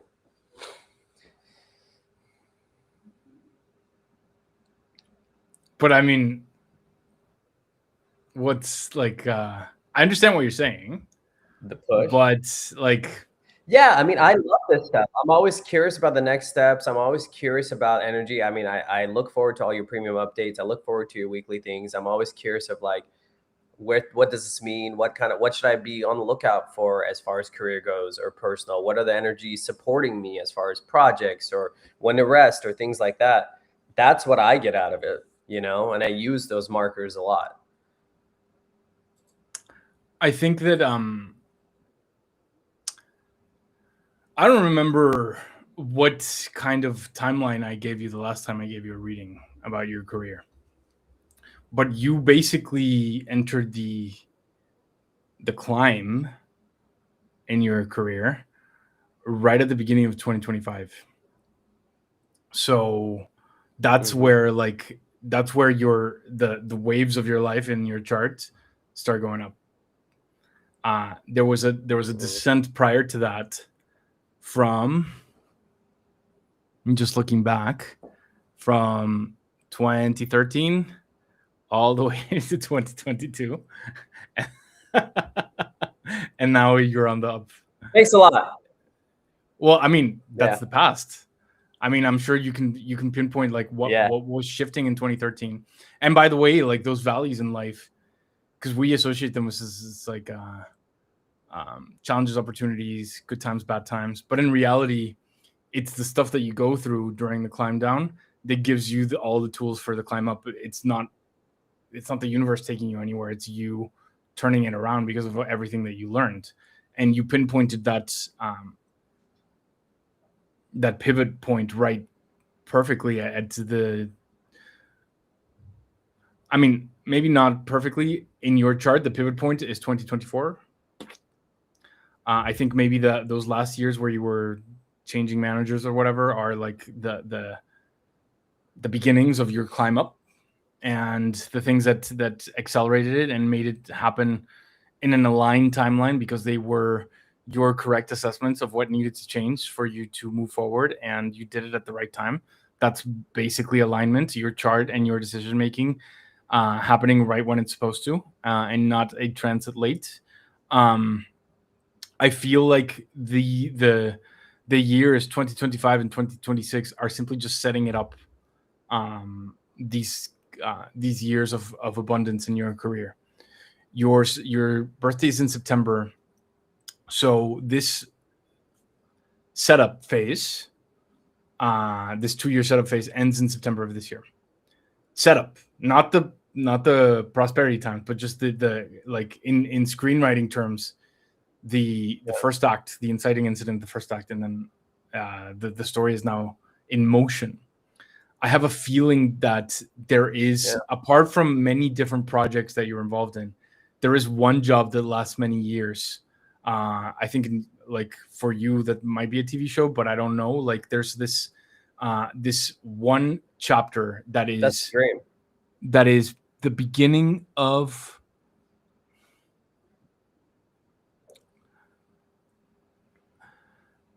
May 2027 to September 2030.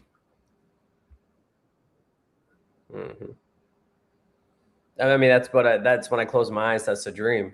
You know, my goal's always been to be able to work on a show, artistically fulfilled, support a family. You know, hopefully when that comes is having a partner, having children, and then being able to make my films when I'm not, you know, on the show. Because to me, that's a very fulfilling life for me, being artistic and then having my personal romance, love, creating a family, being able to provide for them well. But it's funny you bring up 2013 because I think from 2013 is when I really dug deep into, like we've talked about many times, my spiritual journey.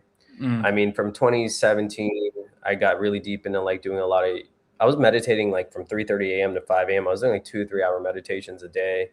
I was really, it's very tapping into ancestral. My grandfather was like, there's like one of my heroes, but that was a part of my journey of like, no matter what I was doing, I was feeling like something's deeper here, right? Like I got to go in. And I think I spent a long time, you know, going in, developing this career, as you can say, before anything external happened. I always knew I had the talent and the work ethic for this. I knew that. That's what I'm good at. But it felt like there was a lot of drama inside spewing of self-worth and abandonment wounds that I had to heal, and pain and not feeling good enough and self-sabotage and all the things that come with it.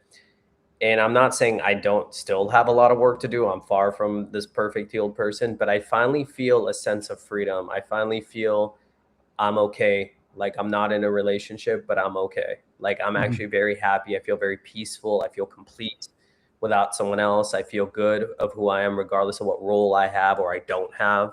And I feel like that's kind of what's led to this, where it's not the baking energy anymore, you know?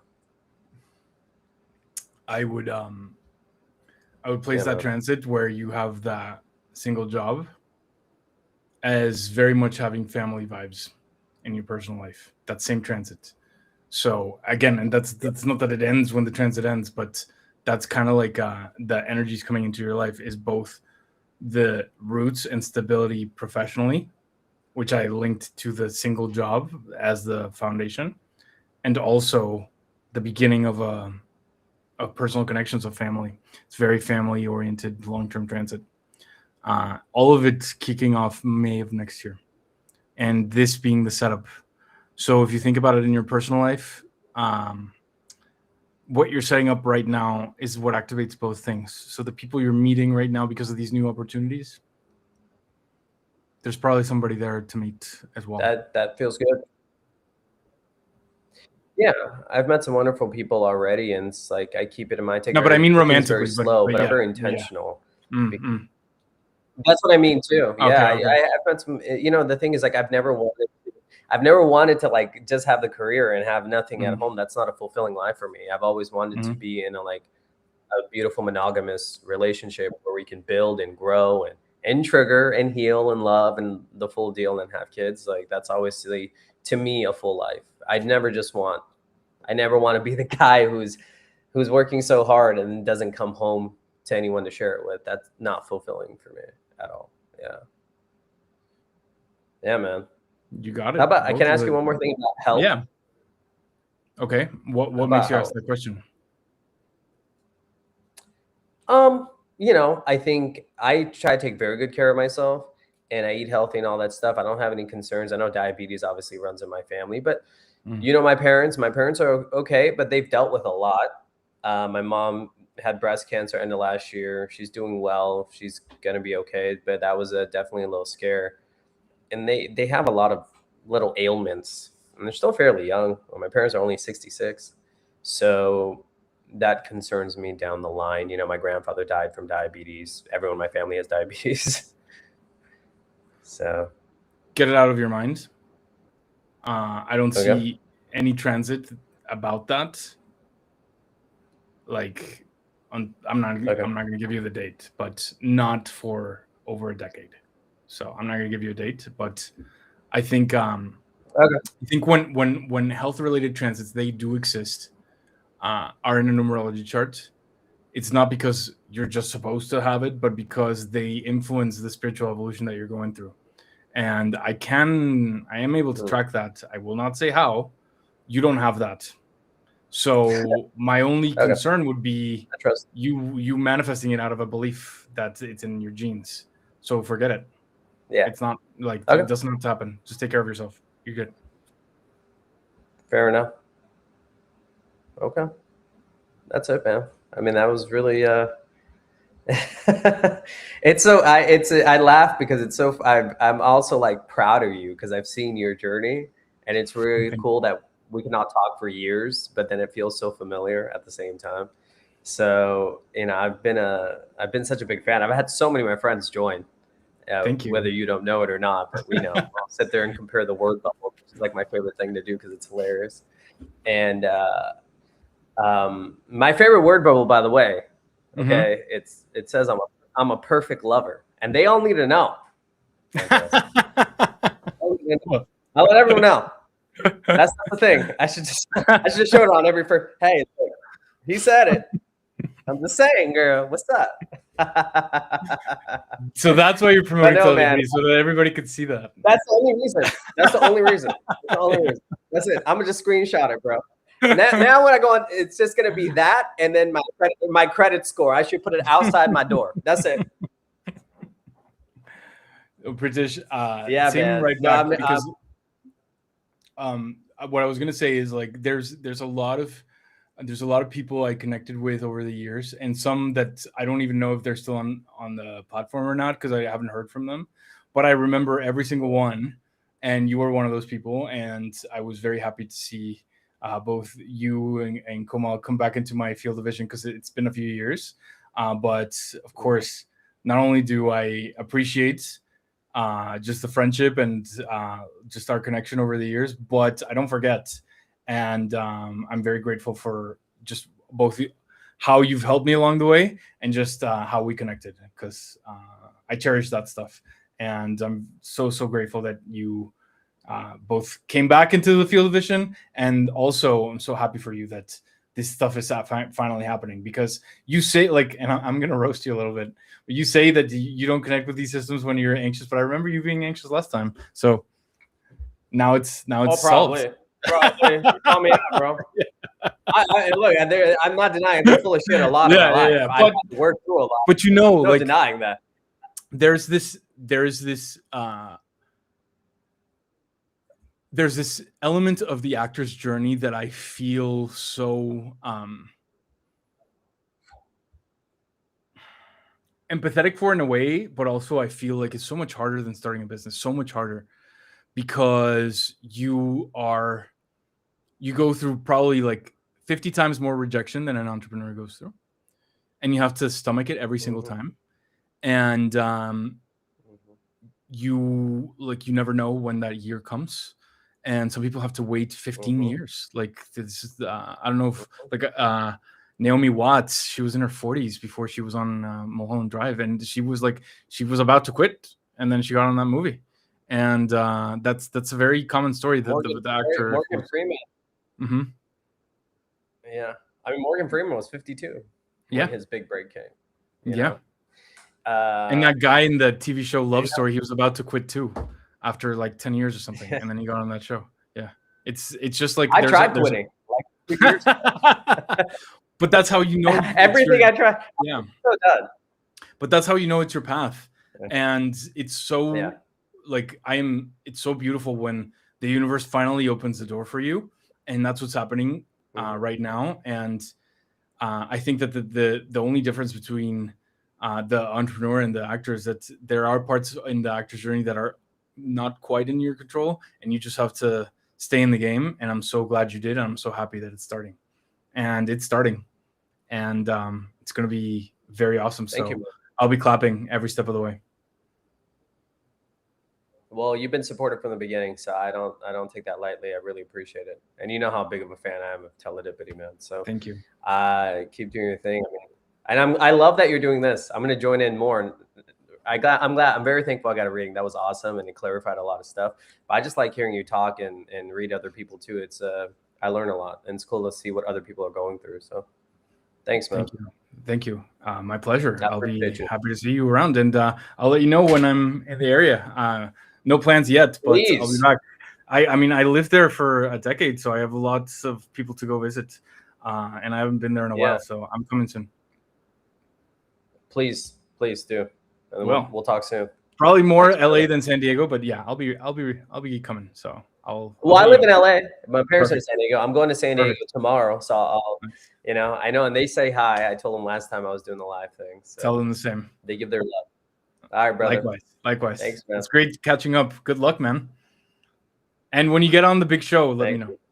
Before I want to know before, like, you don't have to tell me if it's confidential. I want to know before it comes out, so I'm ready for it and I watch it. So just let me know.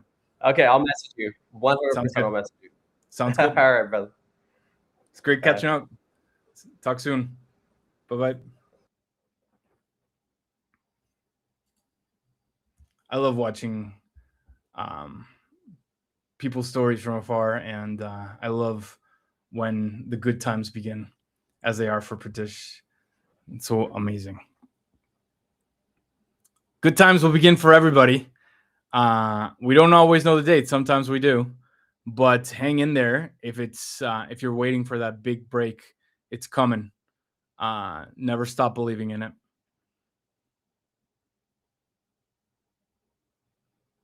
I feel the same. So proud of you, Andrew. Thank you, Bruna. Thank you so much, and thank you for just being my friend along the way. It's been very important for me, these friendships. It's great seeing you too, Pritish. I did not consent to the sound that just came from me. What sound, Ebony? What was that? What sound?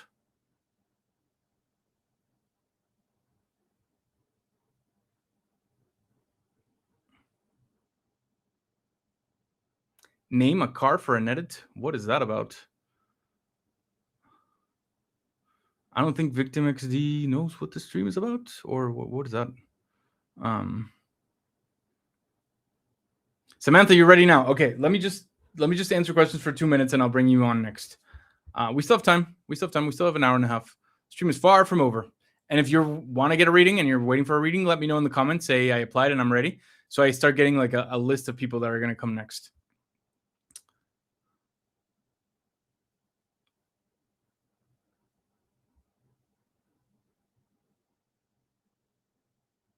Oh, when he said his word cloud had perfect lover, my laugh was ugly. Any car you like, just tell me. Victim, are you in teledipity? Do you know what the stream is about? I don't know why you're asking that question. I'm not a car guy. Cars are like, first of all, I haven't owned a car in 10 years because last time I owned a car, I lived in LA and I haven't lived in a car city for a long time. I haven't owned a car in a while, and I'm not really. I couldn't name a car that I want. I don't know. Whatever. Any car when I need one. I don't need one now. Anybody have a question that I can talk about before we do the next reading? I'm just gonna clear for a second and catch my breath and drink some water, and we'll bring the next person on.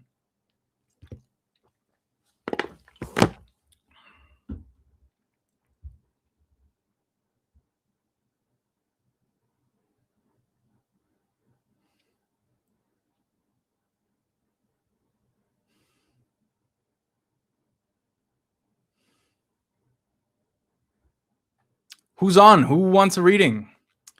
Who wants to ask questions? Who's watching? Gotta help me out. Gotta help me talk about stuff and keep things interesting. We still have an hour and a half to go. I will be giving way more readings. It's been an interesting stream so far. We had three really awesome readings, and I want more of those. I want to connect. I want to help you figure out what's going on in your life. I want to help you figure out what decisions to make and when the good times begin, if they're not already here. And everything is a good time, by the way. There are no bad times. It's just when the fun times begin. I think fun's a better word than good. Fun times. Take your time. I need to potty first of all. That's good. Ask me some questions, people. Let's talk. Let's talk about things. How do you feel about the stream so far?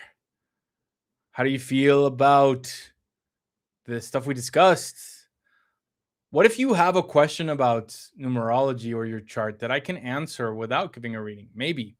I mean, it can't be a question like I don't know what career to chase, because then I cannot really answer that from the comments. I'd have to look at your chart and we'd have to do the reading itself. But if it's something simpler, I'm happy to answer it. Oh, how does one apply? Let me give you this. I haven't had this on the screen for a while. Sorry about that. To apply for a live reading, to come join me on the stream and get a live reading for me for free, go right there. I'm also going to put it at the bottom of the screen. It's teledipity.com/live, or just snap that with your phone and go over there. Fill out the application. That's where you give me your name and your birthday. Full name at birth, please, because I need that to run your accurate chart. I cannot do a reading just from your birthday. That's not how numerology works. I need your full name at birth. Even if you changed it, I need the one that's on your birth certificate, and you're going to pass that over to me in the application form. There's also some stuff to agree to because, as I've mentioned many times before, the reading has to be useful for everybody watching. Everybody in the audience wants to get to know you, wants to get to know about your life and about your vulnerabilities. Cannot come live if you don't want to open up. That won't be valuable for others. Of course, I understand, and it's part of the objective of this reading to, if you want to come promote what your work is and what you're doing. But it's a gift to get a live reading, and it's a gift to promote your work on the stream. So give back to myself and to the audience by showing up to the reading and being vulnerable. Otherwise, people will notice. People will notice if you just came to promote and not to engage, and they might feel a way about the thing you're promoting. So you want to make sure you think about that, because I'll let it happen. I might cut the reading short, but I'll let it happen. But people will notice. Engaging in the space is about us having the interesting conversations and getting to know the real you, not the public you. It's okay to be imperfect. It's okay to have fears. It's okay to have anxieties. All of us have them. Even people who are very successful, they'll have them. And it's a powerful thing to open up publicly. People connect with you. People want to help you. People find you opportunities. People go visit your page. It's part of what vulnerability activates, is trust and is mirroring and is reciprocity. So think about that. If you want to come promote, I'll let it happen, because that's part of what the stream is. And a lot of people have gotten a lot of opportunities from the stream, jobs, opportunities for their businesses, for many things. What's happening in the stream is very interesting. There's a lot of things being activated, even though the audience, we get about 300 people on every stream. So it's not the largest stream in the world, but there's the Teledibri community is pretty awesome. And we all help each other, and we all love vulnerability. So keep that in mind if you're coming up, because we can all tell when you just come promote things and don't really want a reading. We can tell. I won't say anything, but we can tell, and the audience can tell too.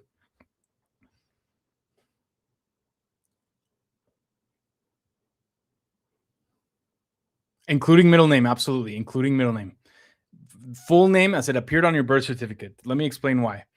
In the numerology system, in the divine languages rules, the way that your name was written right after you were born, before we didn't have birth certificates, but there were either like church records or whatever else. It's not really about the birth certificate. It's about how your full name is written after you're first born. That's where your chart comes from.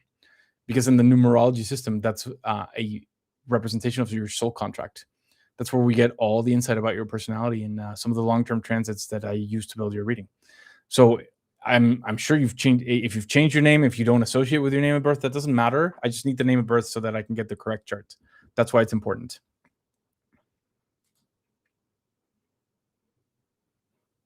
And by the way, when I was talking about people just coming to promote, it has not happened for the last like 3 or 4 hours. It did. I was not talking about anybody recent, but it happens every stream, and it's okay. But just know the people notice.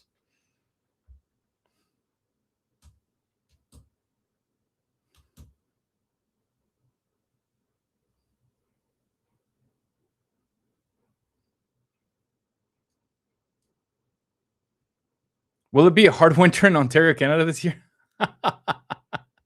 Not something I can tell with numerology. I have no clue. Numerology cannot measure weather patterns. Sorry, not my field, not my expertise. I cannot say. Not a fortune teller.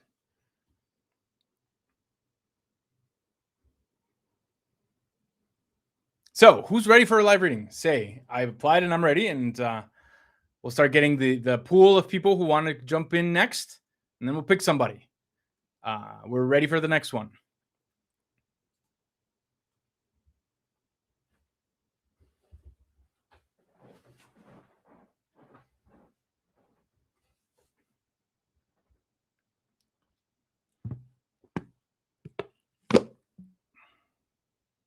Is there a part of numerology that reads change names for comparison, or is it solely given names of birth? It just depends on what you're looking at.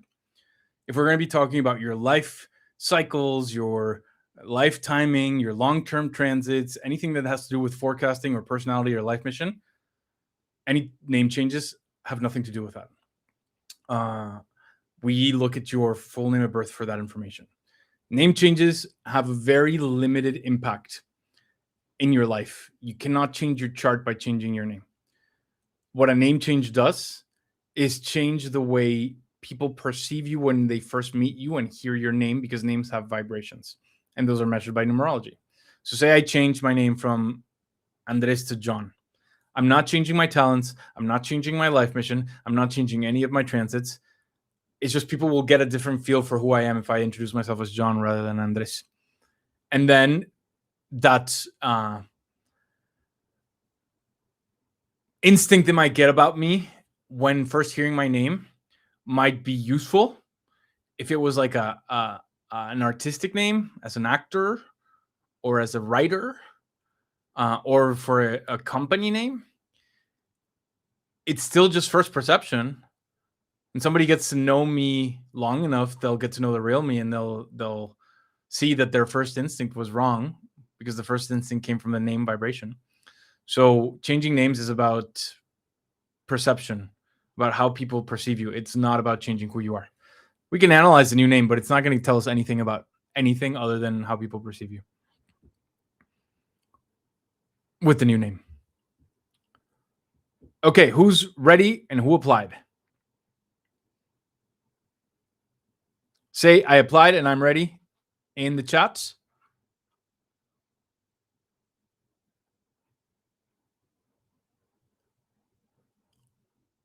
All right, Samantha, let's go. Samantha.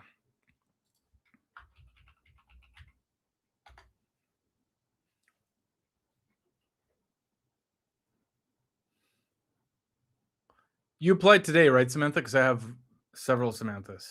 You applied today, right?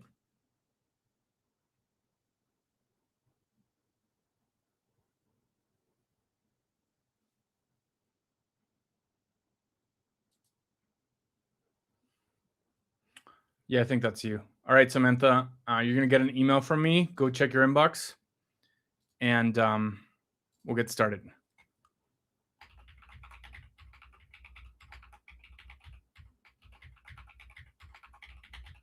Just pulling your chart right now.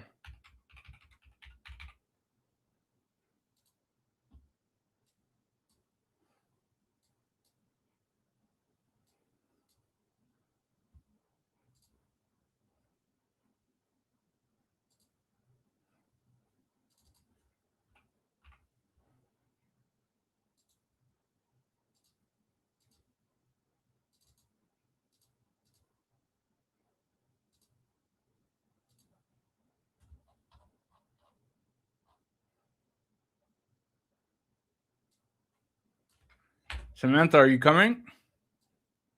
I'm ready. I have your chart on my screen. You should be. You should have gotten that link to join me in your email, in your inbox.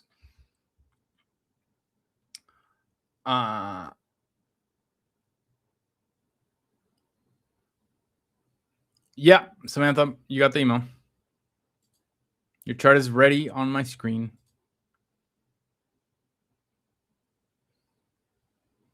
Next reading loading. And if you want to apply and be next, go to the QR code and submit your application. Then come back to the stream and just be ready to comment when I call on the next person. We still have 1 hour and 20 minutes, so space for 2 to 3 readings, depending on how long they go. And they go long when they're interesting.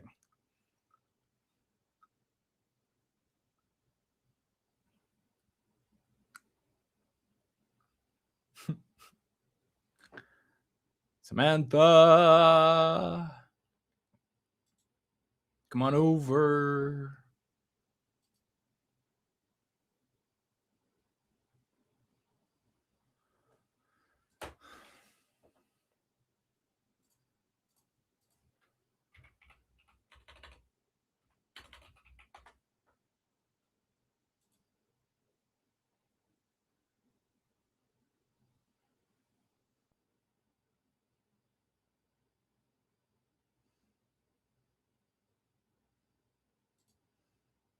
Samantha, are you coming?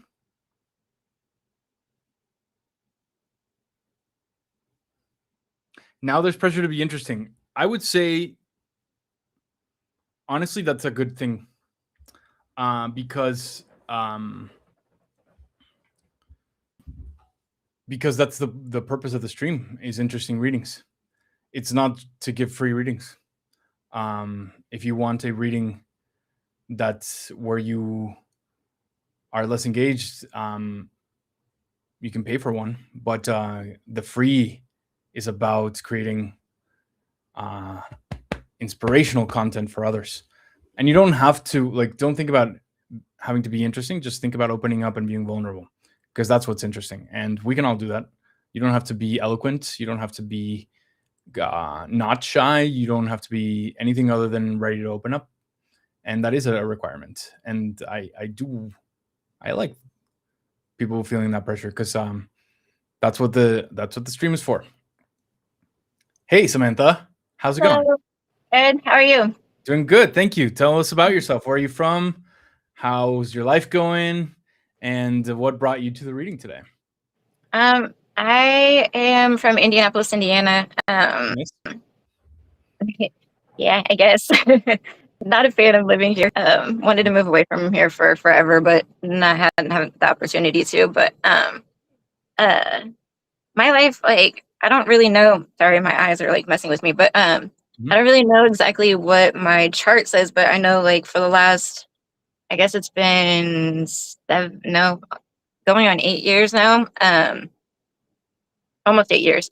My life is kind of like, it did a really quick, like, complete flip around from where it was, and then just the last like 5 years, it's kind of felt like stuck. Like I'm just trying to like get going again, and it's not like, it's kind of just felt like it's just in a standstill, and then I'm always kind of second guessing what I want to, like, what the next step I want to do, like, to get out of it is. So like that's kind of been like why I don't know, I don't really know what direction to go. So I think like that's what's kind of keeping me stuck more. What made it start feeling stuck? What was the event and how long has that been going on? I left my kid's dad after like 8 years together, just a toxic relationship, and just an unhealthy relationship basically. And so I left thinking, I was doing the right thing by not having my kids be around like that fighting and stuff. And he was able to get a judge to give him basically like a restraining order and start keeping my kids from me, because the restraining order gave him like emergency custody. So like, and I've never done anything that would even explain why she granted it. Like it was just he just happened to basically manipulate a judge into believing him, and she granted it. So that gave him the custody. So since then he was just like been keeping them from me, and like kind of he let him back in my life and then takes him out, and it's just like back and forth, but mostly like kind of not in my life. But I think like at first I was like really resentful and upset, and torn up about it. And then it kind of got to the point where it was like I realize now that like I didn't really have an identity back then. It was just, I was just their mom. I didn't really go anywhere or do anything, have any friends or anything. Like it was just, all I did was like live to just take care of them. And then like I think I had to kind of have everything stripped away to like learn who I was really, like, and learn who I am as a person besides just being their mom. So like I kind of am able to look back on it now and see like the reasoning for it. But now it's like, okay, I see the reasoning, but so like, why is it still continuing? Like I got the lesson that I needed to like get from it. So it's like that part I kind of like don't understand why it's continuing to go on. And then like it's just kind of been like, I guess just lack of direction and lack of like motivation because of it. Because I don't really like, I'm starting to become more clear on who I am, but I'm not really clear on like what I want to do. Like I have ideas, but not really like a full vision of what I want to do. Like as far as a career goes, or as far as just anything really. Like I don't know. I have an idea of where I might want to live, but that's about it. Like I don't really know. I think I'm freezing. There we go. But I don't really know like exactly where I want to, like, it's just like I have a bunch of ideas, but not really anything concrete. Any ideas stand out? Anyone that's more developed and more clear than the others? Like with career, there's kind of like two paths. So I know in my teledipity, like on my profile or whatever thing, it says that I'm supposed to launch a like a type of counseling thing that like can help up like millions or something like that. Like, and that is kind of similar to what one of the paths is, but the other one like not so much. And so, but that's the one that I enjoy doing now. So like that's the one, like, really enjoy doing it now. Like, I just enjoy more like sorry, my phone keeps freezing, but more or less just like online, or like playing games, like simulation games about it. Like, it's interior design, which is kind of funny that I was talking about it earlier. But I get into that a lot, and then but that's like more or less like for fun. But I really want to another thing that I want to do, but I don't even know where to get started, is I want to like open homes, like find houses, like old houses that have a lot of rooms in them, like store them, and basically have girls that have been like in their teens and early 20s maybe, that have been victims of trauma, like come stay for like a week at a time and learn like meditation, mindfulness, different like modalities that can kind of help them like heal their traumas a little better, so that they don't become repeating patterns in their life. And like, that's kind of my dream, is to like open a whole bunch of houses like that. But at the same time, like, I don't know where to get started, for one, and I wouldn't know where to get started, and then for two, like, I don't know if I want to like put myself like around that all the time, like, because I'm an empath, so I tend to absorb people's emotions, and I don't know that I want to like spend my life kind of like absorbed in that type of negative, you know what I mean? Not that it's negative, but just like hearing their stories and stuff like that. Like, it's kind of a more like not positive environment sometimes. So okay, so I'm gonna give you the advice based on your chart. I think that on your career front,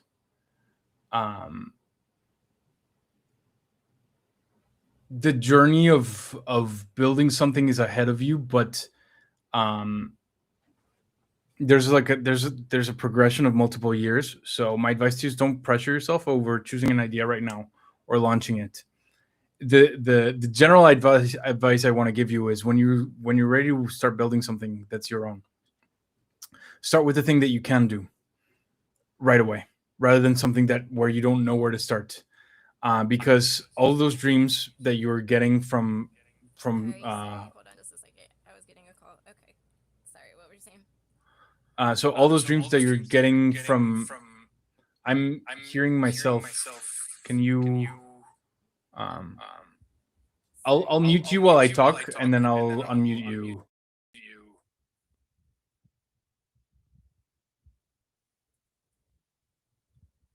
I think you. Oh, I muted myself. Sorry. Yeah. Okay. So all those dreams that you're getting, usually when we have all these different ideas from different places, it's almost like ideas are like radio stations. They're all in the ether. And the first time we connect to the idea frequency in the universe is because we're looking for one, because we know that we're supposed to build something, and you just plug into everything that wants to come into the world, that's looking for the right person to bring it through, and you're connecting with the ones that fit you. You can do all of them. Doesn't mean that you're supposed to, and doesn't mean that you're supposed to do all of them right now. So when you feel ready to start your own project, find the one that's easy for you to start, your skill set, your time available, your resources, something that is possible right now, and grow from that. When you grow that first thing, it'll open the doors to many, many other things. Some that you can be directly involved in, some that you might just one day help build, like this home. Maybe you're channeling it because it's something you're supposed to be involved in, but maybe that comes later, 10 years later. Maybe you help, maybe you donate, maybe you're involved as a board member and not really there. So when you're ready to start something, pick the one that you can get started on yourself.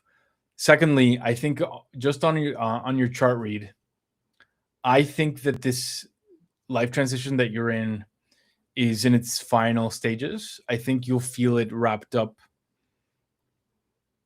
in January of next year, 2027. I don't know what is left there, but I feel like the heaviness, the stress, the everything that's involved in that transition is coming to a close in a place where you'll feel settled and rooted for the first time, whatever that is. I cannot predict it, but what I see in your chart is that starting January, you'll feel more like you're in stable ground, like you can start rebuilding your life and going in a new direction professionally.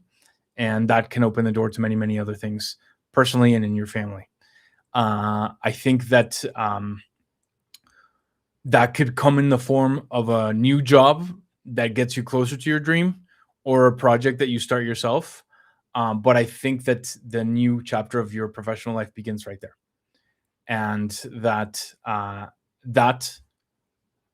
long-term transit actually lasts many years and is a positive one for you professionally and financially. Not that all of it begins in January, but that it's a story that goes through many years. It goes into your 45th birthday. And you could see a progression of skills, of opportunity, and of finances coming from there. So hang on, because that date is getting close. And my advice to you is don't feel pressured about picking like a life mission right now, or a path, or even a project. That first step might just be like a new job, and then everything comes from there. But if you do feel strongly that you're supposed to start something now, my objective is that if it's something that you can't start alone from where you are, then that's not the idea for now. The idea for now is the one that you can start alone from where you are and take it from there. I'm sorry for everything that you've gone through, and with the heaviness that's behind you. I'm not saying everything's going to be solved by January, but I do feel like you'll feel like you have your feet on the ground again by January, and then you can take it from there. Good luck. Oh, sorry. I was trying to unmute you, and then I just kicked you out of the thing. Sorry. So that's my interpretation. Awesome. All right. Thank you. It's my pleasure.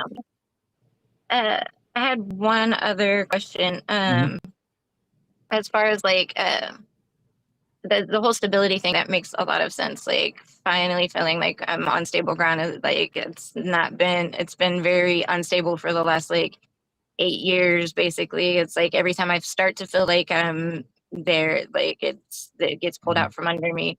So that'll be nice to actually feel stable and stay, hopefully, feeling stable. The other question I had was like about like on my numerology, like on teledipity, but then also on other ones. I was the one that said like it makes sense in some ways, and then others it doesn't. Like the hard work and discipline or whatever. Like I don't think it technically said hard work, but it definitely said discipline. Like, and that's like one of my biggest struggles. So like, and then it also like it says something about like I'm supposed to overcome like limitations and stuff like that. Like, is that like a continuous thing for my whole life, or like does it kind of let up eventually? I don't know like where you saw the limitation piece. I'd have to figure out where that is. I'm looking at your chart now, but like what you remember reading and where it was placed is really important, because it might have been a short-term transit, might have been your first life cycle, might have been I think I know where you got it from. It's just your life path for it. It's I don't know if it's the limitations is the word, but I'll give you a wider answer, which is that when you like, and by the way, for this answer to make sense for you, but that has to be your choice. It can't be mine. For this answer to make sense for you, you just have to both trust numerology, the system, and then trust my interpretation of it. Both of that, which are choices you have to make, because maybe numerology can't measure everything. Maybe I am not using it appropriately. You have to decide those things for yourself. I can give you the answer the way I see it, but you have to decide whether that fits or not. If you don't feel aligned with the description in your personality profile, usually that's because the beliefs don't match the essence, and that usually happens because of your childhood journey. For example, you can see somebody that having artistic talent in their chart, and very clearly, And people like, I'm not creative, I'm not an artist, usually because their parents didn't want them to, or they said you're not good, or they were in art class and they were like, your drawing suck, and then they develop this belief about themselves that doesn't match the essence, but that gets escalated into life. So if for whatever reason you develop the belief that you're not disciplined, and that's now part of your self-perception, and that doesn't match what your profile says, which I'm looking at again, it does say that you do have the capacity for focus and discipline and for keeping through objectives until they're finished, then there's probably a wrong belief there that got installed somewhere in your childhood and your self-perception that you will discover is not aligned if you challenge it. If you say, well, let me test that, let me see if it's true. As people were told by the parents, like you're a mess, you're a mess, you're a mess, and they're actually really organized, but they carry that belief for life. Same for people who weren't heavy but were told were heavy their entire childhoods. They develop that belief. There's a lot that the things that you're told in childhood that get into your subconscious that become very powerful, but that are not true, that are beliefs. So that might be the explanation right there. I do have to cut short though. People, somebody's ringing my doorbell, and I think we finalized this reading. So good luck, and wish you all the best. Talk soon. Thank you. Bye-bye. If you're watching the stream, hold on for 2 seconds. Don't go anywhere. I just need to open the door. I'll be right back. 1 second.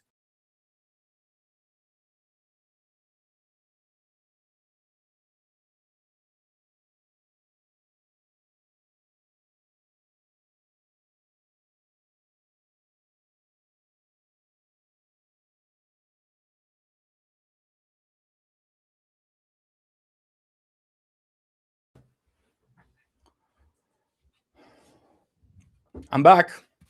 Sorry about that. I don't know why I never, ever get so many people ring my doorbell in one day.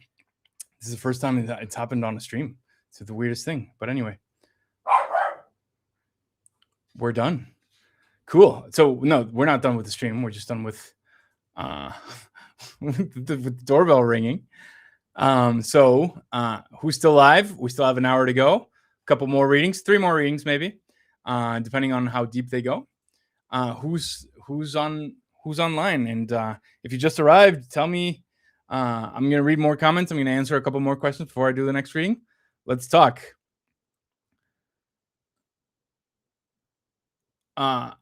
There's pressure to be interesting. Oh, I already answered that. Hey, Andres, I'm from Guadalajara, Mexico. My name is Fabiola. Hey, Fabiola. How's it going? Welcome to the stream. Who else is new? Say your name, where you're from. Who's here to get a live reading? Tell me. And I think now that we have such few spots left, we have 2 or 3, depending on how long they go. Would be great to hear in the chat what you want to discuss, what you want to talk about, why you're getting the reading, so I can choose based on topic. That will be super, super helpful. Thank you, Samantha. Thank you for joining us. I'm wishing you the very best. Hope that that life starts feeling a little lighter, and follow your dreams. Start building great things. You get ideas for a reason, because you're supposed to build something, and it's in your chart too. You're a builder. Best of luck to you, Samantha. Well, who's on the stream? Who wants to get a reading? Who's ready to come live? Who has questions? Who wants to talk about some of the stuff that I've mentioned? Confusions about numerology, confusions about any other of the topics we've touched on with other people. Let me know.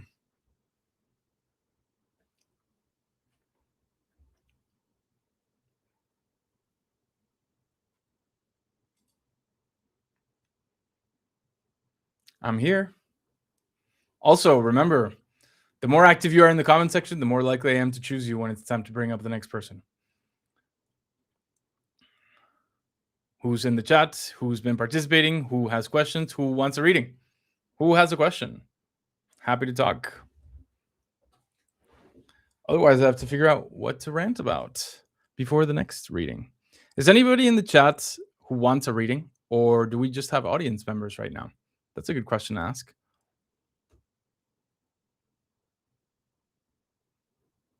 That's correct. Oh, Astrologistica. From October 2026, I have a 22 essence for 4-year. That would help me to build a foundation? Yes, it would. I mean, the 4-year always helps you to build a foundation, but that combination, 4 plus 22, absolutely, even more so. You're supposed to build something in that year, absolutely. Counsel millions in nonlinear thinking. So, what I mean by nonlinear thinking is kind of like what I was telling you about the cause of a problem being disconnected from the problem itself. So, and somebody is facing a challenge in their life, like their business is not growing, or their relationship is not working, or they're dissatisfied at work. The first thing that they'll think about is like, I need to change this. I need to work in something different. I need to leave the relationship. I need to whatever. But sometimes the cause of that unhappiness is not really rooted in the relationship itself, or the city they live in, or the thing they're choosing. There's something deeper driving that belief, trauma, or maybe the context of the situation that they're not seeing. Sometimes people think that they're causing the problems in their life, when in reality it's just the context that they're in. For example, oh, I'm feeling lonely right now. Maybe I'm doing something wrong to not meet friends, when in reality it's really hard to make friends in your 40s. And if you don't have kids, you're losing that natural thing where people meet each other at the kids' schools or whatever. So it's harder to make friends. So they might be thinking that they're doing something wrong, when in reality their context just makes it harder, and it's totally normal. And they didn't change. They're not causing it. They just have to understand that they're in a situation where it's harder, that they're not causing. So nonlinear thinking is finding the cause of your problem outside of the obvious solution, outside of the logical connection, A plus B, like I'm causing this, or that person's causing it, or the problem is here. Is just finding the disconnected things that are influencing the problem. So when I mentioned that in your personality report, what I'm saying is that because of the different elements in what make up your life mission, that's the concept that's sitting in the impact part of your chart, like what you impact on others, is finding the cause of their problems in an explanation that's non-obvious, that seems disconnected, and being able to connect those dots for someone. That's what you help other people with in your most aligned career. That's what I mean by nonlinear thinking.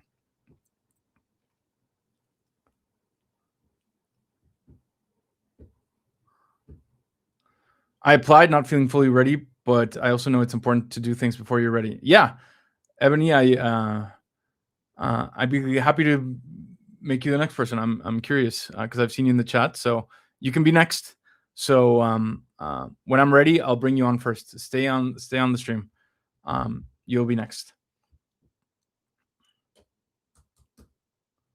Helping them see the things they're unable to see. Exactly. That's a very good way of saying it. I'm a 22 according to TeleGPT. TeleGPT, is that a joke? How can I move from feeling stuck, insecure, and ashamed to launching a real project? What would help me move into action? Stuck, insecure, and ashamed.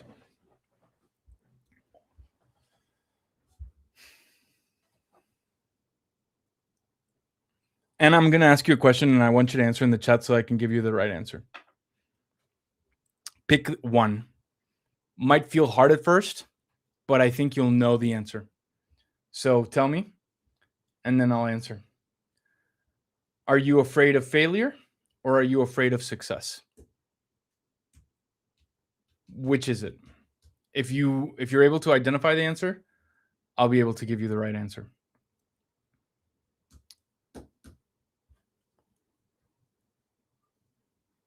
Larissa, Andrew, I'm back. Call me in. Hey, Larissa, you will be called. Right before you showed up, I had already picked Ebony for next. But if you hang on for Ebony's reading, you'll be next. I'm confirming that you'll be after Ebony if you're still around when we're done, and you are picked. So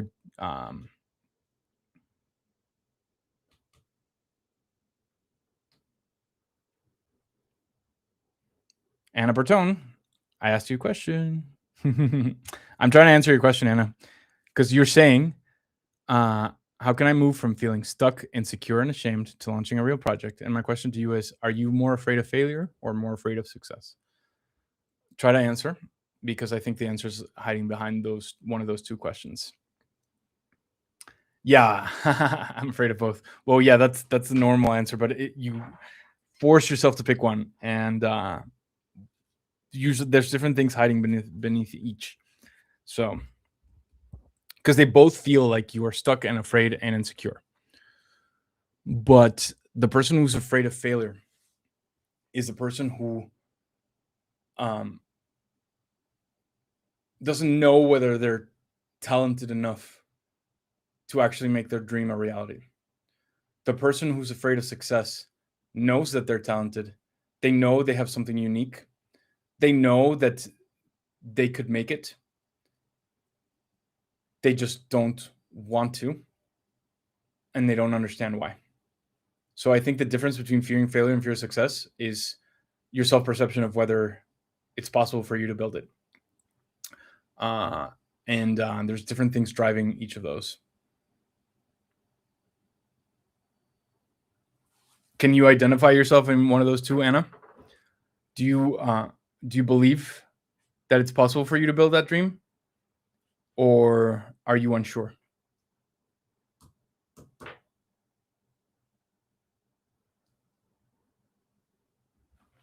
Okay, I'll just talk about both. I just wanted to give a longer rant on one of the two, but I'll try to summarize the two, and maybe I'll give the longer rant later.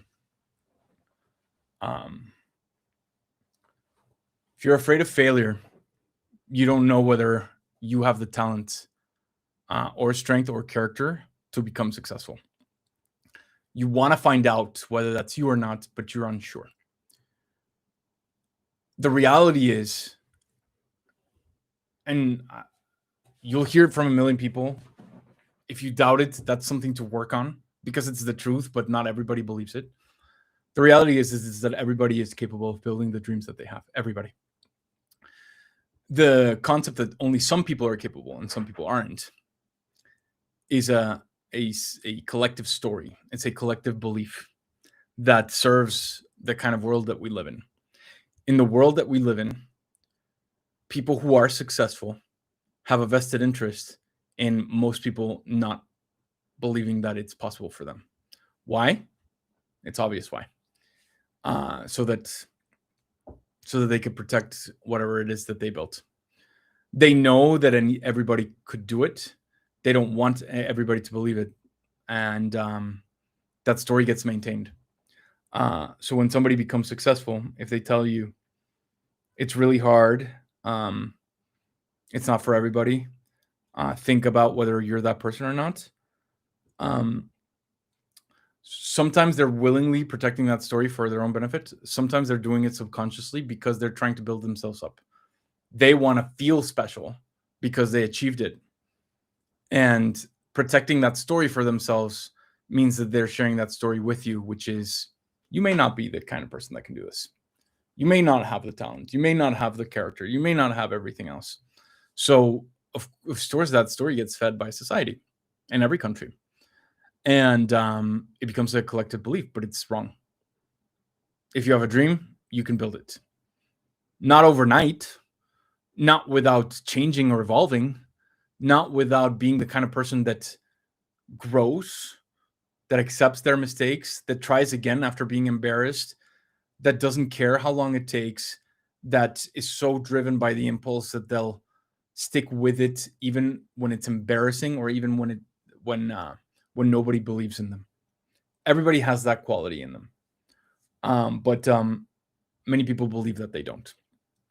So the idea that some people are uniquely talented and some people aren't, and only those who are uniquely talented will become successful, is a false belief. It's a collective belief that only serves certain people in society, and is just a lie.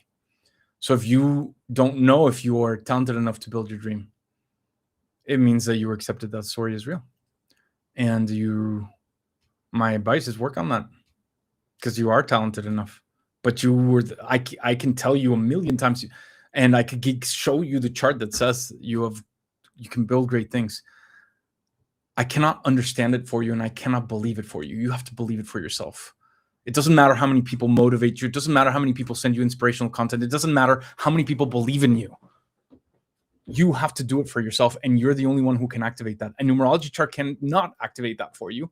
A numerology reader cannot activate that for you. A healer, a coach, a motivational speaker, they cannot activate belief in you. You have to activate it yourself. You have to figure out what's stopping you from it.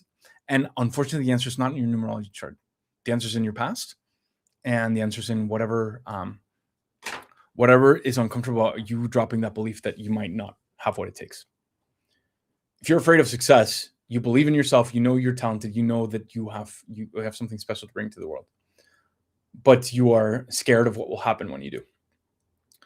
People usually will tell the story that they're afraid of criticism, of responsibility, or of like being responsible for too much or caring too much.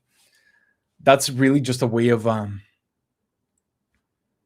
explaining a fear that is much, much simpler and much more complicated, which is if you know that you're talented and you know that you can build your dream, but you're still not doing it, usually the root of that is that you understand how success will change the narrative that you have around your life, and more importantly, the narrative that other people have around your life. And this is people close to you, your circle, immediate family, close friends. There's people in your circle. You know them well enough to know that that their narrative about you depends on you staying who you are. And that if you change who you are, if you become successful at something, their narrative about you will change. And perhaps, I have no idea, but usually, because I've done 600 readings, I've seen this so many times, I notice the pattern very clearly. Usually, you know that somebody in your life might not like it, might not respond well, might be made uncomfortable by your narrative, your life narrative changing in that way. And you don't want to lose that connection. Parents, siblings, friends, you'd rather stay in the narrative that they find comfortable than shift into a narrative that they might find uncomfortable. That's almost always what the fear of success boils down to. And if you resonated with that, you have to work through that as well. Because you can't change anything. You could just change your life and your narrative about your life. If you wanted to change, if you wanted to be something different, things will shift. And finding your comfort in that, being comfortable with that, is what eliminates the fear of success.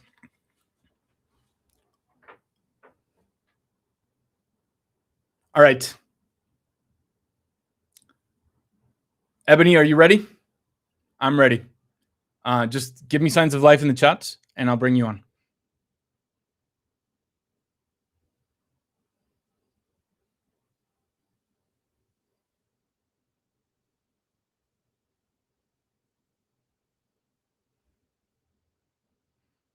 Ebony. Ebony. Ebony first, Larissa second, unless Ebony disappeared, and then we'll bring Larissa on. I'll hang on. Okay, awesome, Ebony. Let me just send you this email. 1 second.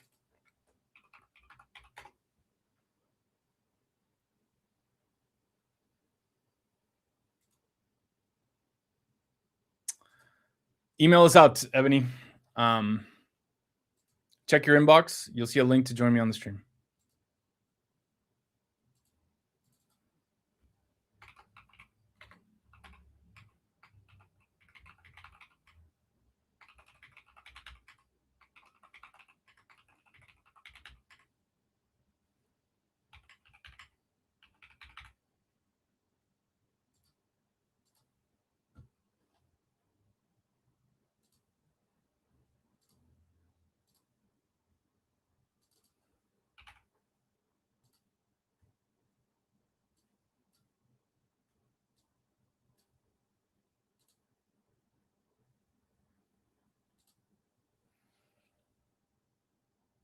I have your chart in front of me, Ebony. Interesting chart.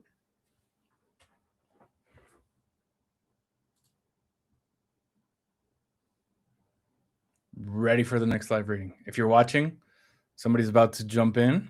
We're going to give the live reading, and we're going to talk more. And we're going to bring the next person on. And the next person on. We still have 40 minutes left on the stream. There's tons of content coming. And if you want to apply,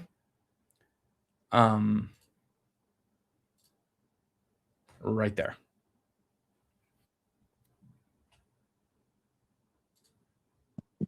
Hey, Ebony.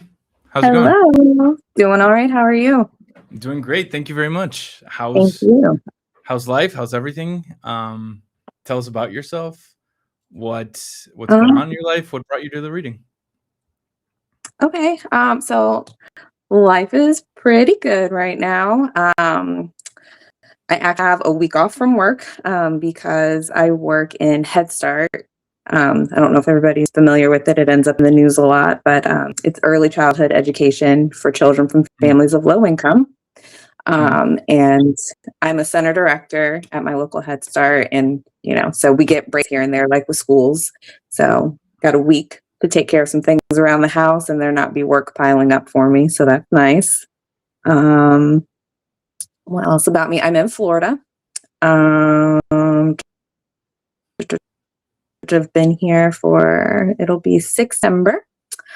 And a lot of what I'm thinking through right now is I'm just trying to figure out what it looks like on my own. Because I guess I'm what a lot of people would call a serial monogamist. Relationships, I stay in them for a long time. I've been married. But I tend to when I'm in a relationship, not just because of them doing things for me or it's just I feel like I have more accountability when there's someone with me. And I really, not that I think, but I'm also learning to enjoy my time by myself and what it's like to be on my own for the first time fully. And so what does that look like for me? How do I achieve the best that I can on my own? I recently in something to help better myself and it typically would be scary, but I feel very calm, very at ease about it. So I want to see what the goal is to come from that as well. So I'm just,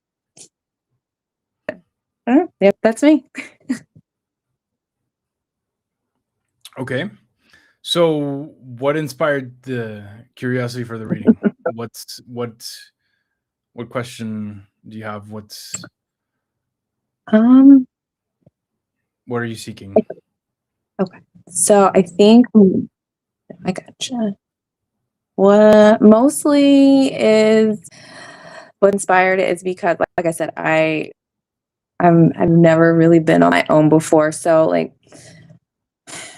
what do things look like as far as a good time for financial improvement? I think it's a really big one. I take care of myself, I do okay, but I want to do better than okay. I would like to do more. And if there's anything you see that should specifically pursue that would trigger an improvement in finances. But not professionally, right? Because you have a career that you love. So it has to be outside of career that you pursue something. I do. Correct. So and I'm fine to do side hustle or something like that. Mm-hmm. But you feel called to that or you just want money? But I also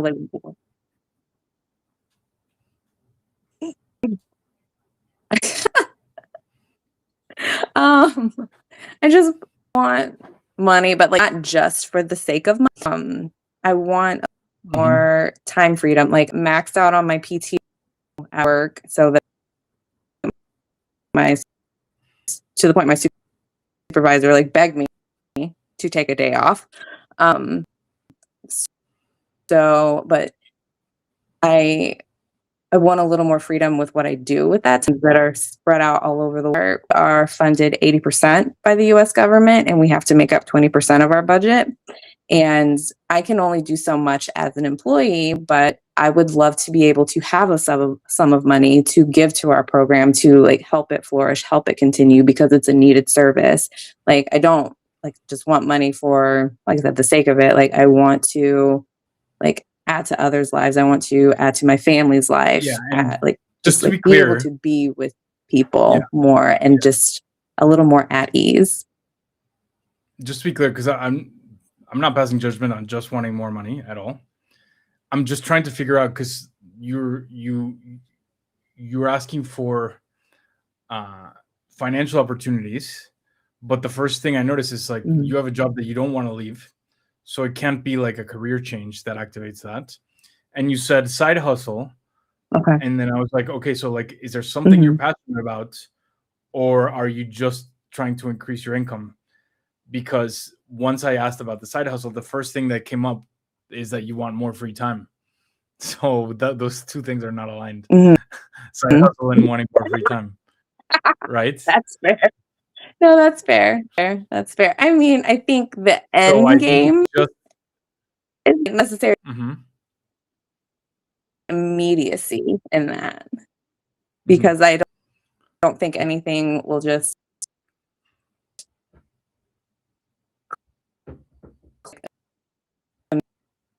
immediately, and it's just like okay, boom, you have the sum of. I think the connection is not great, but yeah, I think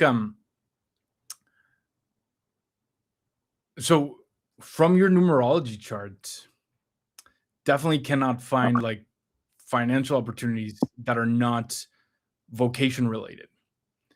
If it's like investments or passive income, if it's not vocation related, if it's not tied to your passion, something you want to create because you're passionate about it, that's, I cannot pull that information from the chart. That doesn't mean you shouldn't do it or that it's not a worthy investment of your time. It's just that the chart will talk about vocation, passions, creation, the art of creation, with money as an outcome of that. If you had a hobby that you're passionate about that you want to monetize, that would be a conversation. I think just to answer more specifically in your chart, I think that, and I cannot tell you how or where or in what way.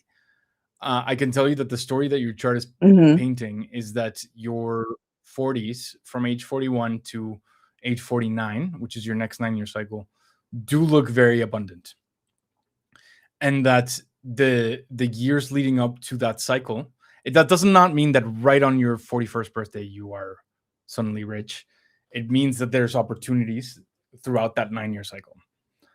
So don't expect like cross that line and then have that stuff happen. But anyway, back to the narrative that your chart is painting, the 3 years leading up to that transition, which are now 2025, 2026, and 2027, they look in your chart like a foundation building for that.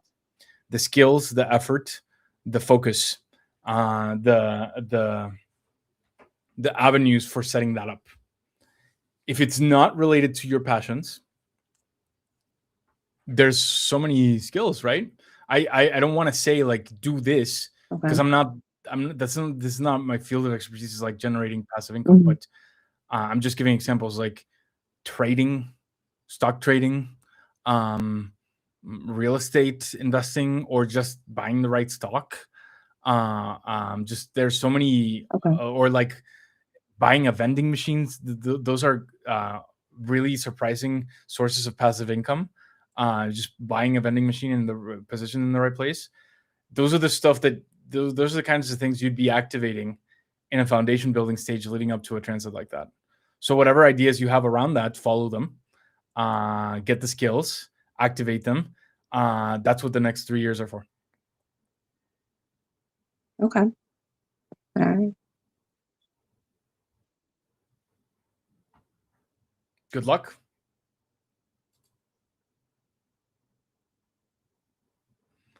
Are you? I don't know if there's a delay or if the. Okay. Or if you're just quiet. Okay. Give me signs of life. I guess even though, like I said, I want to see what I look like on my own, I am what people would call a certified lover girl. So like, is there like any points in the chart? Thank you. Is there any point in the chart that like highlights love? From the I'm here. from I'm the- here.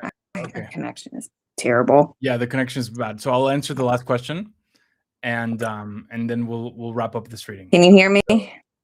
I can hear Yeah. you. Okay.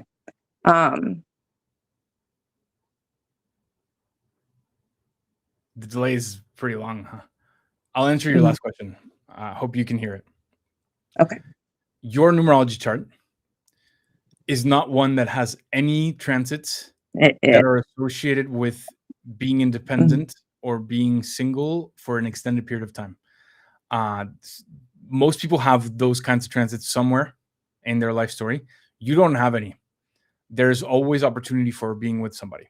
That doesn't mean you're always supposed to be with somebody or that it's a requirement. It just means that at every point in your life, partnership is always available. It's there when you want it, and can be paused or put aside when you don't. If anything, it's not that your love is being blocked right now, but you're in a foundation building stage for something you're detecting as a more abundant period of your life, and maybe there's time to be invested in that. And if you feel the call to be single right now, we'll lean into that. But the larger message is that I don't see any transits in your chart where there's like, okay, you're supposed to be single here. Sometimes you see those. Not for you. There's always opportunity for love. So whenever you want it, it's always going to be there. Okay. Thank you. Thank you. My Thank pleasure. you. My pleasure. Good luck. It's great meeting you. Thank you. Great meeting you.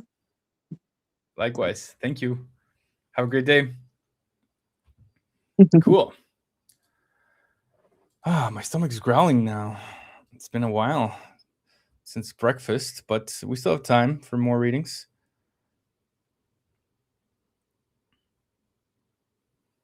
Would you recommend a book that helps building another identity that can hold the success? I don't know that there's any books around that I've read. I mean, any law of attraction book maybe, but I think if what you're detecting is that you don't have an identity that can hold success, maybe you will love this answer, maybe you'll hate it, but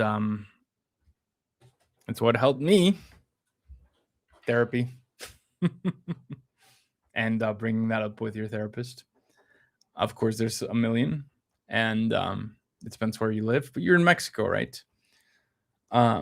If like you have to know that that's your problem. You have to know that like you don't have a success mindset and you don't know why. The answer's in your past and your childhood, and I recommend EMDR. EMDR is a specific kind of therapy that was developed for post-traumatic stress disorder, but you don't have to have had trauma, like big trauma or like a traumatic event for EMDR to be worth it, because EMDR is just helping you look at your entire life narrative and your childhood and your beliefs around everything. So if you get a good certified EMDR therapist, and there's tons in Mexico, look into them. But I don't think it's in that book. I think it's in just deep self-study. Also, just so you know, you don't have to fix that before you start a business. The business will help you fix that sooner or later. And also, it's not something that has to take years. It's not something that you have to be in therapy for 10 years to unplug. Especially when you have the intention and the desire to shift that in you and know exactly what you're looking for. That could be 6 months of EMDR. It could be less. So it doesn't have to be a project. But I don't think there's a book. All right, Larissa, you were next. I had promised the next slot to Larissa. EMDR is the most magical kind of therapy. I agree. EMDR, everybody should do it. I landed on it knowing that I had the specific story that would help me with that. But when after doing it for 3 years, I came up with the clear understanding that it's something everybody should do regardless of what they've gone through. So, Larissa, you're coming next. Check your email. I saw that you applied with 2 emails. I'm just going to send it to both. Just watch both of those inboxes and you'll see the link to join me on the stream.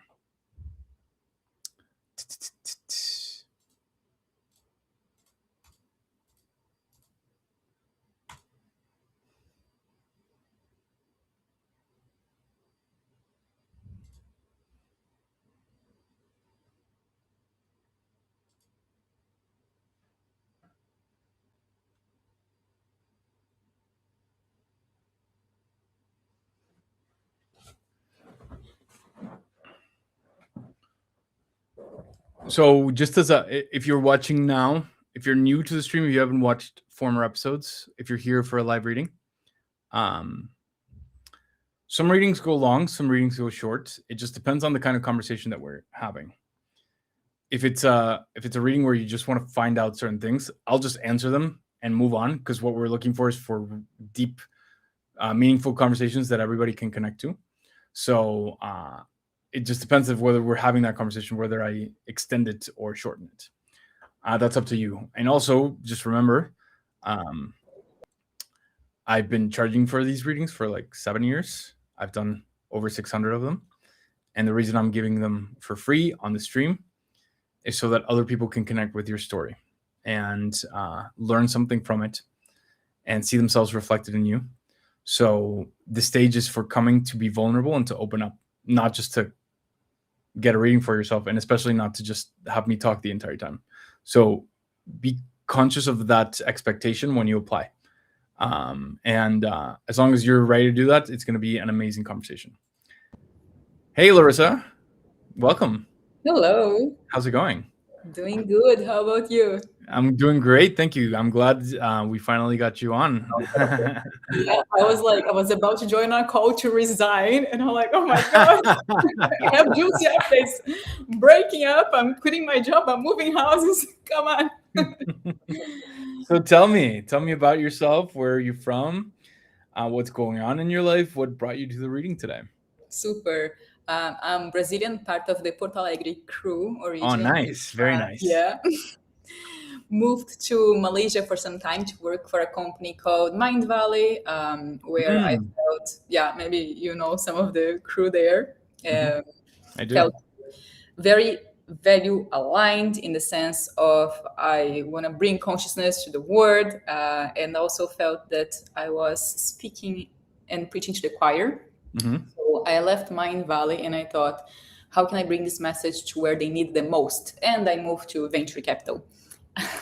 Okay. Which it's as opposite and far from that community as possible. And I try to be infiltrated in that environment to work from a place of like actually supporting entrepreneurs and backing conscious businesses.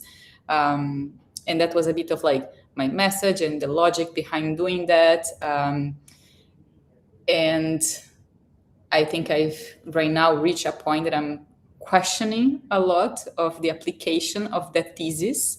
And I think that that's like professionally one of the points that I mean, where I feel like the structure that I mean, which is finance in London, in a VC, investing, and the message that I have, and actually like just the very much maybe dreaming and optimistic person of like just trying to make the world a better place through it, not necessarily fitting, but I want to make sure it fits because I feel like it needs, and that's why it's hard.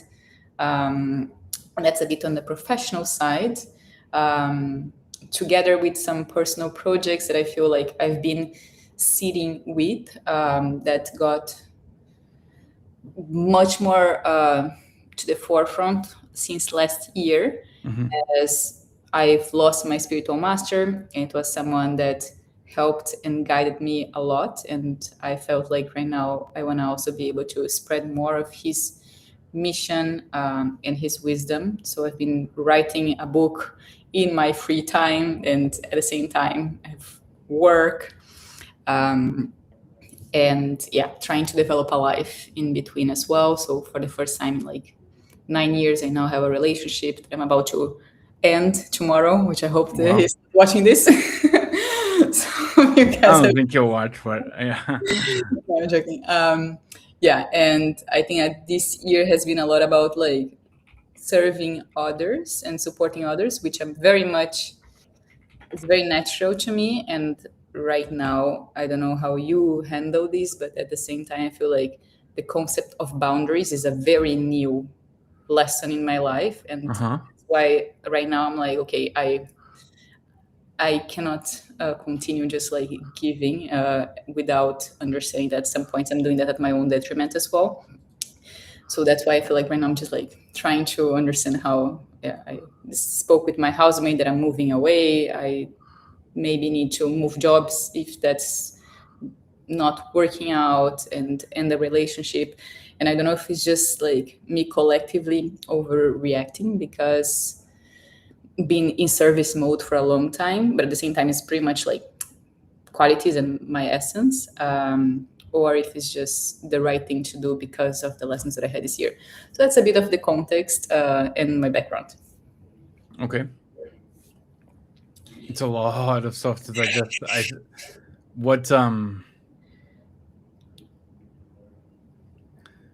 So you're not, just to organize your questions, you are wondering about a career change. You're not wondering about, but you're about to make a relationship change. And those are the two main things, or is there a third one? Yeah, I think the third one is creating space to build something that is very personal to me on the side as well. That is more like personal mission and not necessarily something that I believe that right now would be a business out of that, because it's not the point of it, it's much more the expression of it. Yeah, so I feel like these are the three different streams that are going on, and trying and being conscious as well how to try to make this also like helpful for other people as well. So that's why I feel like right now the friction that I have and maybe other people can relate is how do I also know when to compromise, because it's part of living in the collective, and when to know that actually you have to put more boundaries and push through specific things that I want or I believe in, and that it's not just about being supportive and in service, because that is a personal value. Yeah. I mean, I cannot get into this rant right now, but I don't think the VC funding model is aligned with with the world that you are envisioning at all. I think they're completely diametrically opposed, and I don't think they can live together. Because it's just the way that it's built. A VC investment can say that it's mission driven, but it's about maximizing revenue. And maximizing revenue and being consciously aligned are not the same thing. So the moment you can be a VC, like a mission values driven VC, but the moment the platform you invested in has a choice of not putting a Facebook pixel in their site or putting a Facebook pixel in their site, what do you think they're going to ask the platform? And what does that do? Social media data, addiction loops, ads for things that aren't aligned, that your platform that's supposed to be consciousness is supposed to be against, actually feeding into that and becoming part of the machine. Selling products that sell well, that maybe are not mission aligned, tacked into the brand. All of it to maximize revenue, because that's the objective of a venture capital firm. It's not aligned. And the venture capital model came from an era of investing in internet platforms where the only way to make money back is to get more investors in or to sell the company to a larger bidder. That's what they will force these businesses into always. Otherwise, they don't make money. It's not aligned. It can't be. That's my opinion. So, and that's the uncomfortable truth. That's why I do stay away from that world, because that's where it always leads. And there's examples of wellness, self-improvement, spiritual platforms right now that took VC money, and you can tell. With that, I agree, right? And I think maybe, yeah, I work a lot with the founders, and I try to break that message. So to try to show a different way, and you were correct on the incentives. Yeah. And there is a way, but the way is not taking VC money. There's other forms of capital out there, it's just not VC. Anyway, just to end that spiel. On the career front for you, I think I do think 2026 is a pivotal year for you. I think that you are making a lot of changes, both in the personal and professional front this year. Maybe the professional one feels like it's not as immediate, but I'm pretty sure it'll happen before December, because the energy in your chart is about that, is about making a left turn.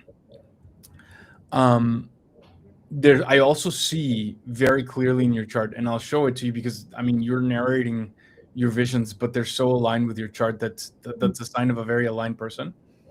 The energy of specifically artistic expression, but in your case, literally writing for the next 3 years after that. That's 2027, 2028, and 2029. Whether or not you, because I really like what you said, that it doesn't have to make money right away, and that can be later, and right now you just want to start. So there's a version of your story where you transition into a role where you're both writing for yourself and writing for others, and that's the way you make money. There's a lot about the writing and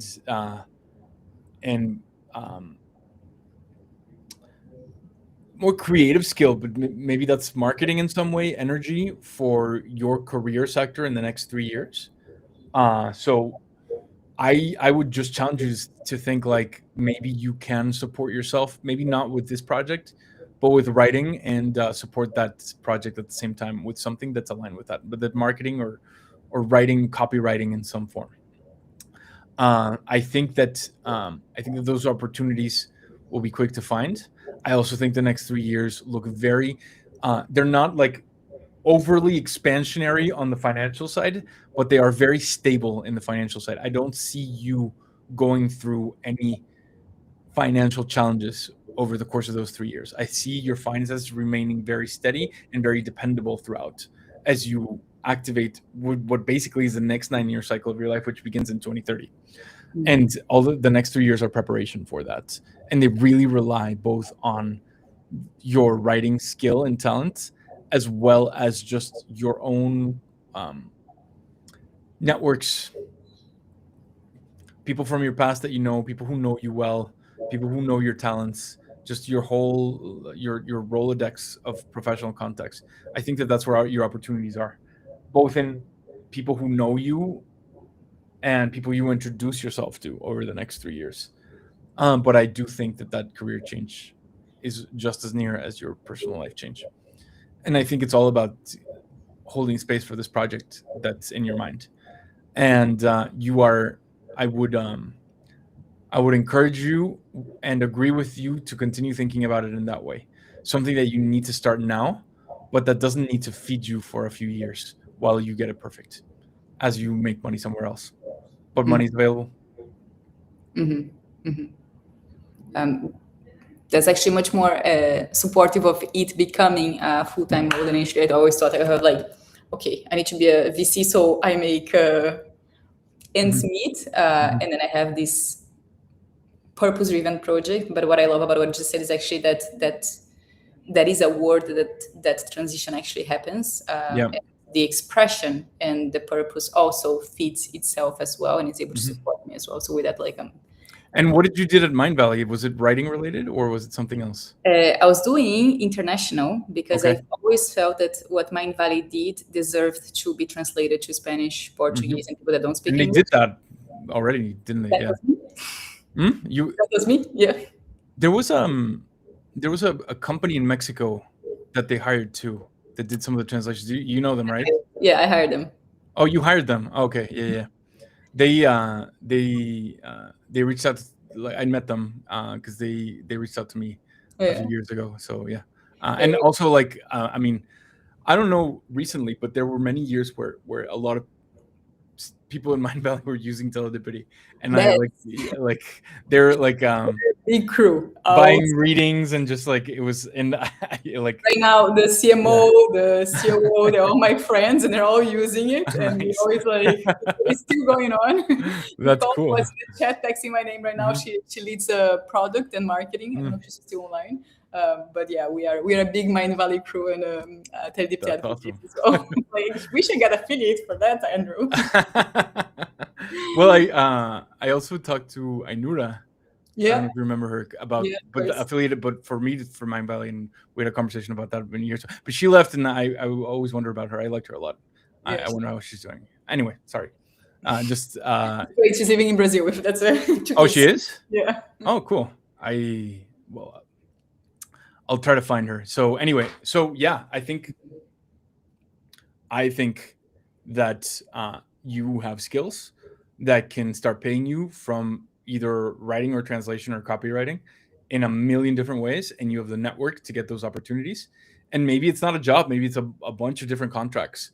But the point is that you can shift into writing full-time while you're still exploring this book that you're writing. And I think that you are ready to make that change. Maybe not complete the change this year, but activate it, like to close the door on your past to be ready for that shift next year. Absolutely. And your chart is very clear about that. Super. That's amazing. And full support for right now, like executing hard left changes like I'm doing right now, breaking up, moving houses, resigning, etc. It's all of it. You felt the pull. And again, like the sign of an aligned person is that they get the impulses immediately after a transit shifts and they start acting on it without doubting themselves. The transit of breaking with your past and making very intense changes started. I'll give you the exact date right now. 1 second. I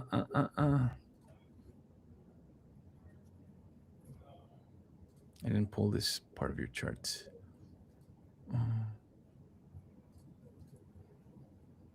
Larissa.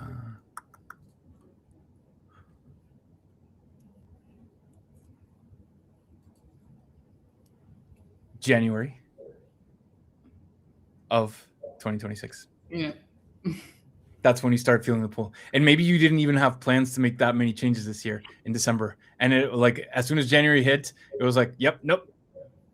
And it made no sense because it never makes sense, right? But it's like the question is, can you act without it making any sense? And you cannot just because you feel it. Exactly. Yeah. Because it's your internal compass telling you it's time. Yeah. Yeah. And that's the transit, external and internal, right there. You're aligned. And what's the book about? It's about the conversations that I had with my mentor. So spiritual master, someone that has a lot of wisdom. So I would have sessions with him. I would come back home and just like write everything down. And now he passed, but I have like 10 journals with all this wisdom that I wish more people knew, because not everyone had the opportunity to meet like someone at that development stage. So I both want to pay respects to him and honor him, but also in a way of like, to me, integrate those lessons as well and serve as a channel for it. That's amazing. Let's see. And you started writing or not yet? Yeah, he passed last year, year 5. August, September, horrible. Everyone is there, his friend. Did you ever read that book? It's very old, but it's very famous. What was it called? I think it's right here in my bookshelf. In Search of the Miraculous? No. I don't know that it's about the same topic, but it is the same situation where it's somebody summarizing the teachings of of a teacher that had passed and how they met him, what they learned from him, and just summarizing. So it's a very similar book. Like, I don't know that necessarily the spiritual teachings are ones that align with you or ones that you're but the format of it is exactly what you're describing, and this is like 60 years ago, so it's a cool book. Yeah. I'll definitely read it. Thank you. Mm-hmm. It's very complicated, and like there's parts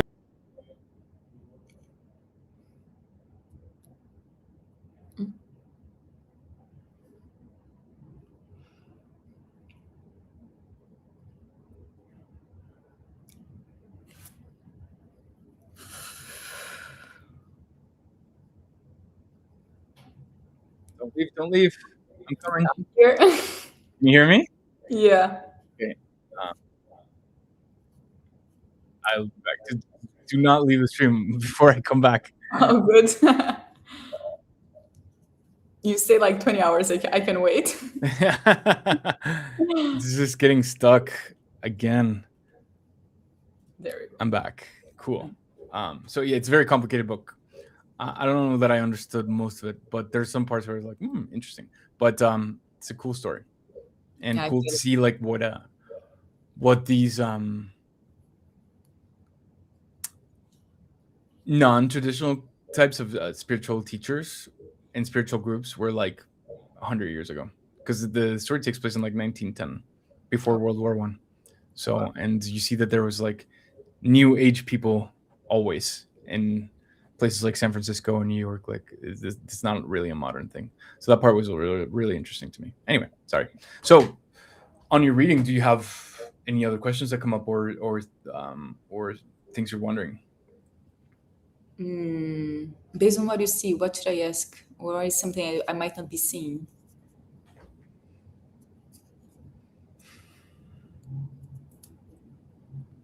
There's nothing extra to ask because you are making the changes. I think the only thing that I want to add to your plan for life is that you should think about making all of your money from writing starting next year. And I don't want to tell you to do anything, but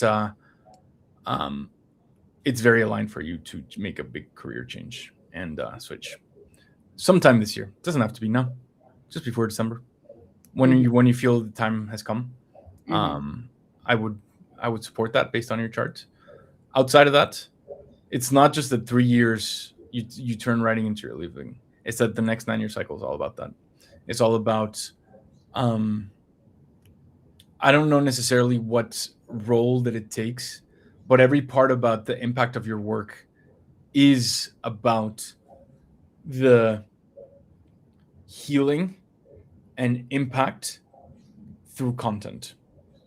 And through not just content, but systems of content, like either technologies or formulas, or like maybe like a teaching system. Like there's the systems of healing through information and content, and that's basically your 40s. And not that the chapters of your career that come after aren't successful, but some of the most successful years in your career I have come after. Yeah, not that you're setting up with the next 3 years, and that start right after, as soon as your next 9-year cycle begins. I said right now as well with having a framework for entrepreneurs, for our founders, on like how to be more conscious and aware leaders and better leaders, and use that in their organizations as well. That it kind of like overlaps as well with the spiritual teachings that I've got from my master that I'm writing on the book. So that type of framework, I can see how it transitions, so I can move more like, so I see VC as a channel that connects me with the persona that needs it the most, but I find other ways to deliver that message that is not through the financial incentives, but actually through aligned incentives, but an audience that is not obvious, but it's important. So that's more of like... Yeah. I mean, there's like because I just felt like this year has been all about others, and I've been just like serving others, and I just felt like, oh my God, all my personal goals are behind. So now, and that's the like just going back to the rent in the beginning. That's the fascinating thing, like that. I think people don't, not people, investors don't find exciting because of their wrong, their expectations about what kind of profit they make off of internet platforms, because they enter these investments looking for 100x. But I think that the both the ecosystem, tech in general, and the world has changed so much that those opportunities, if they're not going to be AI related, they're just not there. But that doesn't mean that something isn't a good investment. You just are not shooting for the 100x. And if you take that expectation out, there's a lot of good investments out there, but they don't. That's the kind of things VCs will never do. And if you want to support that message, I think my contribution to that is promote business models that are profitable, that people want to invest in, that maybe are not about 100x. Mm-hmm. And then it would work.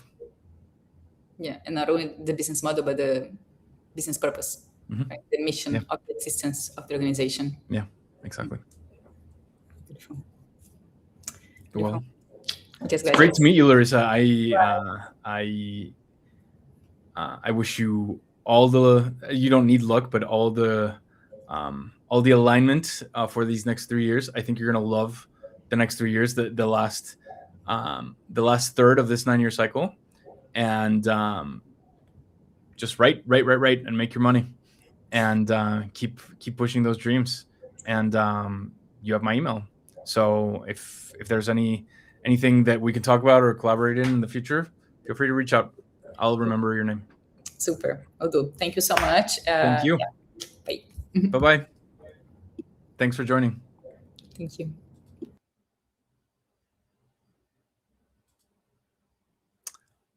Whoa.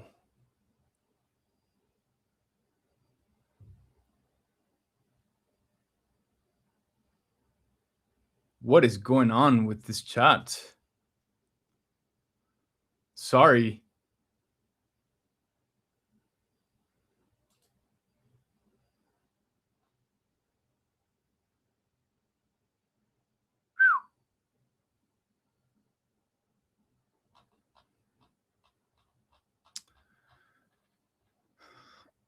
This was an interesting stream.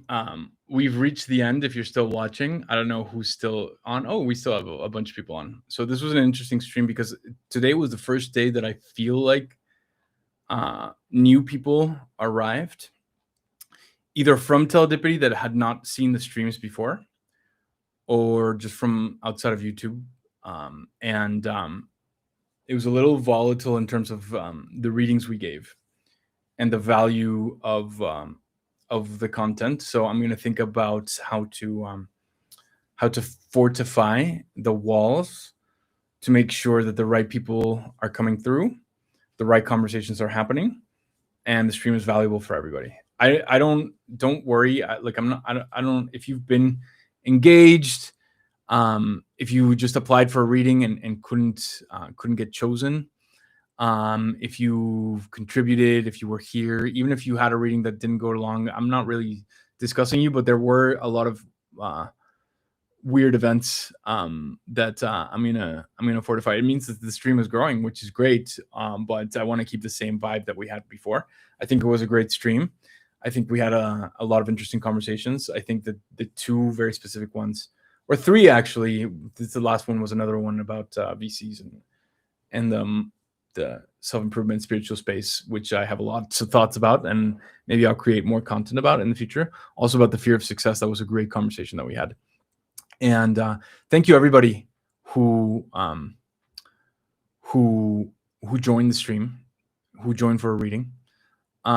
If I kept repeating the rules for the reading, I don't think I was referring to you. I don't want you to feel like I had any feelings about your readings.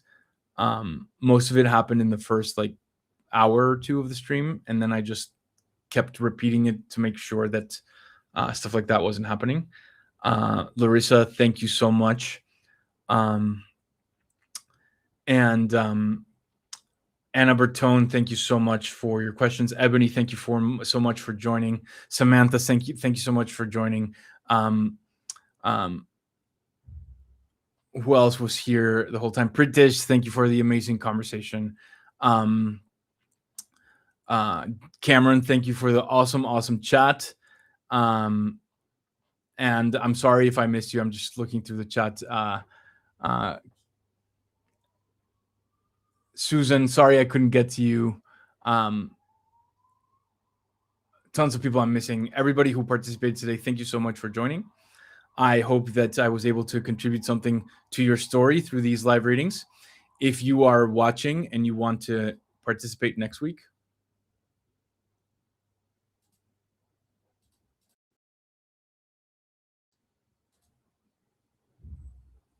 did you guys lose me for a minute there? I was saying my goodbyes. And then the stream looked like it stopped for a second. What happened there?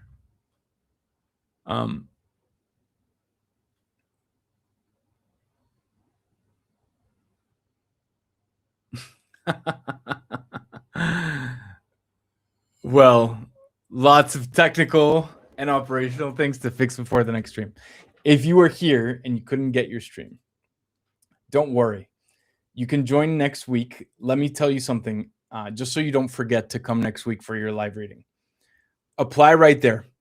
The stream is coming to a close, but you can still go to this link, and let me put it in the screen again, and apply today. If you apply today, I won't get to you today because we're closing the stream now, but you'll be in the database and you'll get an email reminder when the next stream starts a week from today.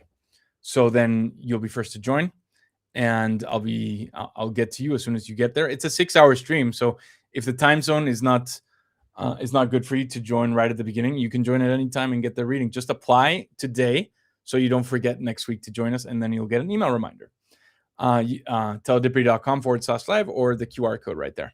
Make sure to apply. I'll leave the screen on. Thank you everybody who was here throughout. And Ileana, I just saw your comment. Just gave the instructions right there. And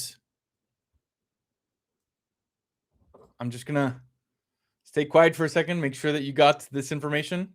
Make sure that you got my thank yous. And I would love to see you here next week. Thanks, everybody. I'll see you soon. Great stream today. Have a great rest of the week. Godspeed. See you next Wednesday.